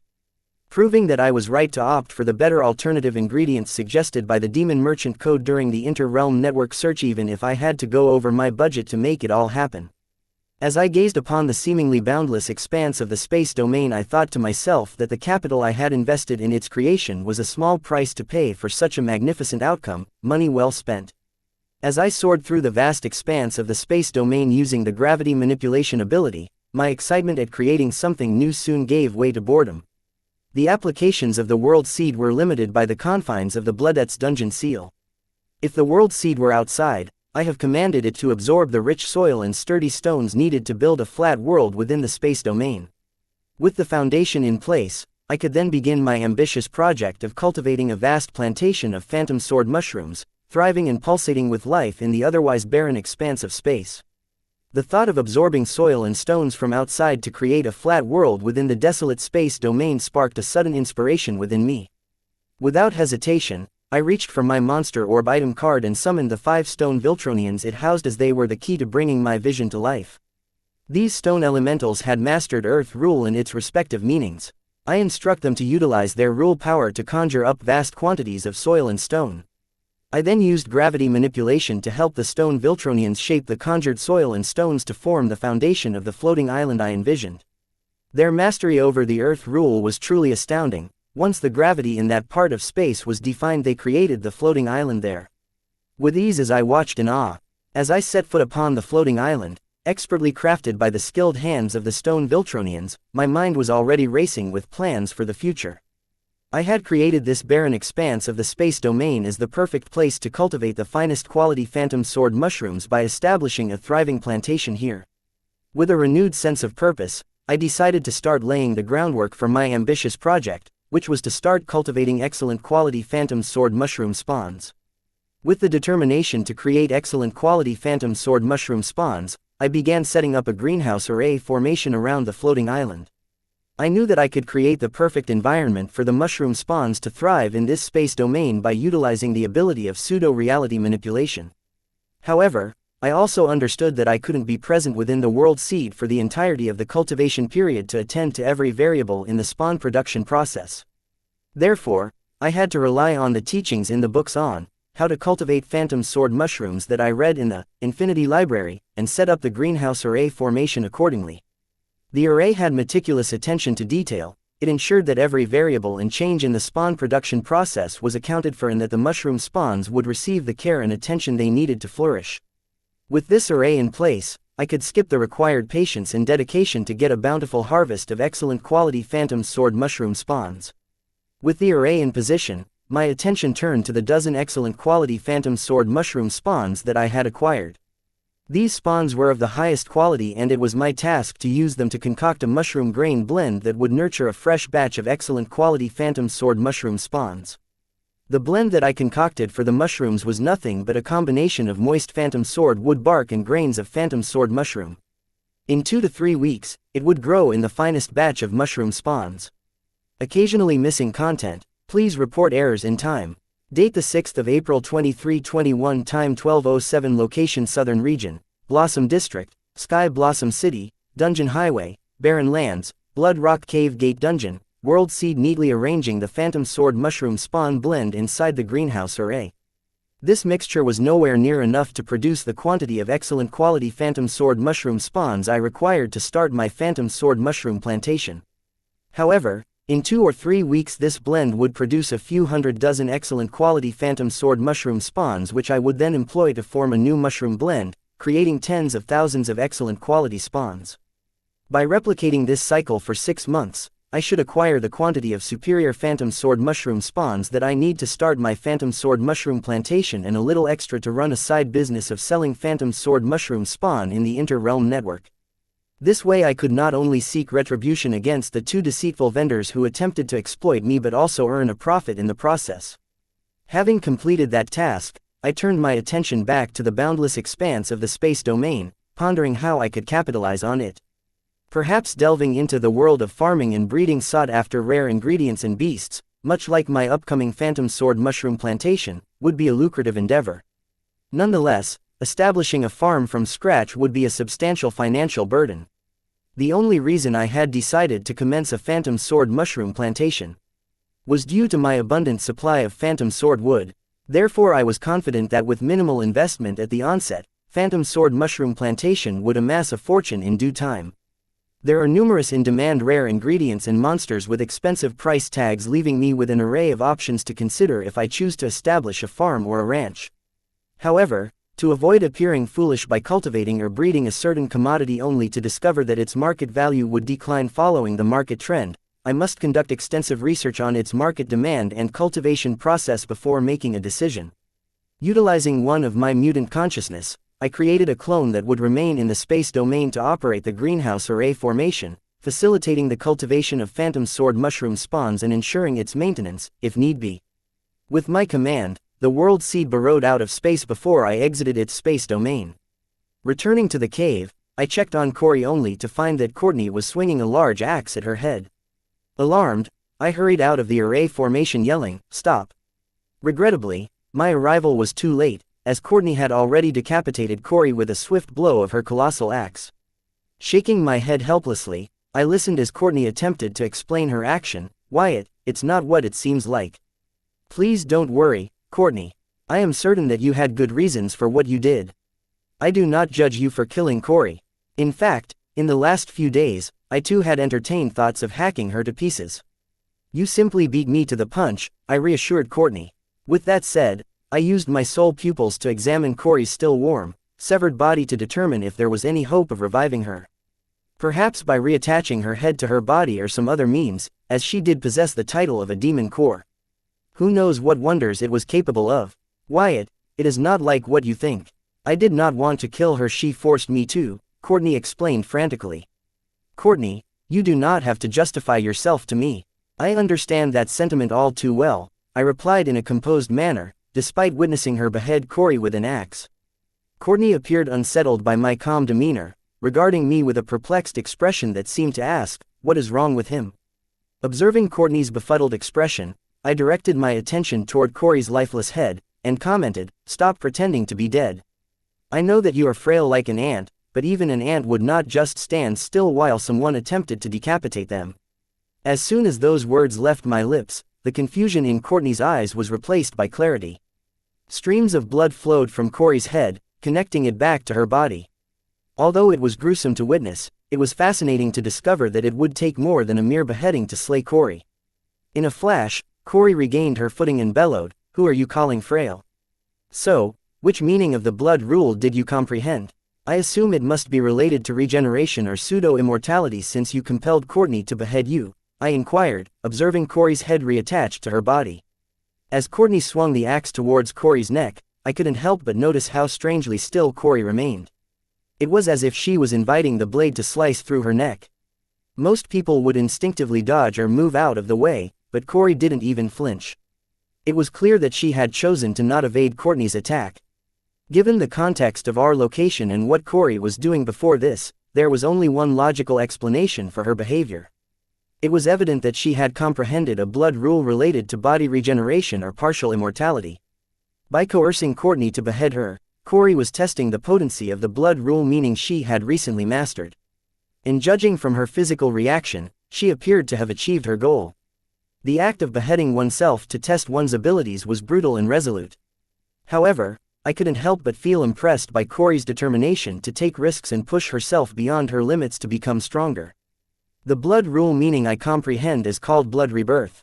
I do not know if this blood should be categorized under regeneration or partial immortality. You tell me, saying that Corey continued to add, as long as there is blood flowing through my body I can revive myself from any kind of fatal wound. Once my master of this blood rule meaning reaches ultimate mastery I can revive myself as long as there is a single drop of my blood left. Awesome, right? Corey's revelation left me in awe. Blood rebirth was a remarkable blood rule meaning that surpassed many regeneration or partial immortality related rule meanings out there. The ability to revive oneself from any fatal wound was beyond impressive, and the possibilities after achieving ultimate mastery were even more intriguing. Well, I must say I am impressed, Corey. Blood rebirth is an extraordinary blood rule meaning that surpasses even the most advanced forms of regeneration or partial immortality. It is truly an awesome ability, I said, acknowledging Corey's achievement. I would categorize it under regeneration rather than partial immortality as you revive by regenerating from your blood. You should not let this skill make you careless since you can still be killed if you get incinerated. But still, it's a powerful ability. You should be proud. Corey smiled and appeared pleased with my response. Thank you, Wyatt. I have been working tirelessly to master this blood rule meaning, and I am glad that my hard work has paid off, she replied. To my amazement, it only required a handful of commendatory words celebrating her accomplishment to initiate a pleasant dialogue with Corey. I guess I will keep this in mind. What about you, Wyatt? Which blood rule meaning did you comprehend?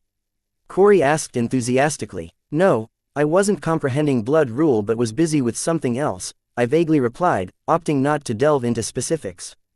I was indeed doing something else. I'd prefer not to share at the moment what I was doing, but I'm not lying, I responded, hoping to quell Corey's disbelief toward my words. However, her skepticism persisted, and she accused me of being dishonest. I decided not to argue with her and let her think what she wanted.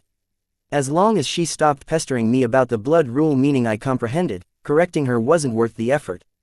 I'll give you the benefit of the doubt this time. Corey's words surprised me, she was on a roll today. Hopefully, she will be this pleasant to be around in presence of Susan. Courtney, Bloodette is not out yet? I inquired, wondering if Bloodette had mastered whatever blood rule meaning she was trying to comprehend. No, she hasn't. She seems to be still trying to comprehend that particular blood rule meaning to ultimate mastery, Courtney replied, implying that Bloodette insisted on mastering that particular blood rule meaning to ultimate mastery, resulting in her long retreat. Also hinting that Bloodette would not be coming out of her retreat anytime soon. Interesting, I mused, my curiosity piqued. With Bloodette's exceptional talent for comprehending blood rules, mastering a particular blood rule meaning to ultimate mastery would not typically require such a prolonged effort. If she was struggling to comprehend it, then it must be an extraordinary blood rule meaning indeed. I was looking forward to it. Date the 6th of April 2321, time 12:19, location Southern Region, Blossom District, Sky Blossom City, Dungeon Highway, Barren Lands, Blood Rock Cave Gate Dungeon. Corey, you have my grimoire id. Feel free to call me anytime you want to use the cave for your blood rule mastery. Courtney graciously extended the invitation to her newfound friend. I surely will, no need to remind me, Corey replied with a confident smile. Listening to Corey and Courtney's conversation, I couldn't help but wonder, when did these two develop such a close bond? As they emerged from the Blood Rock Cave Gate Dungeon, Corey turned to look at her boss and inquired, what's next on the agenda, Wyatt? You need to head back to your warehouse and work on those promised cards, Corey. And try to be speedy about it, I promptly instructed Corey. Corey was taken aback. Seriously? She exclaimed, as she thought she was under her boss's supervision following the debacle at her warehouse. Before you leave, could you explain to me how you landed on the blood rebirth meanings for blood rule amidst countless other possible meanings at the bifurcation point? I asked Corey. At the bifurcation point, I was inundated with the multitude of meanings for blood rule. However, my origin card suddenly began to react, which gave me a sense of certainty, and that was how I ended up choosing the blood rebirth meaning. Corey recounted her experience at the blood rule bifurcation point. I see, I nodded in response to Corey's explanation.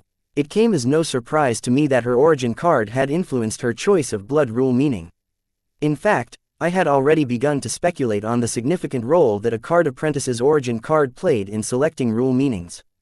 Are you suggesting that my understanding of the blood rebirth meaning is due to my real-life origin card?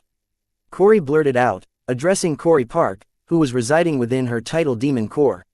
My eyebrows lifted in surprise upon hearing Corey's remark, and I couldn't help but wonder how Corey Park had arrived at that conclusion. While I had my Calamity Daughter gems and Corey as evidence to support my speculation, I wasn't sure what Corey Park's reasoning was. Could it be that she had picked up on my reaction to Corey's story about her origin card influencing her choice of blood rule meaning and drawn her own conclusion? Suddenly, a fiery duplicate of Corey materialized next to her, and the doppelganger was none other than Corey Park. She addressed me, "Wyatt, are you absolutely certain that Corey doesn't require your supervision?" I witnessed how the Southern Emperor, her twin, and Agatha responded to Corey succumbing to the darkness within her title demon core. I understand your concern, but you need not worry about the Southern Emperor, her twin, or Agatha detaining or harming Corey because of her title demon core. I've already had a conversation with them about the matter. Rest assured, unless Corey gives into the darkness and goes on a killing spree, both you and Corey have nothing to worry about. So relax and focus on creating those cards as quickly as possible, I reassured Corey Park, letting her know that they had nothing to fear. All right, if you say so, Corey Park replied, meeting my gaze briefly before retreating back into her title demon core. After we're done creating the cards, I'll give you a call, Corey announced, before zooming off on her hoverbike. I had a good reason for keeping Corey close to me following the incident in her warehouse, and it had nothing to do with Anne, or Agatha planning to subdue her upon detecting the demonic energy emanating from her. Rather, it was all about Corey's title demon core. However, now that I had found a better alternative to what I was seeking in Corey's title demon core, I no longer had a need for her to stay by my side. My fascination with Corey's title demon core stemmed from the fact that its spiritual channel was linked to the will of the card world. However, when she succumbed to the darkness, it became connected to the will of the dark realm, which intrigued me. I wanted to study it to understand how it was able to accomplish this feat. What was even more astonishing was that when connected to the will of the dark realm, Corey was not targeted by the suppression of the card world's will like other demons would have been. This was truly remarkable. The phenomenon in Corey's title demon core captivated me for a specific reason. I wanted to use the information on its ability to harness the dark realm's will at the spiritual plane end of its spiritual channel to help me create dungeons of my choosing in the card world. My motive for requesting Anna to swipe the dungeon relocation apparatus wasn't to uncover the secrets of its invention or to utilize it for relocating dungeons. Rather, I aimed to exploit its flaw and harness it for creating a unique dungeon, the Silver Beach Gate dungeon, to be precise. Upon discovering that Luna had pilfered the Silver Beach Gate dungeon, I contemplated utilizing my newfound knowledge of dungeon creation and the dungeon relocation apparatus to construct another one. However, uncertainty crept in, as there was no guarantee that the dungeon I created would be a perfect replica of the original. As a result, I abandoned this notion until I stumbled upon the captivating phenomenon within Corey's title demon core. Armed with the knowledge from Corey's title demon core, and the dungeon relocation apparatus, I felt confident that the dungeon I summoned would be precisely what I desired. This conviction emboldened me to request Anna to steal the dungeon relocation apparatus, despite the potential harm it could bring to the reputation of the Southern royal family. I was willing to take the risk because the potential gains of summoning another Silver Beach dungeon far outweighed the possible losses. The significance of the secret within Corey's title demon core begs the question of why I allowed her to depart without uncovering it. The answer was simple. I no longer required Corey's aid to obtain the information I sought, as the Infinity Library provided me access to any knowledge I desired. Consequently, I bid farewell to Corey and sent her on her way. As soon as Anna successfully replicated the missing components of the dungeon relocation apparatus and combined them with the stolen parts to construct a functional device in a secure location, I would initiate my plan to summon a dungeon akin to the Silver Beach Gate dungeon in this card world. And thus, the Silver Milk project would swiftly resume its course. Hopefully, the Southern royal family had learned their lesson this time around. Following Corey's departure, I hopped onto my nanomorpher and contacted Jill's grimoire. Calling Jill Norley, "Miss me already, Wyatt?" Jill's voice chimed in with excitement. "Not particularly," I retorted sarcastically. "I can't help but wonder if the constant calls mean you've fallen head over heels for me. Did the long distance finally make you realize your feelings?" Jill continued to tease. Jill's playful teasing didn't faze me, and I rolled my eyes before responding, "Yeah, sure. Now let's get down to business." With a hint of disinterest in her voice, Jill replied, "All right, what do you need this time?" It was the first time I had ever heard her sound uninterested in doing business. I didn't blame her, as our previous transaction had resulted in some loss for her, with no real gains to show for it apart from my promise to appoint her with the sale of my patent and share of the silver milk powder, if and when that ever happened. Before getting to the real reason why I called her, I decided to throw Jill a bone to get her in the right mood. So I asked, "By the way, did you manage to sell your share of the Phantom Sword Woods yet?" Jill responded, sensing that I might have a buyer in mind for her, "No, not yet." "Do you have a potential buyer for me?" Little did she know, I did have a buyer, myself. I planned to purchase her stock of Phantom Sword Wood from her. My acquisition of Jill's stock of Phantom Sword Wood had two compelling reasons behind it.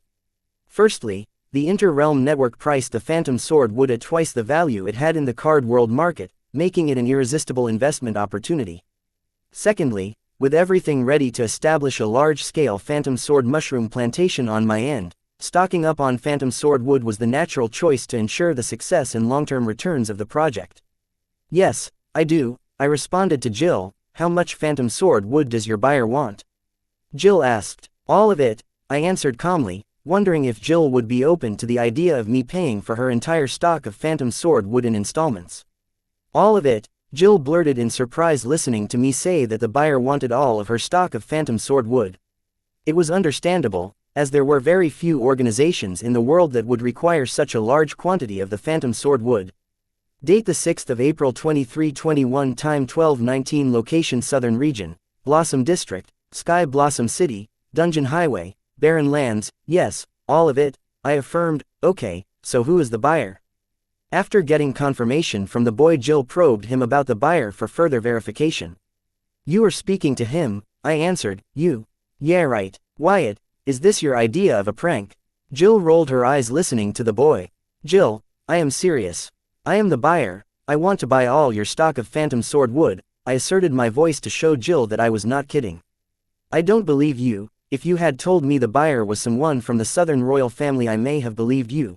When the boy called her saying that he had a buyer lined in for her stock of Phantom Sword Wood, Jill believed that it had to be someone from the Southern royal family, but it never crossed her mind that the buyer he was talking about was himself. "Jill, why is it hard for you to believe that I want to buy your stock of Phantom Sword Wood?" I asked to help Jill understand that I wasn't kidding when I said that I wanted to buy all of her stock of Phantom Sword Wood. "First of all, can you even afford to buy even a fraction of my entire stock of Phantom Sword Wood? Come on, be honest with yourself. After the Freedom Fighters stole the Silver Beach dungeon, you really aren't worth that much.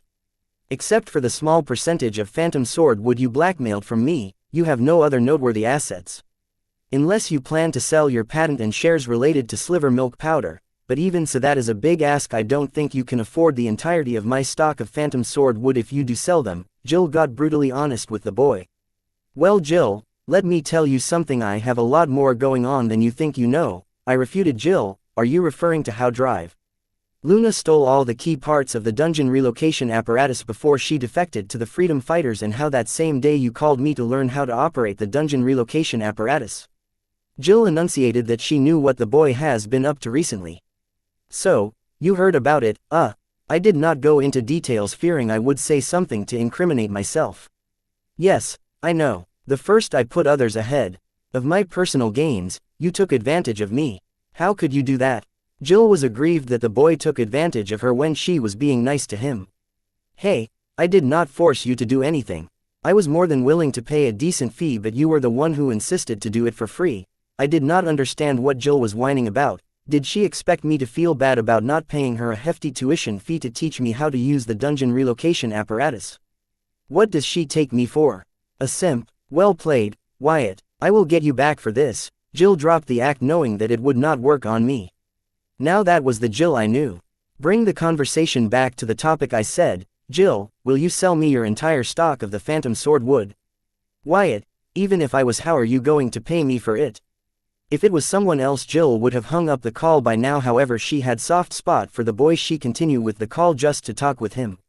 After returning to the university, Jill has been craving the passion and heat she felt during the steamy session with the boy in the underground dungeon. At first, when Jill realized she had feeling for the boy, she did not take it seriously, thinking it was her physique playing tricks on her mind, but the long distance had made it clear to her that her feelings for the boy did not stem from her mind but her heart. They were genuine and had nothing to do with her physique. Jill never imagined that a day would come she would lovesick about a boy. Though the spring of love had blossomed late in Jill's adult life, it wasn't going away anytime soon. Jill, the question is not about how I am going to pay you, but if you are willing to sell me your entire stock of phantom wood swords. I was basically asking Jill to take a leap from the edge of mountain cliff, trusting that I will be there to catch her. Fine, I am willing to sell you my entire stock of phantom sword wood. Now, it is your turn to tell me how you plan to pay me for them. Jill agreed to sell the entirety of her phantom sword wood stock, trusting the boy that he would come through some or the other way, similar to the way he did in the underground dungeon. Like how her physique was infatuated with collecting the boy's seeds, she was attracted to his intellect. She has seen the boy achieve the impossible, so she believed that the boy would not have contacted her about buying her entire stock of phantom sword wood if he did not have a plan. Thank you for trusting, Jill. I thanked Jill sincerely, even though I knowingly took advantage of Jill's feelings for me. And then stated, I plan to pay you for the phantom sword wood in monthly installments using large quantities of liquid soul energy and rule power. Before you say anything, know this: you don't have to give me your whole stock of phantom sword wood right away. You only have to give me the phantom sword wood for the amount I paid as a monthly installment. So, in other words, you want to turn me into your personal warehouse of phantom sword wood, so that you can buy phantom sword wood at your convenience. Now, why would I do something stupid like that? Jill immediately understood what the boy was asking of her. The boy wanted to reserve her entire stock of phantom sword wood in his name. That he could buy it from her at his convenience, while Jill cannot sell it to anyone else since she would have reached an agreement to sell her entire stock of phantom sword wood to the boy. So if she were to agree to the boy's proposal, she would be turning her stock of phantom sword wood, which she could sell to anyone she wants, into a stock of phantom sword wood that she can only sell to the boy. Even if she was head over heels for the boy, she would not agree to something like that, because I am willing to pay 5% more than the market value of the phantom sword wood at the time of purchase. Nowhere in the entire card world will I be able to find a huge stock of excellent quality phantom sword wood that I could get from Jill. Therefore, it was worth the 5% bump. The phantom sword woods grown by Jill were all raised using the purest of soul energy, so they all grew up to be excellent quality sword wood. If Jill tries to sell them in the market, she could easily sell them for 20% more than the market price, and it was a different story if she auctioned them. However, for the amount of phantom sword wood Jill had at her disposal, there was no way she could auction them or introduce them all at once in the market, because if she were to do so, the market value of phantom sword wood would decrease.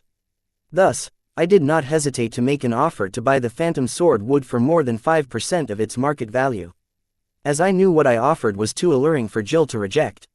Will all your payments be done using liquid soul energy or liquid rule power? Jill seemed to be considering my offer.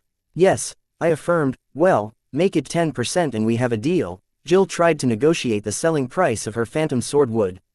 Nope, 5% or you can find another buyer. I stuck to my initial offer, knowing that Jill did not have any other way to sell her entire stock of phantom wood for 5% more than the market price. Fine, but tell me, why are you buying so much phantom sword wood? Jill caved as my offer was too good for her to pass on. By taking my deal, she would be saving herself a lot of trouble and headache while also making herself a buttload of profits. Sure, but only if you tell me about your latest research work. I knew Jill would be curious about why I needed so much phantom sword wood, so I prepared a few counters beforehand. Moving on, so what now? Do you want me to prepare a contract? Jill asked. Sure, draft a contract and share it with my grimoire. I will make the first payment and collect the first batch of phantom sword wood. When I met you at the university, I was not in a hurry to get more phantom sword wood from Jill, as I need another 6 months to cultivate the required amount of phantom sword mushroom spawns to start a large-scale phantom sword wood plantation. Date the 6th of April 2321. Time 12:27. Location Southern Region, Blossom District, Sky Blossom City, Dungeon Highway, Barren Lands. Excellent. Once I finish drafting the contract, I'll be sure to share it with your grimoire, exclaimed Jill, basking in the relief of having sold her entire stock of phantom sword wood. Great, I look forward to receiving it, I responded awkwardly, unsure if it was appropriate to make a request of Jill at this time. Seeing the boy linger instead of hanging up the call after having brokered the deal, Jill inquired with a playful eye roll, "What's on your mind?" "Need a favor from me. Now that you mention it, I'm actually in need of coordinates for other worlds. Do you happen to have any?" With the proverbial cat out of the bag, I decided to seize the moment and speak. Please like, share, and follow the Cultivation Audiobooks channel to motivate me to create more videos. Thank you, my mind. I do happen to know where to obtain some coordinates for other worlds.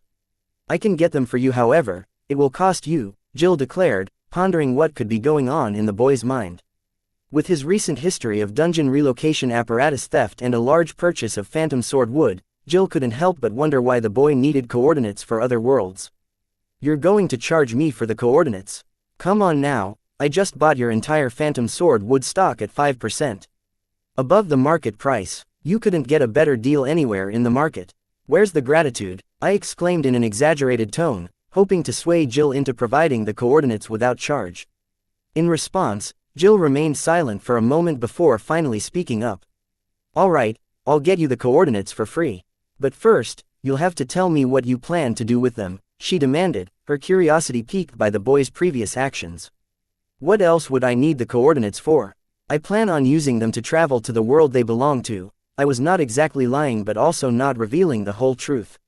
"Well, I had no idea the Southern royal family was working on world travel," Jill mused, her interest piqued by the news. She did not doubt the boy but believed that the Southern royal family was secretly researching other world travel methods. And the boy was getting the other world coordinates for them to conduct test runs. "I too don't have a clue. I held up my end. Now it's your turn," I replied, not lying since I did not know if the Southern royal family was conducting research on other world travels. Although Jill seemed to have misinterpreted my response, I didn't bother correcting her as it seemed to work in my favor. "Don't worry, I'll have those coordinates for you by the end of the day," Jill promised. "Great, I'll be waiting for your call," I replied before hanging up the call. Keeping an eye on the road, I went through my grimoire's notification section since it was buzzing like crazy when I was on the call with Jill. As I checked my grimoire's notification section, I noticed that it was filled with texts from members of the Bright Lions gang. Somehow, they had managed to get a hold of my grimoire ID, and each message contained the same video file with the same old spiel about how it was an honor to be a part of their gang and so on. Given that most of the Bright Lions gang executives were children of high-ranking city officials, it wasn't surprising that they were able to obtain my grimoire ID. However, what truly caught me off guard was their audacity to spam my grimoire with the same generic text. Some messages congratulated me for getting early admission into Morningstar University. Where did they hear that from? And here I was trying to secure my admission through Jill's connections, all the while fearing that the Southern royal family might do something to stop it from happening. Can't tell truth apart from rumors. Fuming with anger, I clicked on the video file that had been attached to each of the texts. I couldn't imagine what could have prompted so many people to send me the same thing. But what I saw left me completely stunned. The video showed my 4 Calamity Daughter gems brutally slaughtering tens of thousands of card apprentices, while the city police simply stood by and watched. I was disgusted by their actions and immediately activated my Calamity Soul gem to contact Nick and hear what he had to say about it. Learning that it was all part of a larger plan hatched by the Circle, I calmed down a bit. It was surprising that the Circle had responded so quickly to my attack on their Sun Blossom City branch, but I couldn't understand what the Supreme Leader was trying to achieve with this.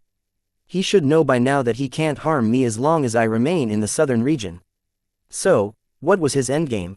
Was he trying to manipulate public opinion against me, to force the Southern royal family into taking action against me? Every young card apprentice who died in that tragic massacre was a child of a citizen of the southern region. This incident combined with my fraudster reputation, it would be easy for the Supreme Leader to make me the public enemy in the southern region. I have little faith in the Southern royal family to support me in this matter, as I suspect they may seize this chance to imprison me within their borders, preventing me from enrolling at Morningstar University. If things unfold as I imagined, then the Supreme Leader would have inadvertently handed them the perfect excuse to confine me within the southern region. I really hope that I was overthinking and wrong about this. Because if not, then I will be forced to leave a life of a fugitive on the run. I hope that it doesn't come to that. Date the 6th of April 2321, time 12:35, location Southern Region, Blossom District, Sky Blossom City, Dungeon Highway, barren lands. As my thoughts burdened me heavily, I aimlessly rode my hoverbike on the desolate highway, until a mysterious figure unexpectedly soared in front of me. Fortunately, the nanomorpher possessed sentience and promptly engaged the emergency brakes, bringing the hoverbike to an abrupt stop just an inch away from the figure, prompting me to yell, "What the fuck, Anne?" Anne's voice came through flatly, as she cautioned me, "Please mind your language, Wyatt."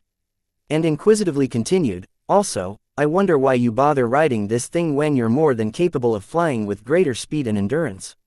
"Simply because I enjoy it," I retorted with a firmness in my voice. "Your questionable scheme of snatching key components from the dungeon relocation apparatus and pinning the blame on Luna has gotten Anna into trouble. Our grand aunt has put her under house arrest for the foreseeable future. And now I am serving as the interim Southern Emperor," Anne calmly delivered the news. Concerned for my life, I immediately asked Anne, "Hold on a moment, where is Anna at this very moment?" Anne responded with a frown, "What's so difficult to comprehend about her being under house arrest for an indefinite period?" With Anna out of the picture, she had hoped to grow closer to the boy, but his concern toward Anna soured her mood. My concern mounting, I pressed Anne further, "I understand that. I am asking you whether Anna is still in Sky Blossom City or has she been taken back to the royal palace?" I knew that of all the people in the southern region, Anna was the only one I trusted to go to any lengths to ensure my safety.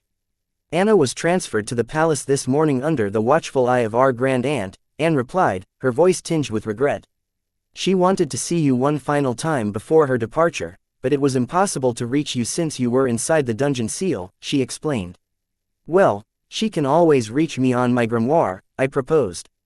With Anna gone, I felt less safe staying in Sky Blossom City. If not for the combination of myriad devil body and calamity daughter gems making me partially immortal, I would be worrying for my life right now.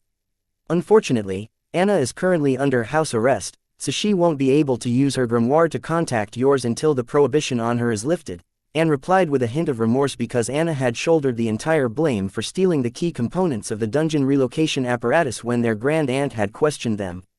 Otherwise, Anne would have also faced house arrest just like Anna.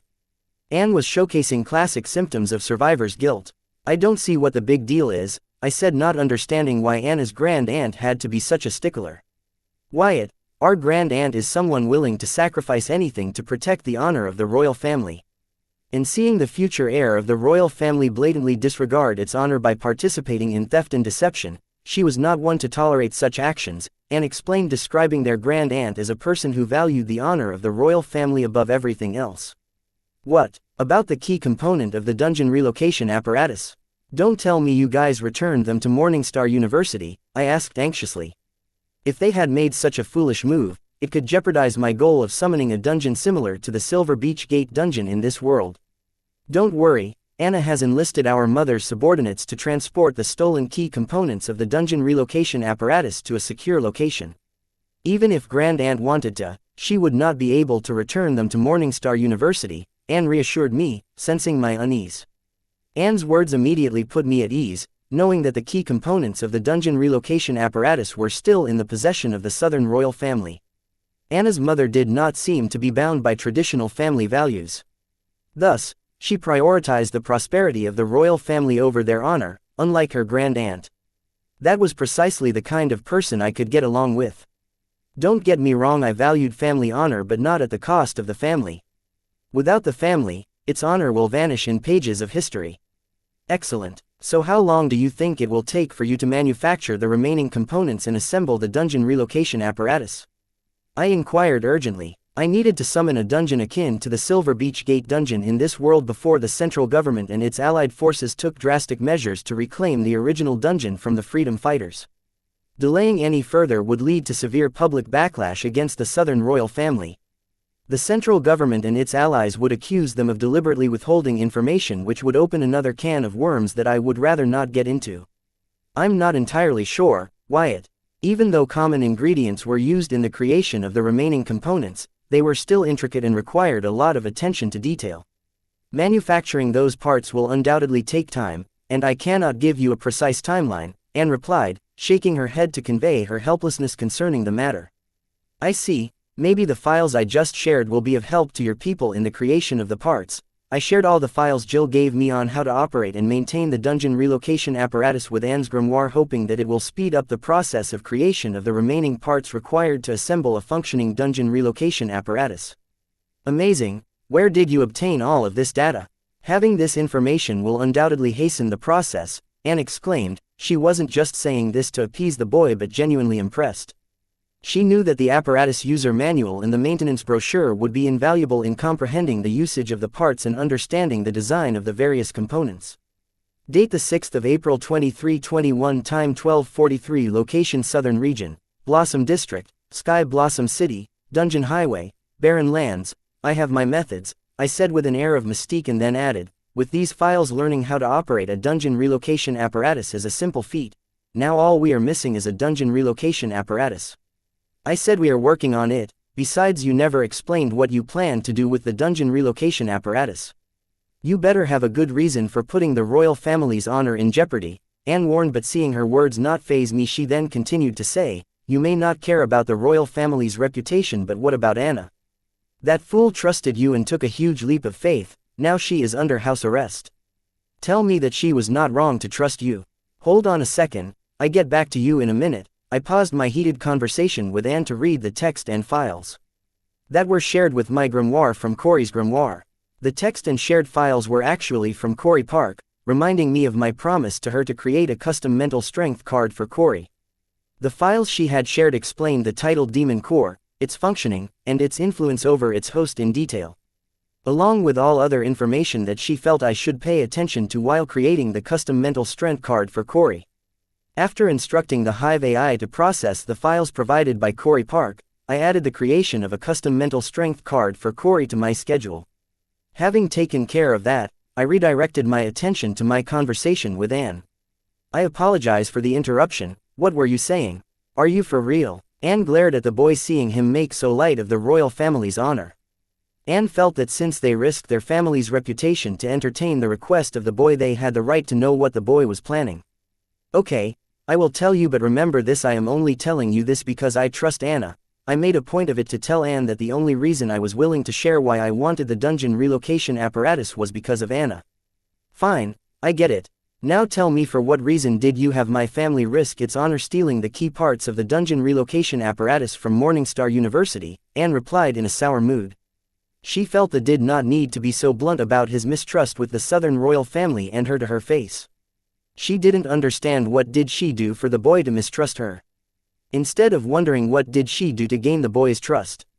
That is because I think I can use the dungeon relocation apparatus to recreate the conditions required to summon a dungeon similar to the Silver Beach dungeon in this world. Saying these words out loud, I heard it for the first time and realized just how crazy they sounded. I beg your pardon, Anne thought she heard wrong and asked the boy to repeat himself.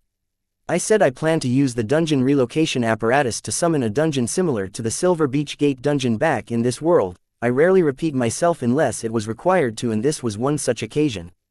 Because even I felt that the claims I made were similar to crazy talk. You are not kidding, are you? Anne really hoped that the boy was kidding, because for her the only other reason the boy would make such claims was that he had gone crazy. No, I am not. I don't care if you believe me or not, but that is the real reason I asked to steal the dungeon relocation apparatus, I stated firmly, with my conviction evident in my tone. My claims were not merely outlandish ramblings, but rather backed by concrete data. I genuinely believed that I could make good on my promise because the knowledge I needed to do so could be found in the vast resources available at the Infinity Library. Quote. Anne was without words. She felt that she was better off not knowing why the boy had them steal the key parts of the dungeon relocation apparatus. Then she pondered, how could the boy think that the apparatus used to relocate the dungeons would help him create dungeons? She knows the boy was smart, but what he claimed was akin to him having uncovered and mastered the mysteries of the dungeon and card world. Well, since we are done here, I will be on my way. It was not my problem whether Anne believed me and that I could achieve what I claimed. It was her problem to deal with. However, as I maneuvered my nanomorpher to go around another figure appeared blocking my path. It was none other than Anna's grandmother. "Boy, how sure are you that you will be able to achieve what you say?" Quote. I raised my brow listening to Anna's grandmother. I never expected anyone in the Southern royal family to believe I would be able to summon a dungeon similar to the Silver Beach Gate dungeon on this world, and wanted to prove them all wrong with my work. However, it seems I was wrong. "Boy, answer me." With Anna being put under house arrest by her sister-in-law, Colleen took it upon herself to lead the boy to the Southern royal palace where he would be safer. As for her responsibilities in the royal court, she hated them, so at the first chance she got she threw all of them to her sister-in-law. As a royal princess, her sister-in-law was adept in the matters of the royal court. The reason why she chose to believe the boy when he said he could summon a dungeon similar to the Silver Beach Gate dungeon was that she was that desperate. One day ago the Southern royal family had limitless potential, but today it had become a joke in front of the other royal families, the central capital nobles, the central government, and the powerful sects and hidden families. That wasn't all. At the butt of this joke was her beloved husband. Colleen desperately needed a win for her husband here. Date the 6th of April 2321, time 12:49, location Southern Region, Blossom District, Sky Blossom City, Dungeon Highway, Barren Lands. "Grandma, you don't know what you are asking," Anne exclaimed, seeing her grandma believe the boy's claims.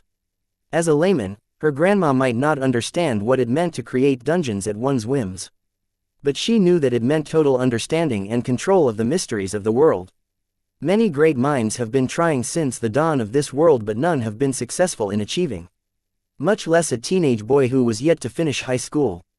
Anne was not underestimating the boy, she was just being realistic. Soon, Lorenzo too appeared at the scene. I got off the nanomorpher and retrieved it. I did know the proper royal etiquette, but even I knew that talking to the First Lady of the Southern Region while sitting on a hoverbike would seem rude.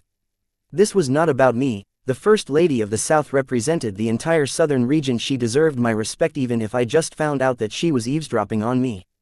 Standing straight, I saluted the First Lady with a standard Southern Watch salute. It was appropriate as I was made an honorary member of the Southern Watch by Anna the first time we met in my warehouse, Your Highness. At ease, boy, skip this ceremony and answer me. Colleen was surprised by the boy's action as he was not this respectful the time they met in the temporary Southern Watch base. Quote.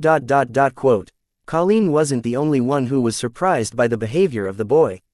Anne and Lorenzo too were shocked to see the boy bother with basic decorum in the royal presence. However, a bold thought crossed their mind. What if the boy was using the basic decorum in the royal presence to remind Colleen that she was the respectful First Lady of the South and should not be eavesdropping on others' conversation? Thinks of this, they both felt that this was more in line with the boy they knew. He was like a unique breed that lacked the fear and respect for the royal family that was ingrained in the bones of every citizen. Your Highness, I do not make claims that I am not sure about, I answered boldly. This was not the time for me to act aloof. Though the First Lady had proper command over her elements and emotions, yet her desperation could not escape my eyes. This meant that as long as I could convince her that I could deliver on what I claimed, I think I will have the Southern royal family's resources and manpower at my disposal. And hopefully, get it through their thick skull that they don't want me pissed at them such that they will not block my path to Morningstar University. Bold, kid, are you really finally thinking of adding truth to your fraudster reputation? Lorenzo was more desperate than Colleen. He not only failed to ingrain proper family values in his granddaughter but also was in a coma when the whole incident took place.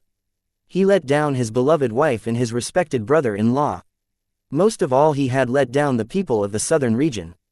The money from the Sliver Milk Project would have improved the living conditions of everyone in the Southern Region, yet he was in a coma when it was stolen by his granddaughter. Only he knew how hard it was for him to wake up every morning and face the people. The only thing keeping him going right now was that he had to do everything in his power to make it all right.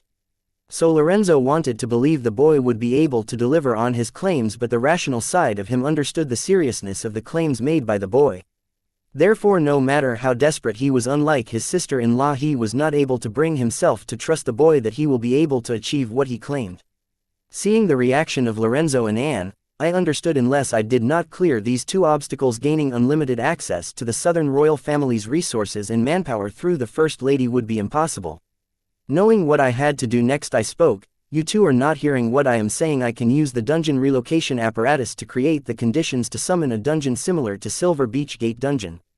I am not saying that I will create a dungeon similar to the Silver Beach Gate Dungeon. There is a huge difference between these two. I lied because Anne and Lorenzo were not able to handle the truth. This way I made the truth more digestible for them. And also this saves me future troubles. The method of creating dungeons would be coveted by many forces. If the word got out that I can create dungeons, I will be hunted down by everyone in the world who likes to play God. So my lie was not only to help Anne and Lorenzo be more open to what I was proposing, but also a cover for what I was actually capable of. Once the dungeon gets summoned, I will just expose the huge flaw in the dungeon relocation apparatus and claim that I used the flaw to create a condition to summon a dungeon similar to the Silver Beach Gate Dungeon. This way I would be shifting the focus of the world leaders from me to the dungeon relocation apparatus. In their eyes, I would become a lucky fellow who noticed the flaw in the dungeon relocation apparatus that others failed to notice and somehow managed to take advantage of it. I know my story needs a little work, but this was just a contingency in case the word about me summoning a dungeon gets leaked. However, that was highly unlikely because I knew the Southern royal family would do their best to stop that from happening. After all, this involved the honor of their family. I know they dropped the ball when it comes to the Silver Milk Project once already, but even I did not see the betrayal of Luna coming. And what were the chances of them dropping the ball again? After all, they need this more than me. Occasionally missing content. Please report errors in time. Date the 6th of April 2321. Time 12:54. Location Southern Region. Blossom District. Sky Blossom City. Dungeon Highway. Barren lands. Listening to the boy's claims, a long silence loomed. Lorenzo and Anne were still trying to figure out how the boy planned to use the dungeon relocation apparatus to create the conditions to summon a dungeon similar to the Silver Beach Gate Dungeon.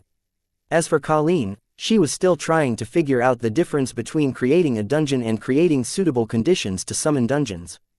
Aren't dungeons natural like plants? One doesn't create them, they create the required conditions to grow them. Quote. I looked at the three who were lost in deep thought, hearing my saturated truth. I patiently waited for them to digest what they just learned. Lorenzo, what do you think? Is what the boy claiming possible? Colleen was the first to break the long silence. I don't know. I have read a lot of theoretical works on creating required conditions to summon a dungeon, but none of those have shown any significant practical results during the testing. Besides, the boy not only claims to just summon any dungeon, but a dungeon similar to the Silver Beach Gate Dungeon. Now that is a bold claim. Lorenzo was not lying. In the past, many great minds have worked to think of different ways to create dungeons and collectively decided that dungeons were natural. They cannot create them but create the required conditions to summon them.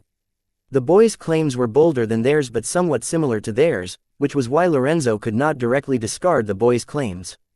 Colleen then turned to look at her granddaughter, feeling her grandma's eyes, and added, I don't know if what he claims is possible, but what I would like to know is how he will use the dungeon relocation apparatus to not only create the required conditions to summon a dungeon but a dungeon similar to the Silver Beach Gate Dungeon. Listening to Anne's question, both Colleen and Lorenzo turned their heads to focus on the boy asking for an explanation. Feeling their collective gaze land on me, I was not fazed. I knew they would ask this of me sooner or later, so I had already prepared a sound argument. What I would like to know, what the world would like, is how the Morningstar University is able to achieve world travel. Now, would Morningstar University will be willing to share it with the world? What are you trying to say? Anne asked the boy, who rambled on about something instead of answering what he was asked. Are you saying that you don't want to share how you plan to use the dungeon relocation apparatus to create conditions to summon a dungeon? Colleen immediately understood what the boy was implying. Colin wasn't the only one, even Lorenzo too, but he felt something was off here. However, he did not bother to dwell on it as his thoughts were preoccupied with trying to figure out how the boy planned to use the dungeon relocation apparatus to create the specific conditions to summon a dungeon. What was he missing that the boy had noticed? Lorenzo went through the whole process of dungeon relocation in his mind over and over again, trying to find the answer. He obsessed over it, feeling that if he were to somehow figure it out, it would make up for his sins as Luna's grandfather. A once smart man was now reduced to this. Yes, Your Highness. Just because I have something that others don't doesn't mean I have to share it with others. I don't want to sound rude, but it is already a huge consideration on my part that I am willing to use the knowledge I have to help summon a dungeon similar to Silver Beach Gate Dungeon, I argued. Hearing the boy's argument, Colleen was misled from asking the right questions about how the boy planned to achieve what he claimed, and instead, she focused on the point that it was not right of her to ask the boy to share his important findings with them. Wait, how are this and that similar? Morningstar University has already achieved and demonstrated other world travel to the world, but you have yet to demonstrate that you can use the dungeon relocation apparatus to create the required conditions to summon a dungeon. Heck, you haven't even used the dungeon relocation apparatus in your life. So all we are asking is for you to prove that you can deliver on your claims, and argued to not let the boy's argument undermine their right to know if he could do what he proposed. She did not let the boy turn the conversation from where he was on the stand to where they were on the stand. And, here's the thing, the question is not if I can deliver on my claims or not, but if you guys are willing to take to the chance in front of you to rectify the wrong no matter how high the risk and odds are. I had Colleen and Lorenzo under control, but Anne proved to be a tough nut to crack. I had to do something about her before she manages to ruin the good thing I have going on here. Unlike Colleen and Lorenzo, who felt guilty for the freedom fighter incident and were trying hard to compensate for it in any other way possible, making them subjectable to the boy's tongue, Anne was more focused on the fact that the boy somehow managed to coerce her family into doing something that would stain their reputation for the end of the times.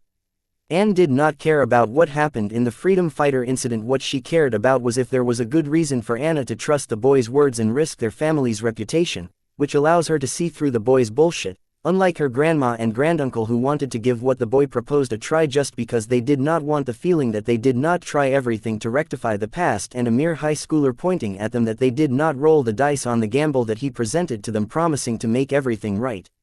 Date the 6th of April 2321, time 12:49, location Southern Region, Blossom District, Sky Blossom City, Dungeon Highway, Barren Lands. Like hell it is, Anne shouted, and then continued to say, Anna trusted you and risked my family's reputation to get you the dungeon relocation apparatus. So you better prove what you claim instead of making empty talks. Anne's outburst surprised Colleen and Lorenzo, snapping them out of their guilt and helping them focus on what was important.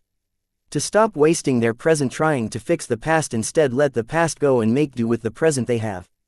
Because at the present a high schooler had somehow managed to put their family's spotless reputation at risk. The Southern royal family had stood tall in this world for millennia, and they took great pride in their brilliant and spotless honor. That was something people took very seriously.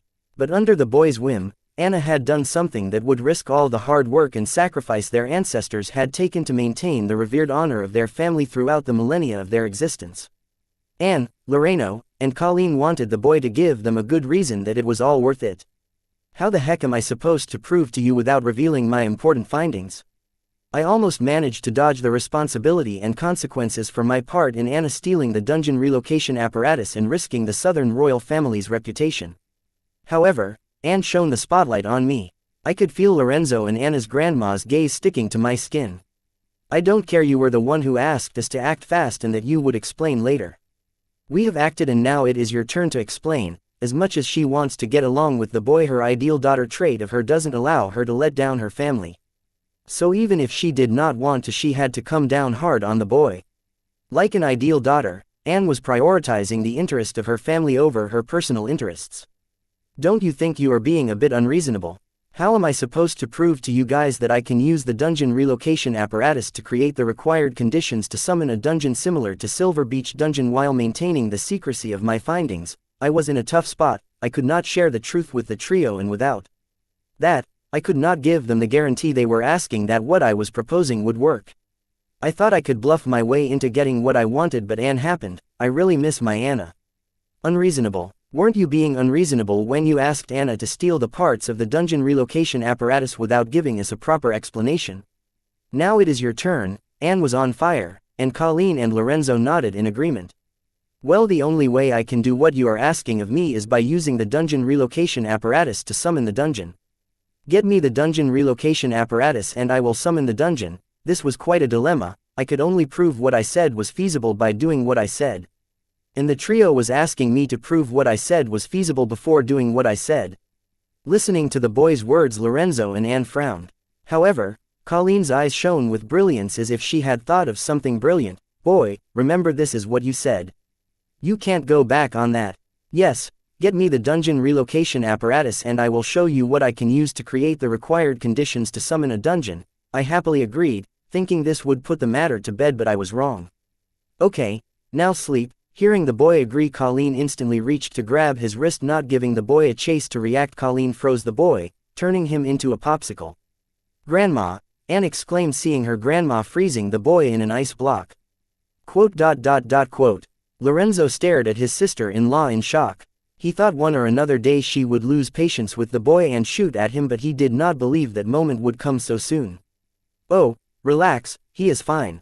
I just put him under a cryosleep, Colleen explained to her granddaughter and Lorenzo as if this was no big deal. I see, but why? Anne asked in confusion, not understanding why her grandma put the boy under cryosleep, unless she plans to kidnap him and take him to the southern capital. Coming to this conclusion, Anne turned big in shock. Your Highness, you are a bit hasty. This will not help the situation. Lorenzo shook his head, disapproving of the actions of his sister-in-law. Lorenzo is a strong supporter of the idea that they should lock up the boy in a basement and have him serve the southern royal family for the rest of his life. But he also knew with the temper of the boy he would only end up very poor compared to the way they imagined. What are you guys worried about? He was the one who said that he needed the dungeon relocation apparatus to prove to us that he can create the conditions to summon a dungeon similar to the Silver Beach dungeon, so I am taking him to the dungeon relocation apparatus. What's the big deal? Colleen said nonchalantly. Grandma, he is going to be so pissed when he wakes up, Anne commented, feeling that this could be the strain that would break the connection between the boy and Anna and send him straight into the arms of the floozy Susan. So, what? Colleen could care less about the boy's tantrum. She was the freaking ruler of the South. She could do anything she wanted, let alone freeze one of her citizens and move him to the Southern Palace for his safety. Date the 6th of April 2321, time 13:06, location Southern Region, Blossom District, Sky Blossom City, Dungeon Highway, barren lands. With the ice block encapsulating the cryo-sleeping boy in one arm, Colleen briskly issued orders before turning to leave. Lorenzo, I need you to investigate this Jill character the boy spoke with earlier. She seems to be affiliated with Morningstar University and is the one who provided the boy with the knowledge on how to operate and upkeep the dungeon relocation device. I want to know the extent of their relationship and how a mere high schooler from a third-tier city is connected to someone at such a prestigious institution. Yes, Your Highness. Lorenzo planned to do just that without Colleen reminding him to. Their previous assumption was that they were the sole refuge the boy could seek in times of distress, but the emergence of Jill from Morningstar University shattered that notion. Now, the boy had other avenues to explore when faced with a dire situation. This revelation meant that the Southern royal family could no longer retain complete control over the boy's fate. Upon realizing this, Lorenzo and Colleen felt as though they had won $1 billion lottery only to have to split the prize with a stranger, which was an unpleasant feeling. Did Anna's grandma just attack me? From the looks of how she only put my body in a cryosleep, she doesn't seem to mean harm. Then what does she mean by this? Fuck, does she plan on kidnapping me? I cussed, trapped inside my Calamity Soul Gem. Being frozen into an ice block by Anna's grandma, my body was instantly frozen and was forcefully put under cryosleep, but my consciousness however stayed awake as it was protected by the protective covering of his Calamity Soul Gem. I wanted to eavesdrop on Anna's grandma, Lorenzo, and Anne from within my Calamity Soul Gem, but whenever my consciousness tried to extend its mental strength out of the Calamity Soul Gem to check what was happening outside, the extended mental strength would instantly get frozen by the First Lady's powers.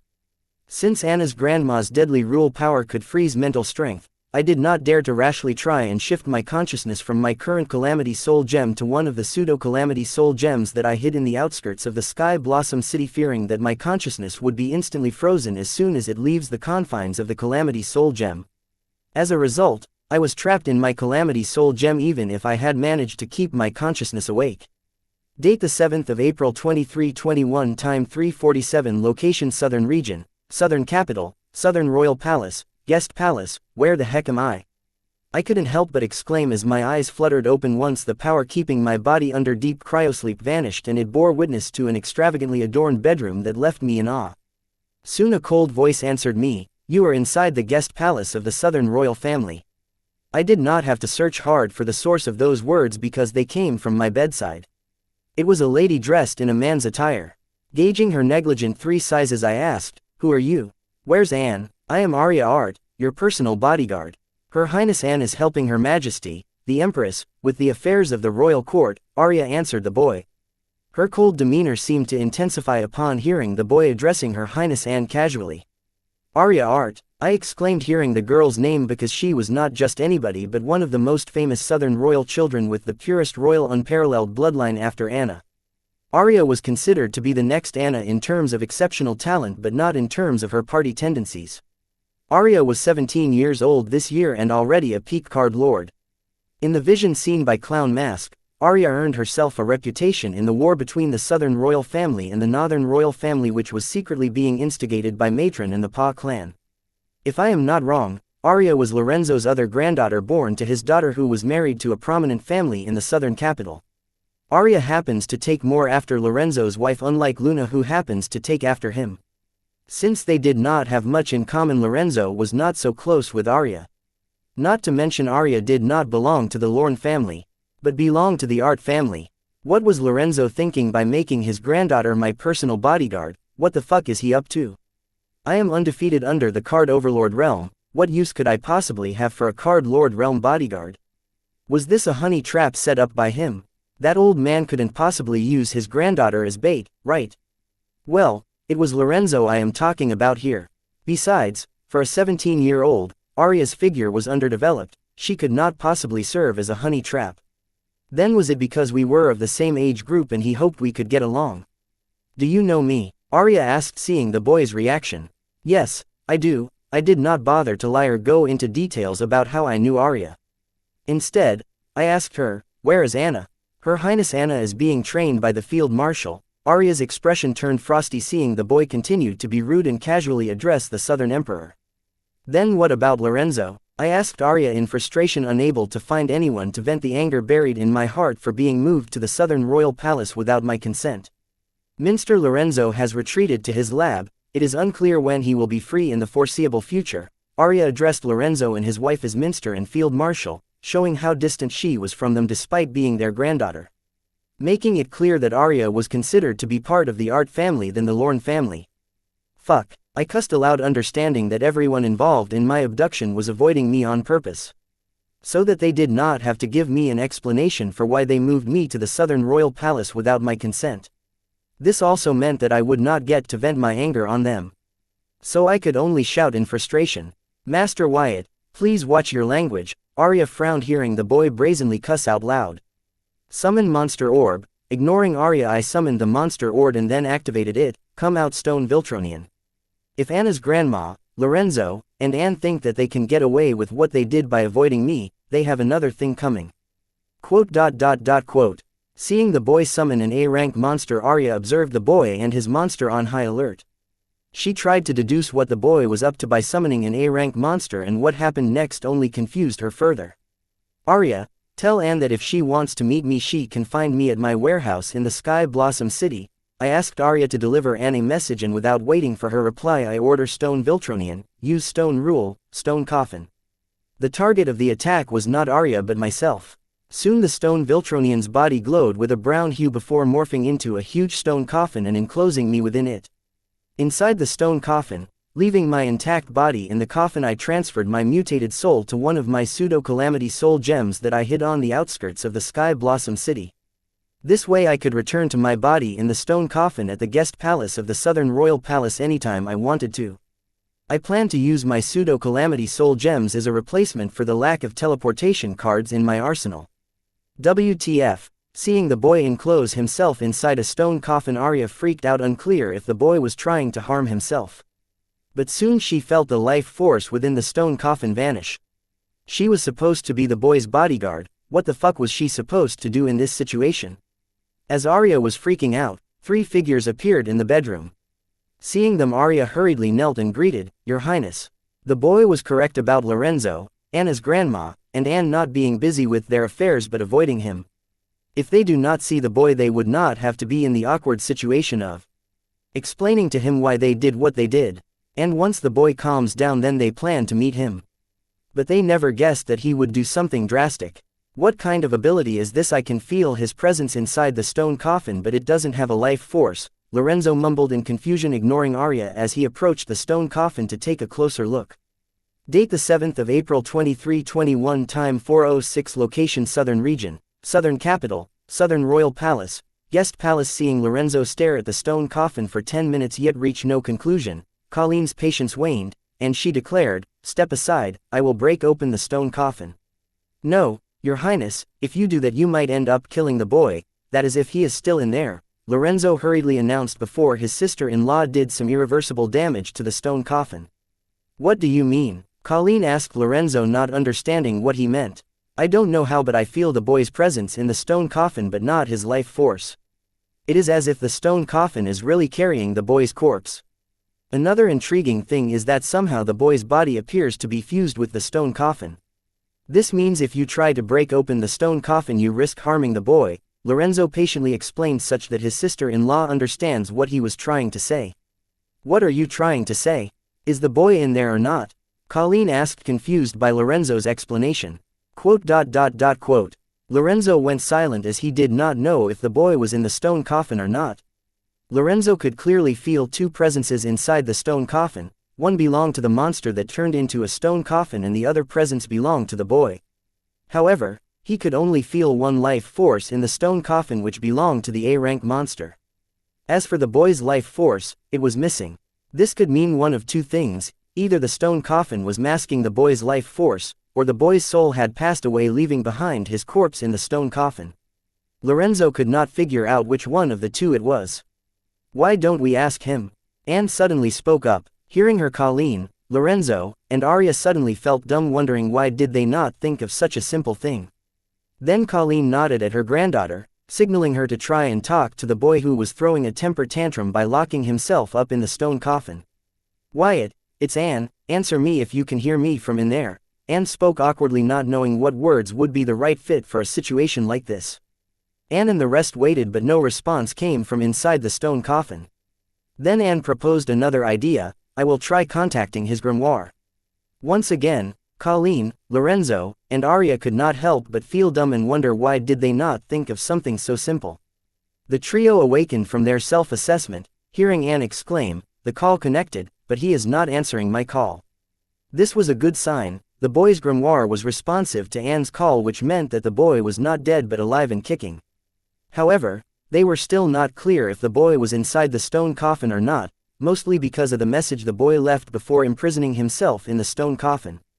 Before pulling his outrageous stunt, the boy did say that he was, if we wanted to meet him we could find him at his warehouse in Sky Blossom City. "Do you think we should have someone check there?"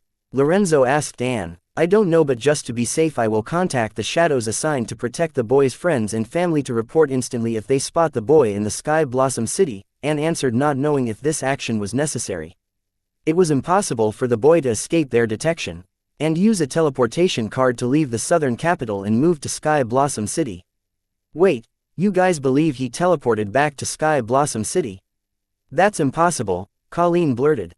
They were all monitoring the space surrounding the guest palace the whole time, and there was no spatial fluctuation to indicate that the boy teleported back to Sky Blossom City. The evidence right in front of them, it was obvious the boy did not use any form of space or teleportation card. Yet her brother-in-law and granddaughter choose to prepare against the obvious. Aren't they overestimating the boy a bit? Thinking of this, Colleen could not help but shake her head, considering the situation they were in.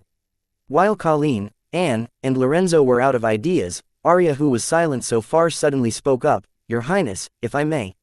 "Speak," Colleen said, seeing how Anne and Lorenzo were out of ideas. "Your Highness, as Master Wyatt's bodyguard I took the liberty to collect a lock of his hair to track him using a curse card in case someone managed to kidnap him. I think we can use it to track Master Wyatt now, in real time." When Arya learned that she was assigned to be the bodyguard of a card soldier, she came prepared for every possible scenario to ensure that her first ever assignment would not just be a success but a record-breaking achievement. However, on the mission, she realized that she was still too tender, as she never considered the possibility that the target of her mission would lock himself in a stone coffin or would be a potential risk to himself. As a result, she failed her mission as soon as it started. Nonetheless, Arya was not the one to give up. She was the proud daughter of the Art family with royal unparalleled blood coursing through her veins. So thought of a way to salvage her mission. "Great, Arya, get started. What are you waiting for?" Anne praised Arya, even though a bodyguard using a curse card to keep track of their client was unheard of. It appears her little cousin was not only talented but a smart individual. "Thank you, Your Highness, Anne." Please give me a second, I will triangulate Master Wyatt's location. Being praised by Anne, Arya enthusiastically began to use her curse card to track the target of her mission. Where is he? Colleen asked impatiently. The boy was proving to be a lot more difficult than she gave him credit for. I got his location coordinates. Let me compare with the map. Master Wyatt is in the Blossom District, Sky Blossom City. Date the 7th of April 2321. Time 4:15. Location Southern Region, Southern Capital, Southern Royal Palace, Guest Palace. Arya announced the results of her search in disbelief. Anne, Lorenzo, and Colleen simultaneously exclaimed, "How is this possible? He has the dummy ring, it should be impossible to track him using ordinary curse cards. This could only mean he is purposefully letting us track his location. He is freaking taunting us," Colleen yelled at top of her lungs. It was not that Anne, Lorenzo, and Colleen did not think of using curses to track the boy, they just skipped over it because he had the dummy ring, which made it impossible to use standard curse cards to track him. As for why Anne encouraged Arya to track the boy using a curse card, it was because she knew that it took a lot of courage on Arya's part to speak. Please like, share, and follow the Cultivation Audiobooks channel to motivate me to create more videos. Thank you. Her mind in front of her grandma and Lorenzo out of her initiative. Therefore Anne could not bring herself to shoot the little girl down and instead complimented her for thinking out of the box for a simple bodyguard job and for showing initiative in her job. This meant that she took her job seriously. Anne's encouragement had led to Arya being able to track the location of the boy, but what if Arya had failed to track the location of the boy? That didn't matter, because what mattered here was the fact that Arya took initiative and was able to see it through. Especially when Colleen, Lorenzo, and Anne did not bother to consider it, thinking that it was an obvious dead end. I had warned that the boy has successfully faked his death twice. It would not be impossible for him to do it the third time. Lorenzo immediately related the trick boy used to escape the southern capital to the trick he used to fake his death twice. And then continued to add, fortunately, the boy did not go into hiding, otherwise this incident would become the third time he successfully managed to fake his death, and not to mention without Anna's help we would not be able to trace his location. This also means that there is still room to negotiate. Negotiate? What the fuck is there to negotiate? We did nothing wrong here, all we are trying to do is nurture and protect a budding talent of the southern region. If anything, it is that boy who is at fault for being stubborn and unreasonable. He is an enemy of his own life. That is it. I had enough. I am going to the Sky Blossom City this instant and haul that boy's ass over here. Colleen raised her brows listening to Lorenzo's words. Colleen did not seem to like the sound of the idea that the southern royal family would have to negotiate with a stubborn high schooler who did not know anything better. Since when did the southern royal family start to negotiate to do what was right for its region and its citizens? Colleen did not think like this because of her bruised pride, but because this was not the way the southern royal family had operated since it was established. And she was not going to change how it operated now just to accommodate the stubbornness of an unreasonable teenager. Enough was enough. Your Highness, please don't act impulsively. First, listen to me, then you can do as you see fit. Lorenzo begged Colleen to listen to what he had to say first before acting rashly. Speak, Colleen said, suppressing her rage. If the boy was here she would whoop his ass until their shape turned from convex to concave. Let me first completely analyze the boy's trick, which allows him to escape mortal situations outside of his realm, because even if you manage to drag him back to the southern royal palace, what is stopping him from escaping again? Lorenzo did not try to persuade Colleen not to use force against the boy because she would not listen to it. Instead, he asked her to face the boy fully prepared. With Colleen's strength, it would not be hard for her to kill the boy even before he can react, but the same could not be said about capturing him while bringing him no harm. Especially when the boy seemed to have a miraculous ability that allowed him to escape circumstances that were impossible to escape for someone in his realm. So asking Colleen to capture the boy without harming him was like asking a mortal to capture a housefly without harming it. Fine, I will give you 2 days, saying that Colleen turned to leave. Seeing her leave, Anne hurriedly asked in concern, Grandma, where are you headed? Where else do you think?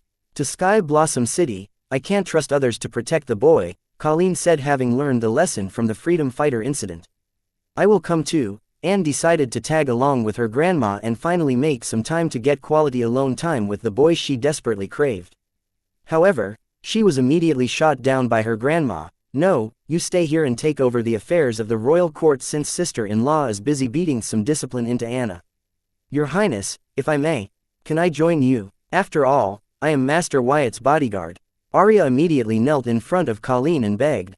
Arya, this little girl felt like the entire sky was crashing down on her. Her first mission was proving to be much more difficult than she could have ever anticipated. How did the target manage to teleport from the Southern Royal Palace guest house to the Sky Blossom City without alerting the huge protection array covering each and every centimeter of the Southern Royal Palace? Inside the protection array, unauthorized teleportation was impossible even for a demigod. Even Her Highness Colleen, Minister Lorne, and the interim Southern Emperor Anne did not seem to have an answer to this. Arya did not let this little setback break her. Instead, she continued to kneel in front of Colleen and beg while shouldering all the blame for the incident. Your Highness, please give me a chance to rectify my blunder.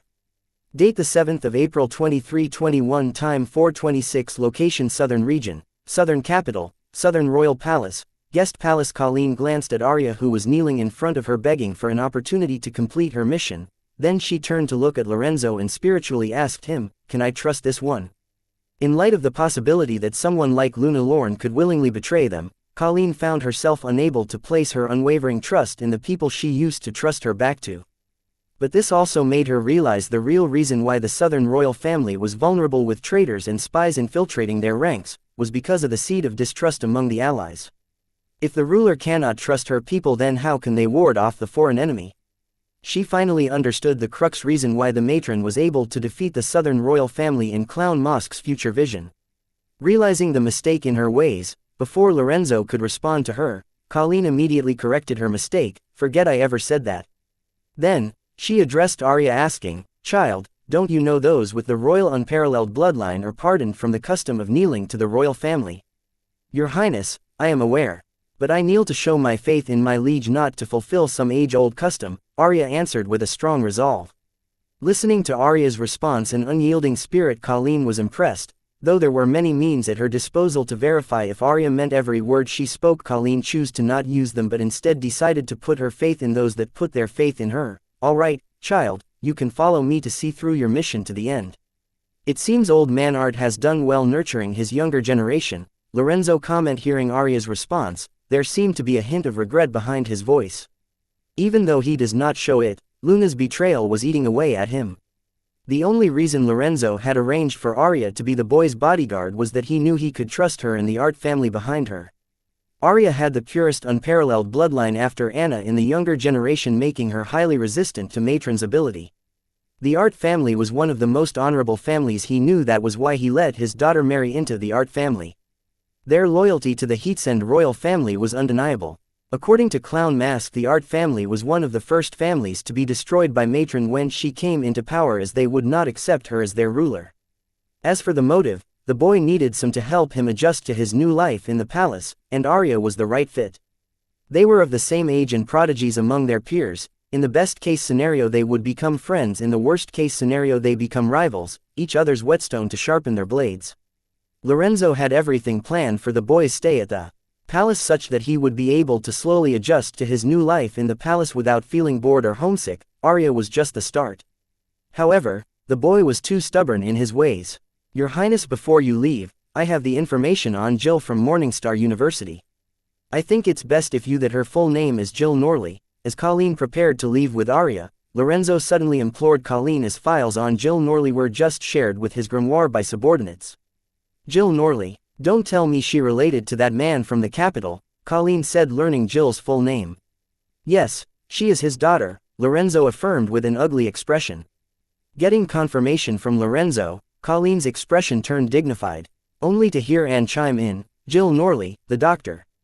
Jill Norley, I heard all 10 of the top university had a bidding war to get her to join their university for her research work. She is one of the up-and-coming young researchers in the Central Academic Region. If I am not wrong, she was Luna's rival. I heard that she too worked on the dungeon relocation project, so that is how she was able to give Wyatt all that data on how to operate and maintain the dungeon relocation apparatus.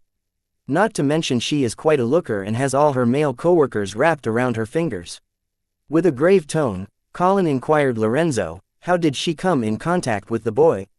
Colleen could not understand how a prominent figure in the Central Academic Region came in contact with a high schooler from the third-rate city in the Southern Region, Lorenzo's following explanation only added to her confusion. A week ago she applied and gained the permit to explore a few E-rank field dungeons next to the Sky Blossom City. We have strong reason to believe that the boy faked his death in Sun Blossom City. He must have run into Jill Norley on his way over to Sky Blossom City. It is suspicious how she left the southern region the very day the boy returned to the city. Lorenzo narrated the results of the investigation. It was her, that slut, Anne exclaimed listening to Lorenzo's investigation report. Nobody was more informed of what the boy's footprints in the last few weeks than Anna and Anne. However, there was an entire day unaccounted for when the boy faked his death and traveled from Sun Blossom City to Sky Blossom City by himself, on the 4th of April 2321. When the boy returned to the city the next morning for the first time he showed his vulnerable side to Anna, but just when they were getting along well things took an ugly turn when the boy revealed to Anna that he had slept with another woman the day before. Now hearing Lorenzo's investigation report, Anne immediately pieced the information together and came to the conclusion that the harlot that slept with her young lover was no other than Jill Norley. How could he? Anne mumbled to herself, remembering that the boy claimed that the incident was a one-time thing and meant nothing. Anna and Anne chose to believe him. Therefore Anne felt a little betrayed learning that the boy was still in contact with Jill.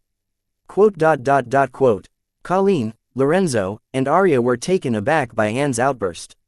But before either of them could ask her about it, Anne declared, "We have to do something about that woman. Her relationship with Wyatt is more ambiguous than you can think.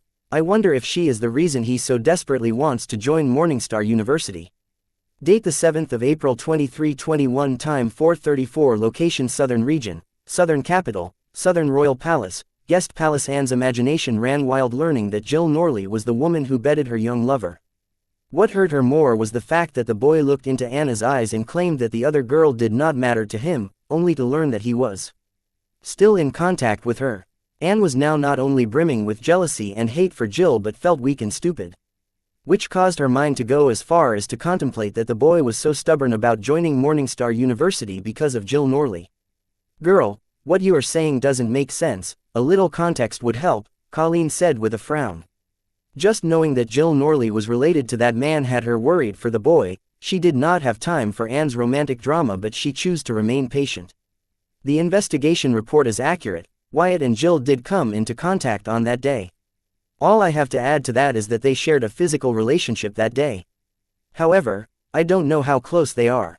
But considering that Jill is an attractive woman and Wyatt is still young, I can see why he is so stubborn about attending Morningstar University, and doubled down on the notion that the boy was so adamant about attending Morningstar University at the risk of his life, all because of his physical relationship with Jill. That thought that with an A1 beauty like Anna constantly threw herself at the boy, he did not need to move to another region at the risk of his life for a physical relationship. "Anne, are you sure about this?" Colleen asked. "Yes. Why else would Jill risk her career by giving the data on how to use and maintain the dungeon relocation apparatus and also be willing to get him coordinates of the other worlds discovered by Morningstar University? That woman does not hesitate to commit crimes for him. How else would you interpret the relationship between those two?" Anne was blowing everything out of the proposition without having the slightest clue about the relationship between the boy and Jill. The relationship between those two developed to that level just in one day. First Anna and now this little girl. "I envy that boy's luck with women," Lorenzo complained, causing Arya to frown. She did not expect to hear such words from Lorenzo's mouth. Anne and Colleen, who knew Lorenzo for a long time, were not surprised by his words. However, Arya, who has been in little contact with, could not help but feel a little disgust toward him, as she did not expect to hear such words from an elderly figure such as Lorenzo himself. "Do you think all this was staged?" Colleen asked in doubt, because she did not understand what business a prominent researcher like Dr. Jill Norley had down in the southern region when she could find as many E-rank dungeons as she wanted in the central region. It may seem far-fetched, but considering the whole Freedom Fighter incident, it made sense. The Freedom Fighters pitted the Southern royal family against the government while they reaped the benefits. The Freedom Fighters had not only taken advantage of them but also the government. However, this also made it clear that the government was aware of what the Southern royal family was up to from the start. Meaning they knew about the boy and the silver milk powder. Yet they did not act and patiently lied wait for the Southern royal family to use the dungeon relocation apparatus to turn the Sliver Beach dungeon into a dungeon card such that they could reap the most benefit. When the government went through so much trouble to stage a heist, to get their hands on the Silver Beach Gate dungeon and the boy, it did not seem that far-fetched to think that Jill's accidental run-in with the boy was also staged to gain his trust using the classic honey trap. This seemed more probable because Jill was that man's daughter. Colleen could not think of any other reasons that would explain why Jill had to come down all the way to a third-rate city in the southern region to explore a few E-rank dungeons. Reaching this conclusion, Colleen began to worry. The boy was very important to the southern region, especially now when he claimed that he could use the dungeon relocation apparatus to summon a dungeon similar to Silver Beach Gate Dungeon. Colleen started to feel an unknown sense of urgency, so she did not bother to further debate Jill's relationship with the boy or whether their encounter was staged. And ordered, "Our enemies seem to have been one step ahead of us all this time. So, I don't know what it takes or how you will do it, figure out how the boy's trick works. I want to know how he managed to run away from the palace to the Sky Blossom City in a matter of few minutes and how to stop him from using it to run away again." "Yes, Your Highness," Lorenzo nodded in confirmation. Now he had another reason other than his curiosity to expose the boy's trick. I don't have to remind you how important the boy is for the future of the southern region, get it done as fast as possible. So, that I can bring him to safety at the latest." Colleen once again stressed to Lorenzo should find a solution to the boy trick as soon as possible. "Yes, Your Highness, leave it to me," Lorenzo once again assured Colleen. Quote. Hearing the conversation between Colleen and Lorenzo, Arya's expression became dignified as she gathered that her mission was more important than she assessed it to be and also understood that the card soldier to whom she was assigned as a bodyguard was not as simple as he seemed. He seemed to somehow be very important for the future of the southern region, rising the importance of her mission to the highest level. Occasionally missing content, please report errors in time. Date the 7th of April 2321, time 4:34, location Southern Region, Southern Capital, Southern Royal Palace, Guest Palace. As Colleen and Arya prepared to leave, something unexpected happened. The sealed stone coffin suddenly opened and the figure of the boy waking out of it could be seen.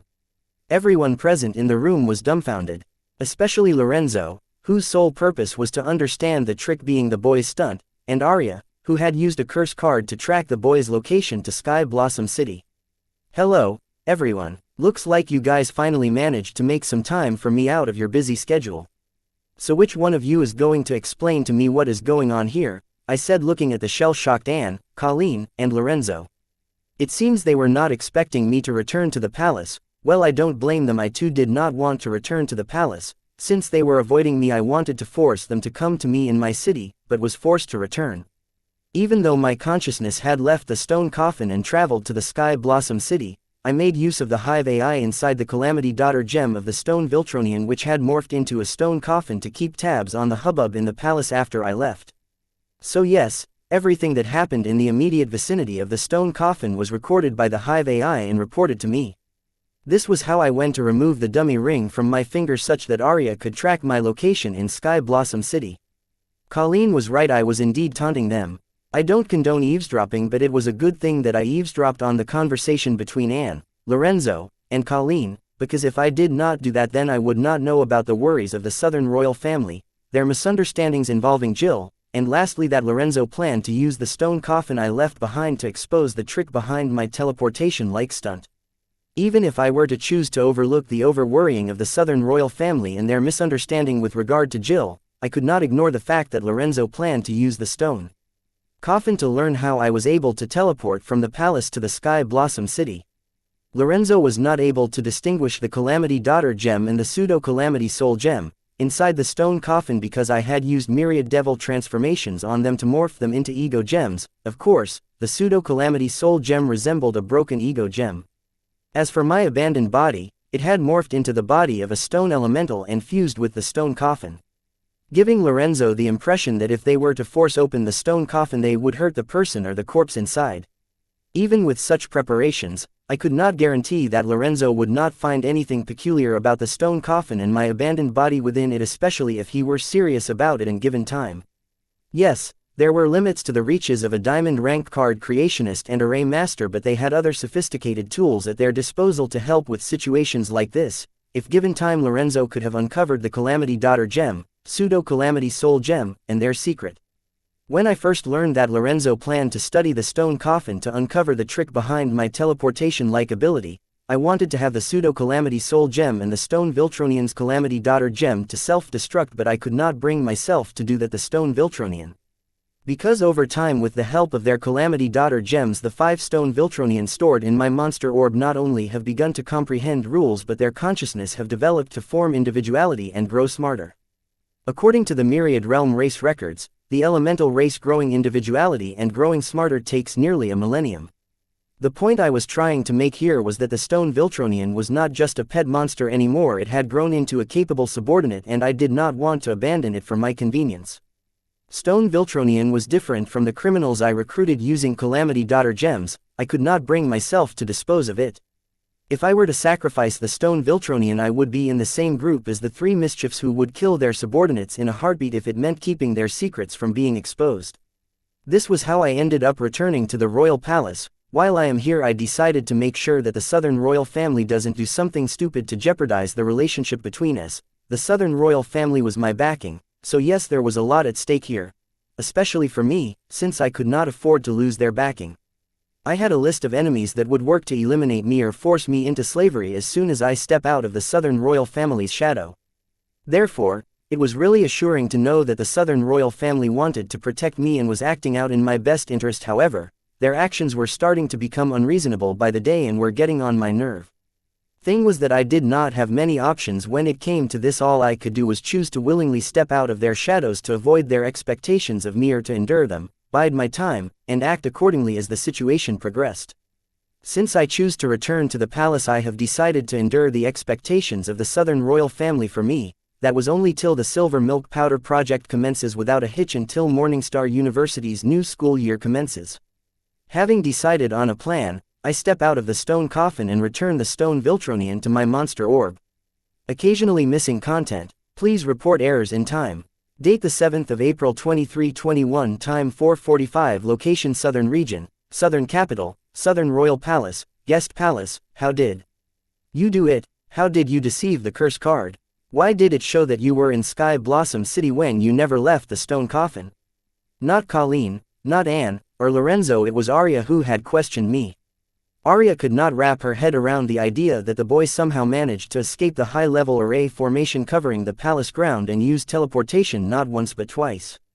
First, when he teleported out of the palace, and now, when he teleported into the palace. Arya did not understand how the boy was doing it, so instead she jumped to the conclusion that the boy never left the palace grounds and used a trick to fake his location, as it was easier for her to believe the latter over the former. Why was this? Mostly because she did not believe that no matter how much of a prodigy a card soldier was, there was no way he would be able to escape from the detection of the array formation covering and protecting the palace grounds for centuries and teleporting in and out of it. However, she was willing to believe that he was capable enough to trick a rare grade curse card. Explaining that a person interprets the reality they see based on what they can believe as what they understood and not as what it was. Believe what you want to. I did not bother to correct Arya, nor did I add to her misunderstanding, because she would not believe the explanation I gave her unless it involved the secret to the pseudo-calamity soul gem.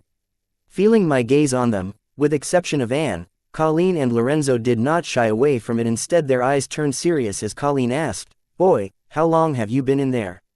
Unlike Arya, the trio of Anne, Colleen, and Lorenzo believed that the boy had indeed used teleportation to move to the Sky Blossom City and return to the palace because they were tracking the movements of his grimoire.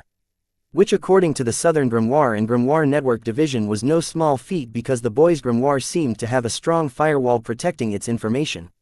All they managed to get was that the boy's grimoire was used in Sky Blossom City sometime before and after he walked out of the stone coffin. This was the reason why Anne, Colleen, and Lorenzo were not clear when the boy returned to the palace in his stone coffin. "Your Highness, it doesn't feel good to be eavesdropped on, does it?" I commented, reminding Colleen that she was the first to eavesdrop on him, during his private call with Jill. "Boy, assuming you have heard it all, what do you think? Was I wrong to forcefully bring you to the palace without your consent?" Instead of giving the boy a silly explanation as to why she brought him to the Southern Palace without his consent, Colleen decided to let the boy decide for himself if what she did was right or wrong. "Nope, don't use that trick on me. The question here is not whether what you did was right or wrong, but why you did it." Colleen wanted to use the phrase, "the end justifies the means," to defend her actions and avoid giving me an explanation for them. However, I did not plan to let her off that easily. Yes, I had chosen to endure her expectations of me, but that did not mean that I would docilely do everything she asks of me. Listening to the boy rudely confront Colleen, Anne, and Lorenzo, Aria's brows frowned. The rage she felt for the boy and his actions was unexplainable. She wanted to grab the boy by his hair and smash his head on the floor while asking him to atone for his sins. However, Aria controlled herself and endured the boy's rude behavior, as she had gathered from the conversation between Colleen, Anne, and Lorenzo that this boy was important for the future development of the southern region. Fine, I did that because you asked me to. Seeing that acting as if she did all for the boy's good would not be enough to keep the boy from complaining about it, she decided to be shameless. When exactly did I do that? I don't remember asking you to put me in a cryo-sleep and take me to the southern capital, I asked. Well, you didn't exactly use those words, but were you not the one who said that you will prove that you are capable of delivering on what you promised if you had the appropriate tools? Well, the tools you needed were of sensitive nature, you should know that better than me, so I cannot bring them to you. Instead, I chose to bring you to them. As it happens that the tools you ask for are being produced and assembled. Until then, the royal family is happy to have you as our guest, Colleen explained in coded words such that she would not end up revealing a single hint of the top secret information to Aria, who was also in the room but did not have the clearance for it. Listening to Colleen's smartass argument, I frowned, as it was not what I was expecting her to say. What was I expecting her to say? I was expecting her to apologize for her actions. An apology, that was all I was asking of her. However, what I got was far from an apology but a smart-ass counter. Yes, I did say that if I had the dungeon relocation apparatus, I would prove to her that I could create conditions to summon a dungeon similar to Silver Beach Dungeon. This by no means meant that I gave her permission to freeze me in an ice block and abduct me. I don't care for her argument that due to the sensitive nature of the dungeon relocation apparatus, making it impossible for her to bring it to me, so instead she chose to freeze me in an ice block and bring me to it. That doesn't cut it. Occasionally missing content. Please report errors in time. Date the 7th of April 2321, time 4:54, location Southern Region, Southern Capital, Southern Royal Palace, Guest Palace, Wyatt, savor your stay at the Southern Palace. If you require any assistance, Aria will be at your service. Once the essential resources for your mission are ready and organized, I'll get in touch with you, Colleen conveyed as she got ready to depart. I knew that I couldn't expect an apology from her, and had to endure her overprotection for the sake of the Silver Milk Powder project. So, I expressed my frustration to Colleen. What exactly do I do here till? With the supreme leader and matron hunting me and Silver Milk Powder patent and shares in my hands being eyed by the world, right now I was in such a position that I could only trust my back to the Southern royal family thanks to the soul contract Anna and I entered with the world's will as the witness. This was why, despite my numerous complaints about their overprotectiveness, I continued to stick with them. Because the day Anna and I entered a soul contract with the world's will as a witness, thanks to the terms mentioned in it, unknowingly I had chosen a side in this world's struggle. One could also say that the Southern royal family was the family that I choose, or at least that was what it looked like in the eyes of the foreign forces. Hence, in order to ensure my survival, I must not only rely on the success of the Silver Milk Project for financial gain but also on the support and prosperity of the Southern royal family. To accomplish both objectives, there was only one path I could pursue: creating a dungeon akin to the renowned Silver Beach Gate dungeon. Once this task was accomplished, I planned to relocate to Morningstar University. What do I know? Just do what typical youngsters do, Colleen retorted indifferently. With a straight face, I asked Colleen, you mean underage drinking, experimenting with drugs, and sexual activities? ... Colleen gave the boy a long hard stare and vanished from the room after saying, do as you see fit, as long as you are within the palace grounds I won't care. Aria's complexion turned into a shade of crimson in response to the boy's words. Even though they were completely uncalled for and discourteous, she couldn't deny the truth behind them. Many of her acquaintances indulged in such activities, and had it not been for her family's strict principles and her aspirations to serve her hometown, Aria may have dabbled in illicit substances and promiscuity as well. But her present standpoint was far removed from such recklessness. Aria was left astounded upon hearing Colleen grant the boy the freedom to conduct himself as he pleased within the palace grounds, a privilege exclusive only to the members of the royal family.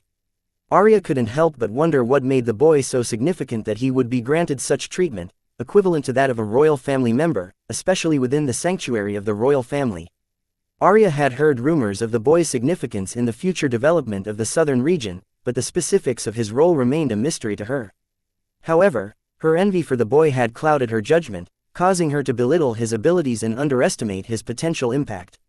Even though Arya harbored discontent towards the boy, she chose to maintain her composure and fade into the background of the room. As the boy's appointed bodyguard, she felt it was her duty to make him feel at ease, and she didn't want her presence to cause any discomfort. Arya made a conscious effort to keep her distance, as if she were not even there, while still ensuring the safety and protection of the boy remained her top priority. "I have come to a decision regarding my stay here," I declared, turning my gaze towards Lorenzo. "As a form of compromise, I request that you grant my people clearance to leave the southern region and relocate to the central academic region." My statement held an air of authority, as I made my demands known without any hesitation.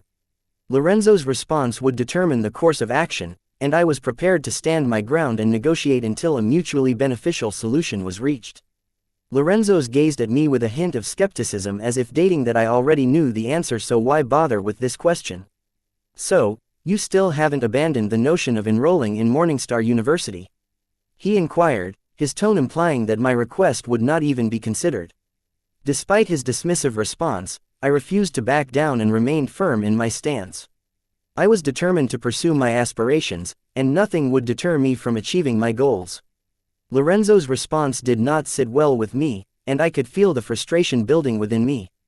"That is not the question," I retorted firmly, my brows furrowing with displeasure.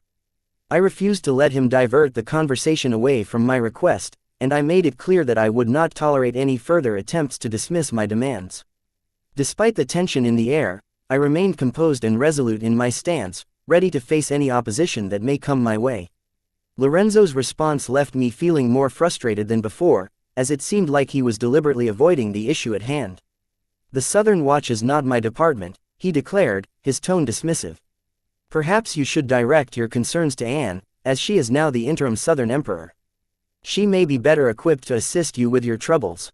With that, Lorenzo took his leave, leaving me, Anne, and Arya alone in the lavish bedroom. Despite the setback, I remained determined to find a solution to my problem and was ready to explore all possible avenues to achieve my goals. I turned to Anne with a glimmer of hope in my eyes, but her response dashed any expectations I had. "Wyatt, don't look at me," she said firmly. "I cannot do anything regarding this matter. Just because we know each other does not mean I am willing to bend the rules for you." Her words were straightforward, leaving no room for negotiation or persuasion.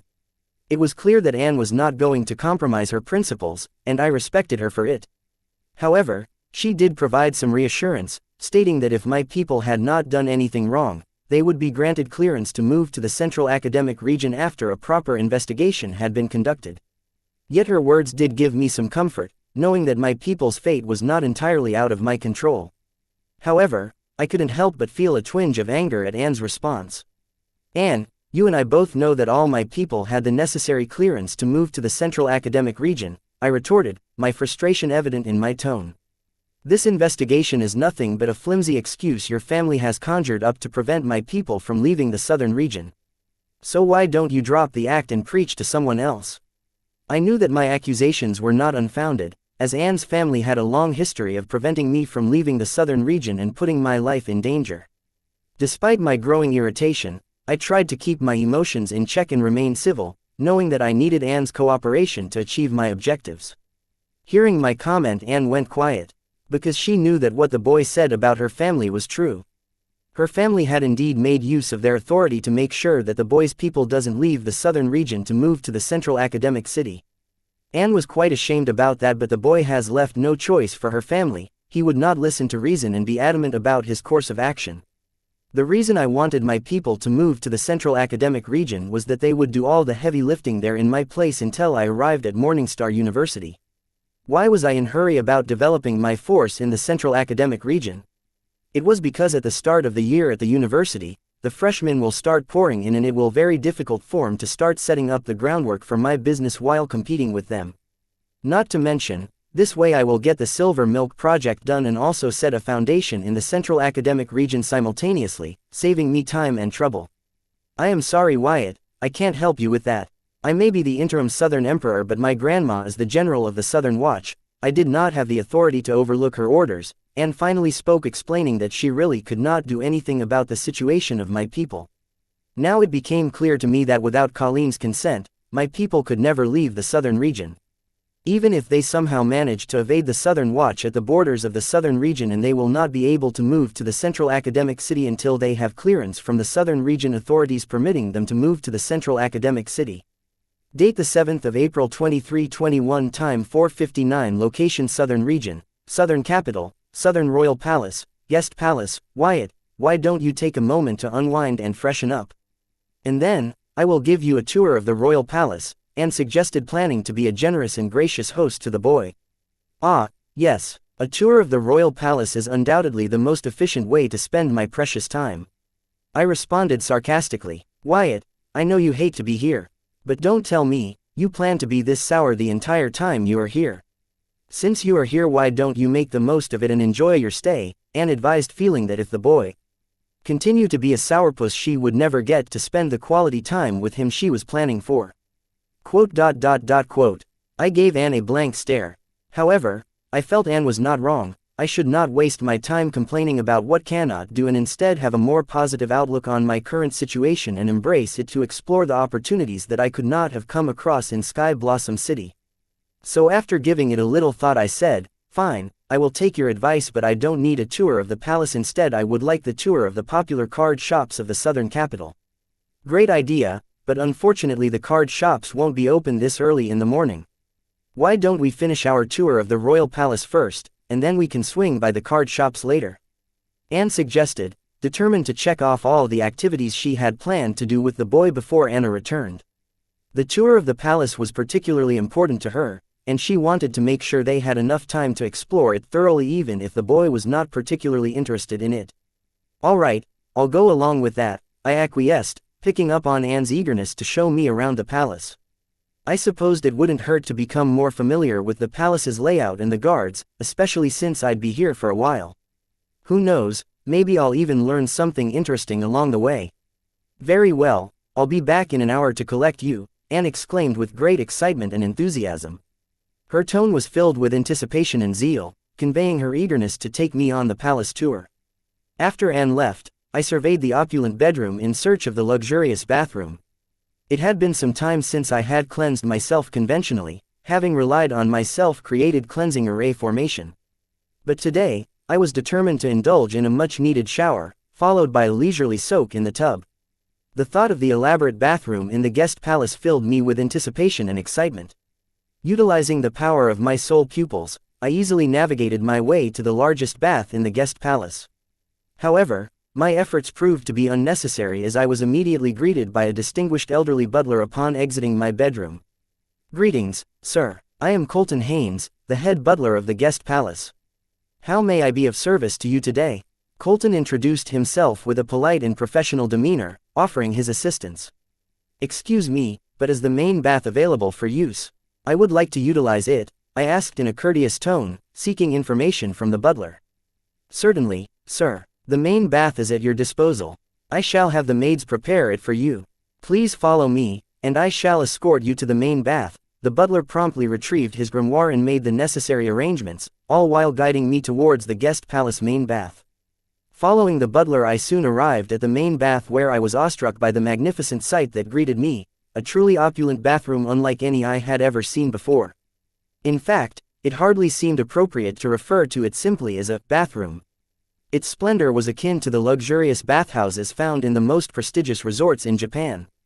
Is the bath prepared for the esteemed guest? The butler asked the maids. Yes, sir, the maids nodded in unison, indicating all the arrangements were made as per the head butler's instructions. Excellent, Colton acknowledged the maids with a nod of his head. He then turned to me and said, Sir, please enjoy your bath.